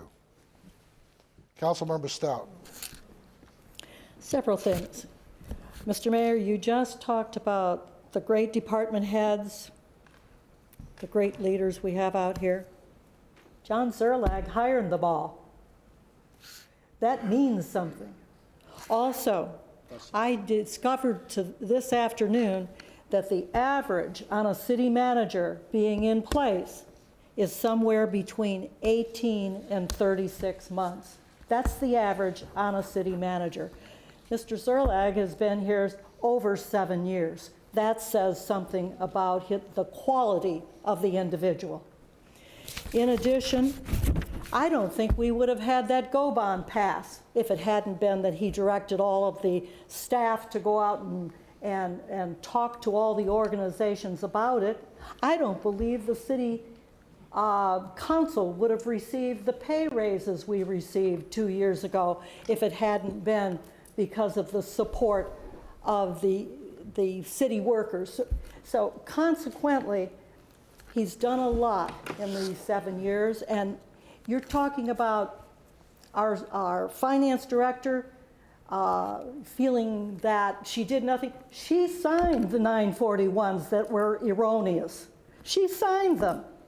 She should have read them and realized they were wrong, but she didn't. And that's corroboration. That's not a he said, she said. That's a signature on a form. So consequently, no, the city manager should not be dismissed. He has been an excellent city manager. We just got away from looking at all he did. He deserved that raise, that teeny tiny raise, and which still made him the lowest paid city manager for any city of comparable size. So consequently, I certainly will be voting against this measure. It is the wrong thing to do. Well, we have a motion and we have a second. That's why I said I will be voting against it. We have a motion and we have a second. Madam City Clerk, call the roll. Kiriosha, No. Cosden, No. Coviello, Aye. Gunter, No. Nelson, Aye. Stout, No. Welsh, Aye. Williams. No. 3 ayes, 5 nays, motion failed. Thank you. Councilmember Williams? Thank you, Mayor. The normal process of replacing a city manager is when you have one that can step in, then you can deal with the one that's here. We don't have that. Just to let him go because you think it's the right thing to do, I totally disagree with that. I absolutely agree with Councilmember Stout. He has been an outstanding city manager for the last 7 years. There was a problem this year, and we're going to pop him out the door because of that one problem. I'm sorry, I disagree with that. This is not, this is a lousy meeting, I'm sorry. This is not the way to do things. Any other discussion? Councilmember Nelson? Thank you, Mayor. I don't disagree that the city manager has been fantastic over the last few years. I don't disagree with that at all. I guess my concern is that we have a department head, as I mentioned last week, both stellar employees, city manager, Vicki Bateman. And we have a department head who wrote a letter to us, a certified letter, and we have a city manager who has 8 months, Mr. Zerlag, on your contract. And if you look at the financial piece of that, my concern is that, yes, we'll go forward with the investigation. You may or may not be put out on leave if it's recommended by the investigator. We're going to have to pay you to be out on leave anyway. What if you don't come back for like 3 months? We're still going to have to find somebody to step in, right? Whether it's Connie Barron or whether we go outside. And I guess for me, you know, I look at it, the financial piece of it, I try to take the emotions out of this. But if you look at the financial piece of it, Mr. City Manager, you would be paid either way, whether you're here or not. So I guess that's kind of the reason why I felt like, given your contract had such a short amount of time, you know, maybe we should just go ahead and terminate without cause, and then, you know, let you ride off into the sunset and us, you know, do the task that we voted on last week to find a replacement. That's all. I'm not saying, I mean, I haven't worked with you for 8 years. I've only worked with you for 2. You know, I know that you brought us from financial ruin to where we are now. I've said that publicly. I've said it to the media, and I still believe that. You know, I'm just thinking because we have this letter and, you know, it's a concern. I mean, a lot of those things that Ms. Bateman stated are very concerning, and the fact that we're going to have to go through an investigation anyway is just going to be more money to our taxpayers. That's all. Thank you, Mayor. Madam City Attorney, can I ask you a question? The outside investigator that you talked to, what was their recommendation regarding putting the city manager out on leave while the investigation is taking place? The investigator, while she's an attorney, would not be giving us legal advice. I did discuss it with John Dickinson, who's a partner in the firm of Constangy Brooks, who is our outside labor counsel. He felt it could go either way, that either the city manager could stay in while you were doing it or out, but that in light of the fact that recently the pattern has been that employees who have been investigated during the time of the investigation have been placed on suspension with pay, that for consistency's sake, the council might wish to consider that for the city manager as well. It is not legally required. It is not that you have to do it. It had more to do with consistency. But it is, as I said, it's a decision for the council to make. Councilmember Welsh. Thank you, Mr. Mayor. So we've still have our 2 items open from, or not really open, but from last week. So we need to make a decision if we're going to go through and on the cost for this administrative investigation. And then I would also really like to urge all of us to move quickly on getting a firm involved, unless we're going to hire from within, on finding a new city manager. And I appreciate that we took the vote this evening, because then perhaps our discussions can remain on agenda items in future meetings. Thank you. Mr. Zerlak? Thank you. I just wish to follow up on something Dolores said. In terms of consistency, again, there's a hierarchy of what you do with an employee when you get a complaint. It could be a minor, I don't want to call it an investigation, an inquiry, up to an investigation. The investigation then can tear off into whether it's criminal or administrative. Does the investigation rise to the level of having enough evidence that warrants a suspension because possibly you could have discipline after that? I have never, not just in my 8 years here as manager in Cape Coral, but in my almost 30 years as a city manager, put someone on administrative leave based on a letter without any evidence supporting that letter, just making accusations. So this would be something new, because if you want to be consistent in this respect, every time the city attorney, the city auditor, the city manager, every time you received a certified letter saying this person, the attorney, did all these things, you'd have to put her on leave. You don't want to do that. You want to take a look at the veracity of what's being said, underpinned by evidence.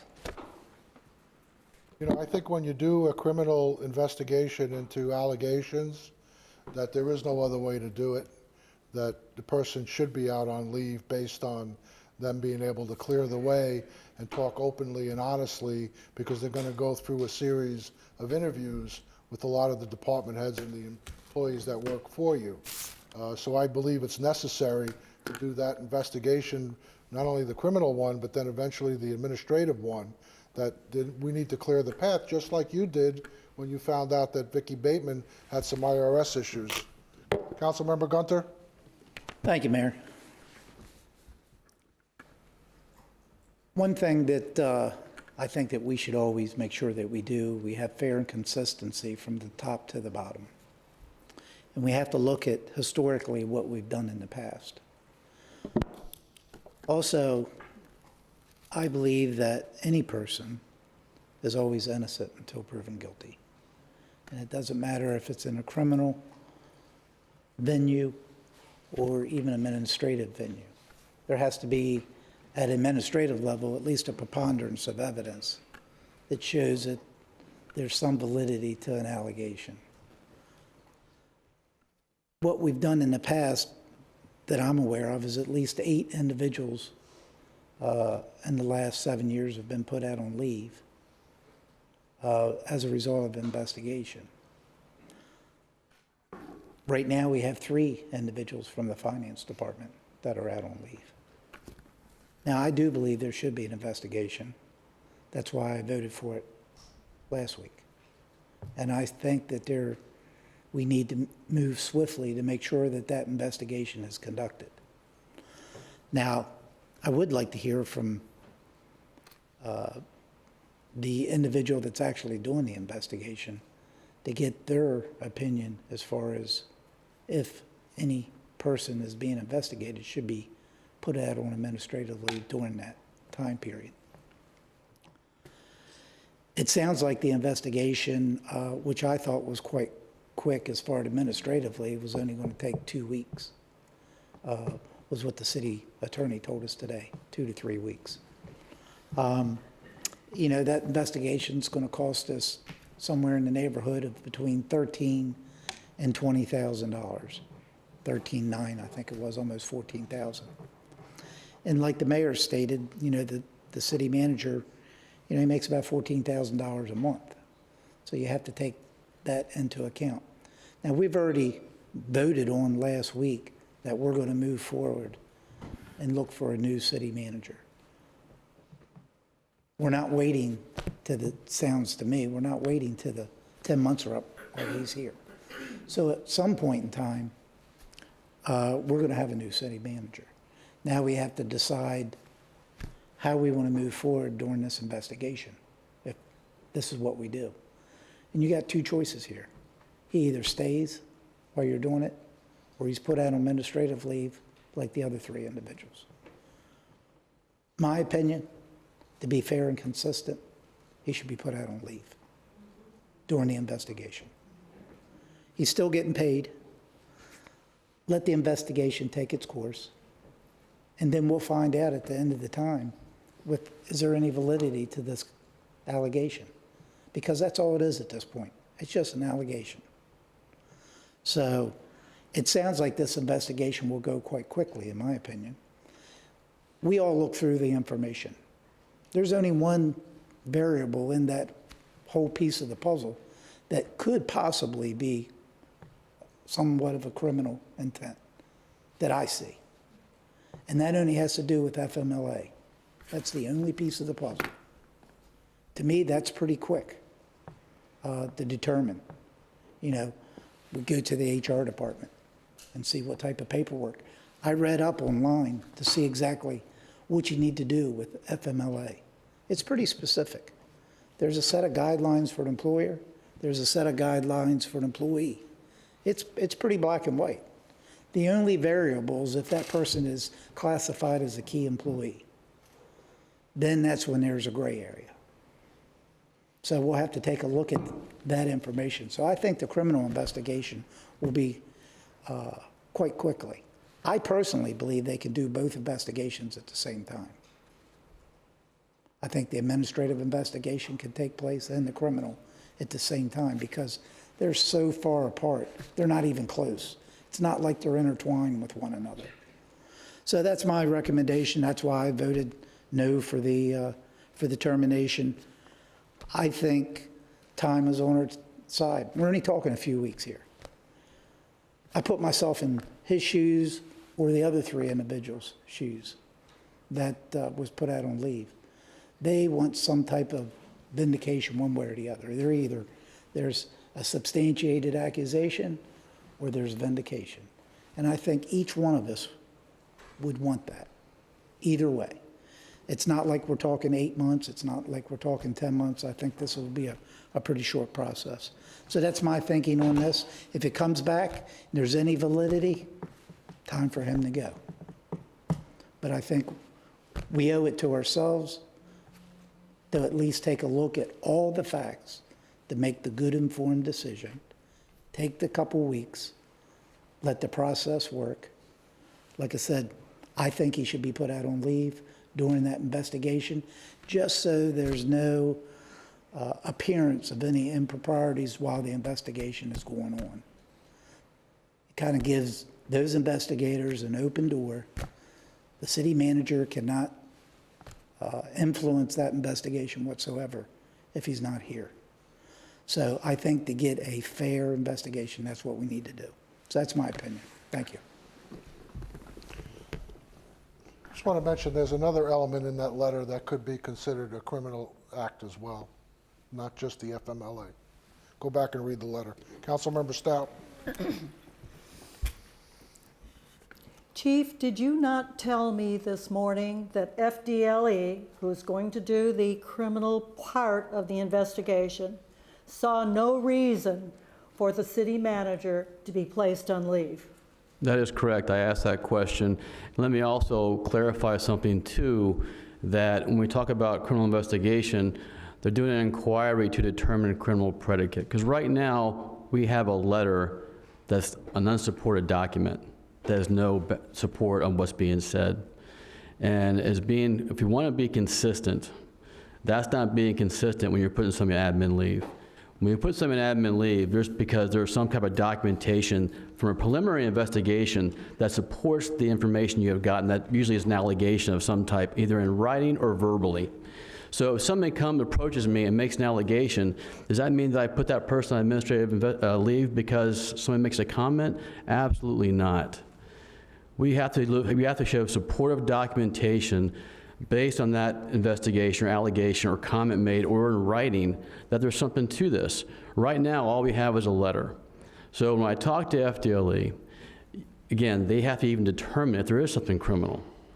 And then again, yes, that is correct, though. They have no intention of recommending the city manager be put on administrative leave at this time. Thank you. Councilmember Gunther, you talked about consistency, but each one of the investigations that our city manager caused to be conducted were different. Some were put on leave, some were not. It depended upon what the investigation was going to be.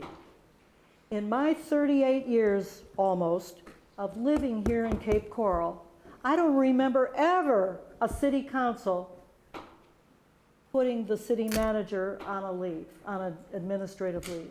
Because the city manager, city attorney, city auditor, they're our employees.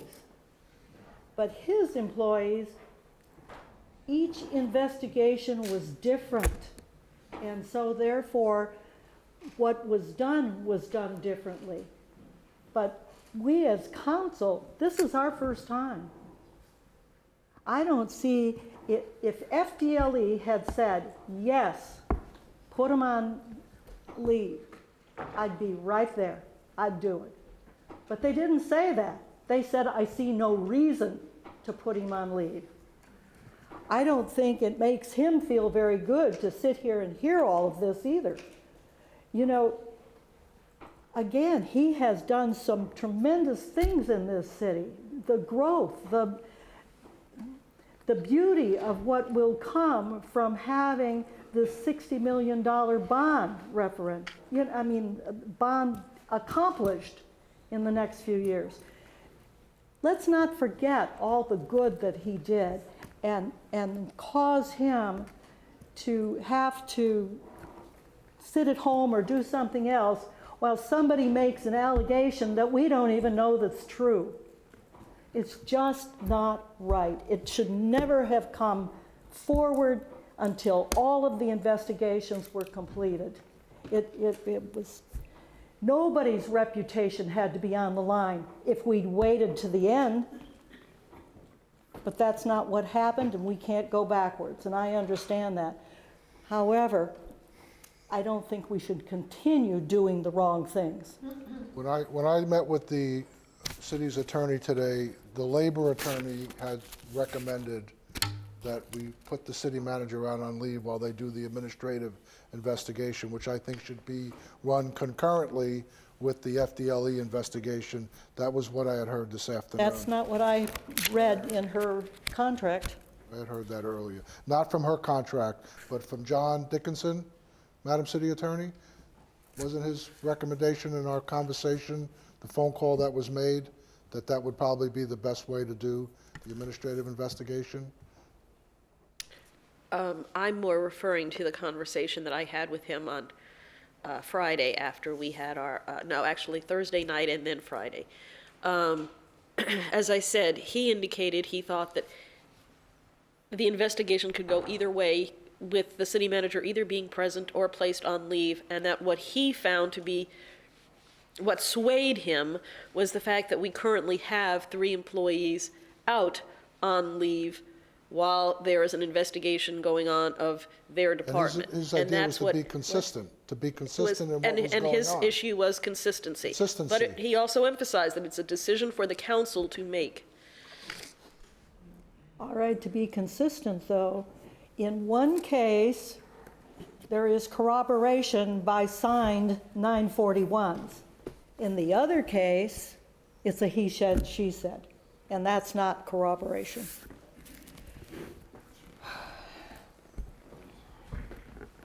Councilmember Williams?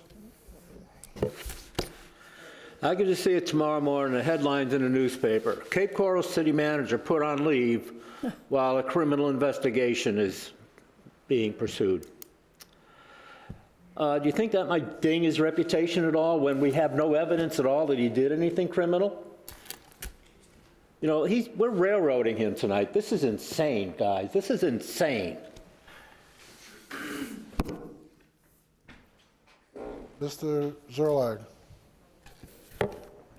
I'm going to restate what I said about 15 minutes ago relative to Mr. Is it Dickinson? If Mr. Dickinson is concerned about consistency, he needs to be a little deeper in his thought process because, as Mrs. Stout also mentioned, each case warrants a certain level of investigation or inquiry. If there's evidence to support an allegation of a wrongdoing, that could merit going out on leave.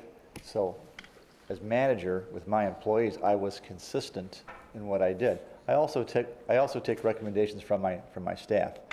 If, on the other hand, the attorney, the outside attorney, wishes to put me in the same pool as to what I did based on evidence, as opposed to what I'm being accused of based on nothing but a letter. What that means is that for you to be consistent, Mayor and Council, if there's a letter that comes from someone, certified mail, whatever that means, against Dolores, saying Dolores did all these bad things, you'll have to say, well, geez, we put John on leave because all we had was a complaint against him that was not substantiated. To be consistent, let's put Dolores on leave. Or if someone complains about Andrea, the auditor, with a certified letter with no documentation, and says, you'd have to say, well, we put John and Dolores on leave even though we had these allegations that are not substantiated, like Zerlag did when he put people on leave. You'll have to, you would not be consistent if you didn't put Dolores or Andrea on leave and put me on leave under that circumstance. And that's all I'm going to say on the matter. She can't give documentation. She has no access to her email. She's out on leave. I'm sorry? Vicki Bateman said she can't give documentation, from what I understand. She has no access to email. She's out on leave. How she can give you substantiation to what she's talking about? She has no access to her email. You put her out on leave. Well, it's my understanding that she takes many documents and puts them to her personal email address. Never heard that. No.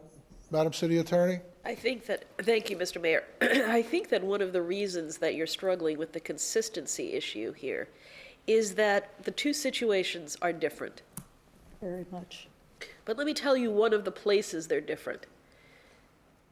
The challenge that you're facing with regard to the city manager is that all of the people who normally conduct investigations here regarding employees are people who work under the city manager, whether that's the police chief, HR, and their investigator.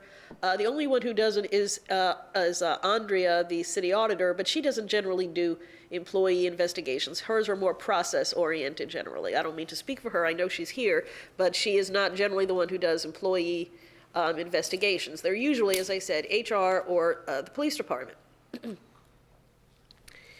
The thing that distinguishes, I mean, the city manager's point is well taken. He's emphasizing that there is just a letter. I think that the reason you all are struggling, or one of the reasons, besides the obvious, a long-standing relationship and things of that kind, is that when it comes to the finance department, by the time the issue became known in the finance department, there were people in the finance department were already doing legwork in terms of what had happened and taking positions about what had happened, who knew what, who signed what, things of that kind.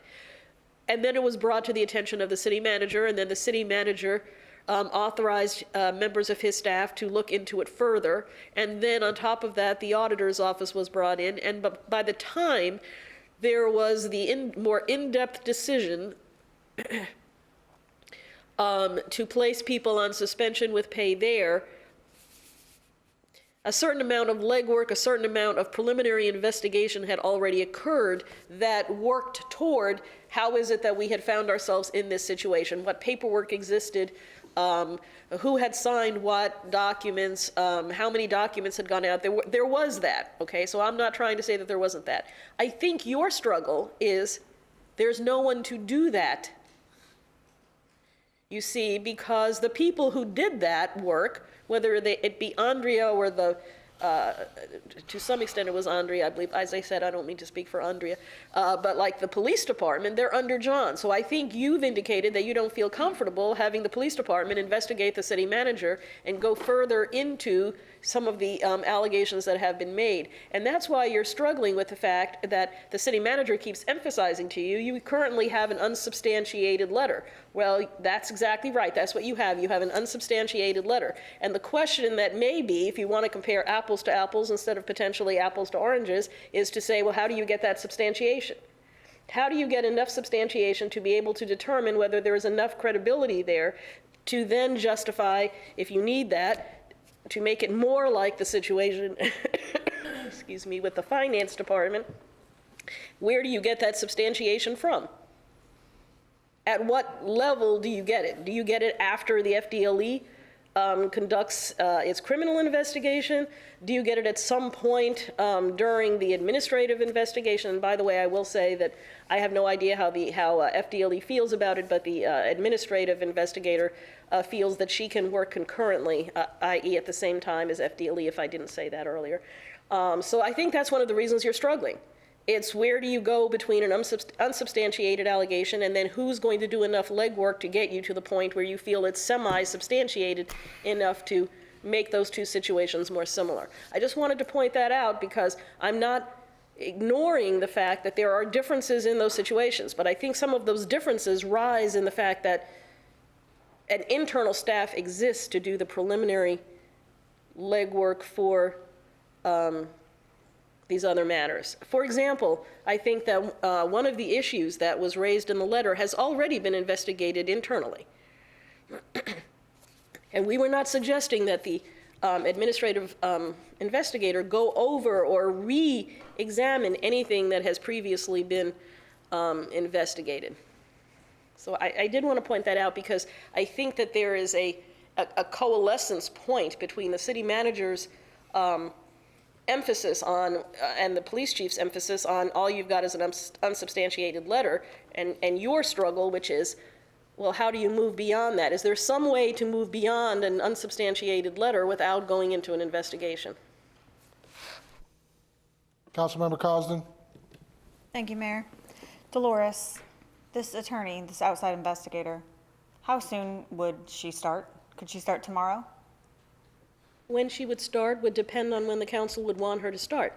If you would want her to start concurrently with, let's say that the FDLE investigation starts tomorrow, she was indicating that assuming that council approved engaging her, that she would start by looking at some documents that she would expect the city to produce for her, and then she would start scheduling the, so yes, she would start tomorrow. She would not be down here interviewing tomorrow, but she would be starting the investigation tomorrow. If there were any substantiating evidence that she finds, would it be unreasonable to say, come back to us on Monday and let us know then if he should be placed on leave? You mean by next Monday? Yes. Is that too short a time period for her to? I don't know. I mean, I would have to, that is not a conversation that I had with her, so I would not want to make that presumption. I'm hearing what you're saying, which is at some point do you reach some preliminary point where you either say it appears likely that there will be something or it appears likely that there will not be something. Right. I could discuss with her if you are of a mind to potentially retain her, then I could discuss with her that question. I mean, you don't need to place if you're concerned, you don't need to place the city manager on suspension with pay. And I want to emphasize that even though we use the term suspension with pay, it is really more the kind of thing that most people refer to as administrative leave. But that is the term that is being used. I just wanted to say that because I know that people confuse different types of suspensions. And you could wait and see. I don't know. I did not speak with her about that, so I cannot say whether she believes that she'll be able to do that, and if so, how quickly. I hear what you're saying. This is different. This is apples to oranges. Well, there is that difference that I pointed out. Yes. And so I have to say that I'm struggling with this myself, so I still want to hear what everyone else still has to say. Thank you. In fact, I will, just for a moment, I will go one step further. I believe that when the city manager first placed the finance director, removed her from her existing job, she was placed under our personnel ordinance. I'm distinguishing our personnel ordinance from the city manager's contract for a moment. Our personnel ordinance makes reference to administrative leave, and it's broader. We have another provision that's called suspension with pay, which directly references investigations and which talks about the fact that you're placed on suspension with pay when there's an investigation that gives reasonable cause to believe, I don't even remember if it says reasonable cause, but cause to believe that discipline may be warranted. Ms. Bateman, if you look back at the documentation, and I believe that the police chief can verify this, her removal moved from an administrative leave to a suspension with pay. Not the other two employees, because you may recall that Ms. Bateman went out first. And then the other two followed along. When the other two were following along, all three of them were moved over to the suspension with pay. The city manager's contract only refers to a suspension with pay. Can I ask you a question? When she was put out on administrative leave, we did not have the documentation about the signed 941s, did we? I don't recall how much documentation. I know that I believe that at the very least, the police department was at least preliminary involved, and I don't remember. I'm telling you, the timeline from the auditor tells me that we did not have any documentation when Victoria Bateman was put out on leave. We didn't have the information regarding the 941s. Andrea, do you remember that part of the investigation? Would you come up, please? You're saying we had documentation, came after the fact. Mayor, the decision to put Ms. Bateman out on leave was made before I started my inquiry. So we didn't know whether or not she had signed 941s or didn't. My team hadn't looked at the 941s. You hadn't looked at it yet? No. So there was no documentation, and she was put out on leave. Councilmember Nelson? Excuse me. I'm sorry. I don't know what we need and how long we're going to go with this. I would like to make a suggestion that we move forward with authorizing the chief to bring FDLE in. I would also like that same motion to include that we authorize the city attorney to bring in her investigator, that they hook up, work together, talk to one another, and maybe with an instruction that in the event they come up with any corroborating information or evidence, that we be notified through the chief and/or the city attorney to meet with us and let us know, and we can take appropriate action. Is that a motion? Yes, it is. Second.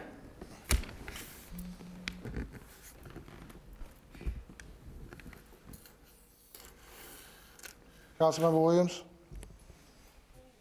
I've got a question for the attorney. I'm sorry, Councilmember Nelson was talking, my fault. Go ahead. I wasn't talking, but he called on me, but in any case, just real quickly, to go back to what I said last week on the Thursday's meeting, you know, my biggest concern is any of this construed as retaliation. And, you know, the timing of all this, as the city attorney pointed out, is what I think is most challenging for all of us, because, you know, like you said, Mr. Zerlag, you weren't going to report this to council until you had all the information. Well, it got reported, you know, the day that we were renegotiating your contract. So then that happened, and then, you know, Vicky gets put out on leave, and you know, this investigation is pending and it's happening, and now, you know, she's written this letter, and I guess my concern is that letter to me it's almost like a whistleblower type letter, if you will. I mean, just from my past experience. And I go back to that question I asked, you know, if any of this can be construed as retaliation, you know, for Vicky Bateman. And I know none of us really have that answer, but again, I go back to looking at you know, another potential lawsuit for the city, you know, pending this investigation.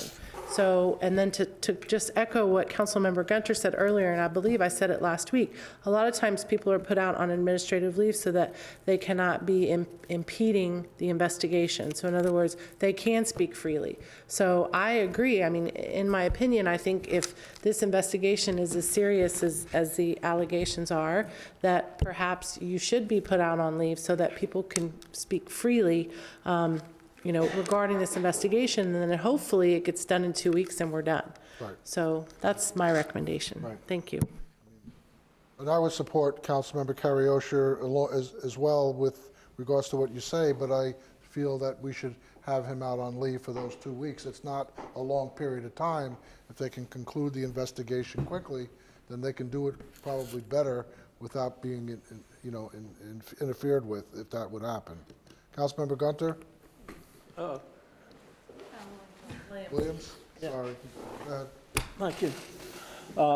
Madam City Attorney, if he were to resign tonight, just say, get up and say, you guys are crazy, and walk out, he would get his severance pay, correct? 20 weeks. If he resigned in response to council asking him to resign, Mr. City Manager, will you resign in lieu of being terminated? That still would generate, that's tantamount to a termination without cause, and he would be entitled to his severance pay. If without being asked that, the city manager just says, you know, I'd really rather not work here anymore, then that may be a different situation. So if he were to resign, say, I want to resign, he would get his severance pay. If the city council is asking him to resign, then that is in the same category as a termination without cause. Okay, but if we don't ask him, like he just pushes his button now, and I'm just trying to think of some way for him to gracefully exit, because we're doing everything we can to trash this poor man. So it's... Councilmember Gunter, you were up. Councilman Carriosha already brought up, I was going to say at least we need to vote on the 2 investigations, so that's already been brought up. Okay. Mr. Zerlag? Based on all the public comments that were made, it's impossible for me to graciously exit, whether I exit on my own volition on November 30th or I'm fired. It's too late for that. It's going to take a while to have me repair my reputation. I'm going to do what I can to have it restored. And I just wanted to let you know that. And again, I also want you to know that if you would not authorize an investigation into the allegations against me, I would authorize an investigation into the allegations against me, because I know that they're baseless. And I know the truth is going to come out, and it's going to be a very different picture than what's being painted by some people on the dais. Councilmember Welsh. Thank you, Mr. Mayor. I'm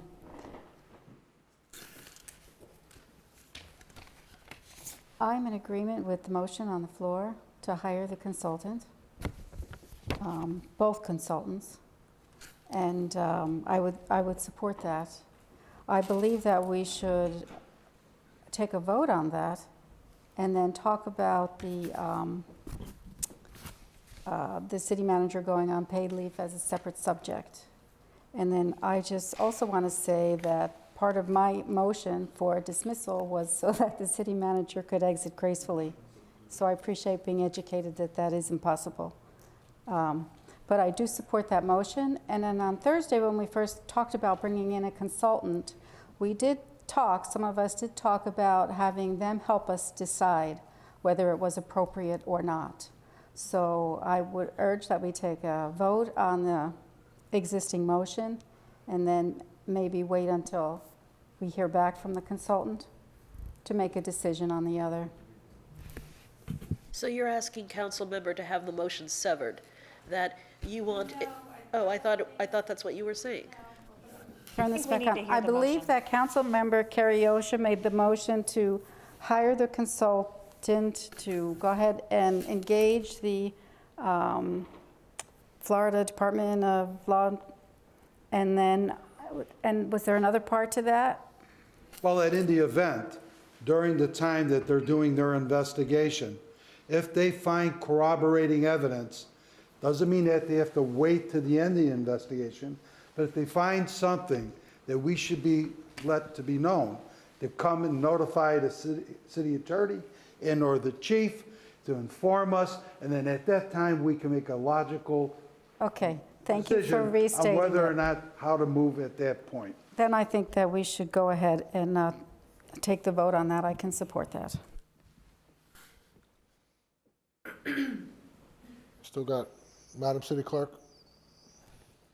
I had put my light on before Councilmember Carriosha restated the Restated motion. the I motion. just wanted to make sure he had it right. It was a motion to bring FDLE in and authorize But the city attorney to bring in her attorney at same time, bring any corroborating evidence to council for a logical decision. Okay, I object to that because I can't imagine that an investigator is going to want to give you bits and pieces of an investigation along the way. If they wanna find a do smoking complete- gun, Mr. Mayor, Well, then they should let us know. They're going to want to do a complete investigation before they provide their report to us, and that's going to take several weeks. I am not in favor of the motion unless it's without, unless we put somebody out on leave, the city manager out on leave, so they can do a thorough, quick investigation. I think it's better for everybody. Councilmember Williams. I'm fine. No, I'm done. Okay. Mayor, I'd like to call a question. Okay. Madam City Clerk, call the roll. Carriosha? Aye. Costin? Aye. Coviello? Aye. Gunter? Aye. Nelson? Aye. Stout? Aye. Welsh? Aye. Williams? I for the investigation, no on putting them out to leave. This was the vote for. No, this is on call the question. We're calling the question. The motion is, Aye. Aye, okay. All ayes, motion carried. Now we're voting on the motion. Madam City Clerk, call the roll. Carriosha, aye. Cosden, Aye. Coviello, No. Gunter, Aye. Nelson, Stout, Aye. Welsh, Aye. Williams, Aye on the investigation, no on putting them out to leave. I don't think you can do that. It's either aye or no. It's the aye or nay, Rick. Aye or If nay. you'd like, I'll restate the motion. Yes, restate it. Okay, to bring in FDLE and authorize city attorney to bring in her attorney at the same time, bring any corroborating evidence to council for a logical decision. Williams? Aye. 7 ayes, 1 nay, motion carried. Now, do we want to have an additional discussion, or are we done about putting the city manager out on leave while they do the investigation? Is I'm that done. separate? No? Okay, Beating a horse. thank you. Next. Okay, let's go on to item 10E, is the 60/40 that was added by Councilmember Gunter. Thank you, Mayor. Real quickly, I've had several meetings with staff. I've had several meetings with the Cape Coral construction industry, and was speaking with the city manager. We were trying to come up with a resolution that was agreed upon with all parties regarding the new 60/40 impervious area regulation that was passed during the Land Development Code that we passed back in August. There was a lot of questions, a lot of things brought up during these meetings. And in speaking with the city manager, it was my understanding that what we were going to attempt to do is almost put like a moratorium on that regulation for 90 to 120 days.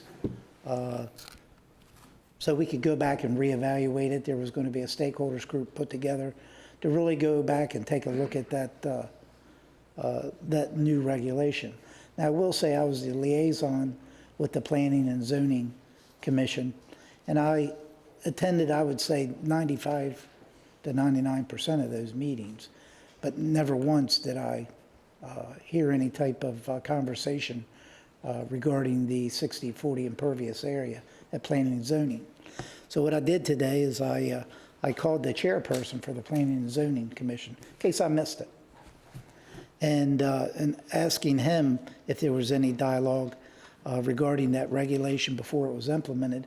It was very minimal, he said. He can recall one day that it was talked about very briefly, and that was about it. And I think that regulation not only surprised the public and the industry, but I know it surprised me, and that's what I do for a living. And we never knew that that regulation was really within the, with all the new changes. So when I started having all these meetings, that's what the main concern, that no one really knew about it as far as in the industry. So the meeting with the city manager, he agreed maybe we should take a step back, take a look at it.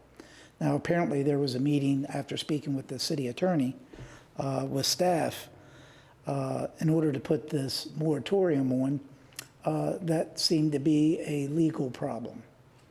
And because then what you would be doing was you'd be doing businesses almost under the old regulation, but actually there's a new regulation in place, and there could be some non-conforming issues.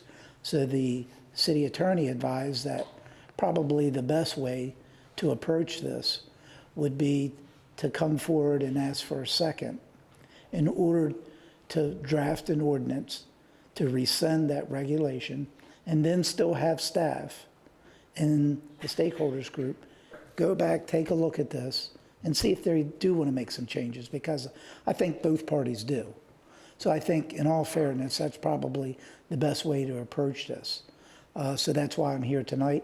I'm here to ask for a second so we can go back, revisit that, craft any changes we want, and then I'll help with staff. We'll bring a separate ordinance forward with any new changes, if any, with the new 60/40 regulation. I'll second it. Oh. Thank you, that's all I have.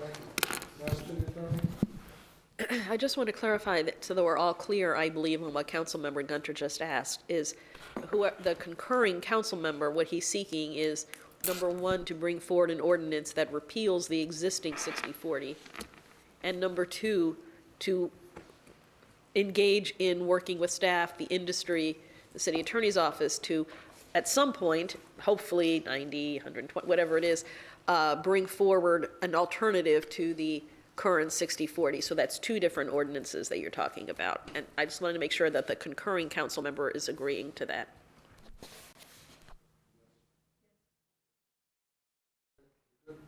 Yes, sir. Okay, new business, reports. Councilmember Carrier. No report. Councilmember Costa. Happy New Year. Councilmember Hunter. Just real quickly, I think everyone today got a letter from the city manager and the fire chief regarding an issue that we spoke about 2 months ago. As far as Fire Station 12 and 13, we had talked about possibly moving the construction date up 1 year, and I had asked what would it take to do that. There is a letter that was put out today. I know we were all quite busy today, but there was a letter that was put out. I would like to ask if we could add this to an agenda item next week so we all could discuss the letter that was put out today. Other than that, I have no report. Councilmember Nelson. No report. Councilmember Stout. No report. Councilmember Welch. No report. Councilmember Williams is gone. I have a request on the report. How do we go about, let's talk about the search for, we approved at the last meeting, search for a new national search for the city manager. Would that be conducted by our HR department? Lisa, Zanero, you want to come to the podium and tell us what the steps, the process would be to move that forward, and we need to approve certain Lisa Sinego, Human Resources Director. Yes, for recruitment, and I defer to Dolores, but I believe this evening you could state the amount or that you would want to engage, and we can get you options of public sector executive recruiters to choose from. Would you be able to bring that back to us next meeting? Sure. Okay, so you guys give us an idea of what it would cost? Hmm? Give us some things. Yes, I can research some firms. We have some that we have utilized, and there are other firms as well, and so we can bring those forward for you.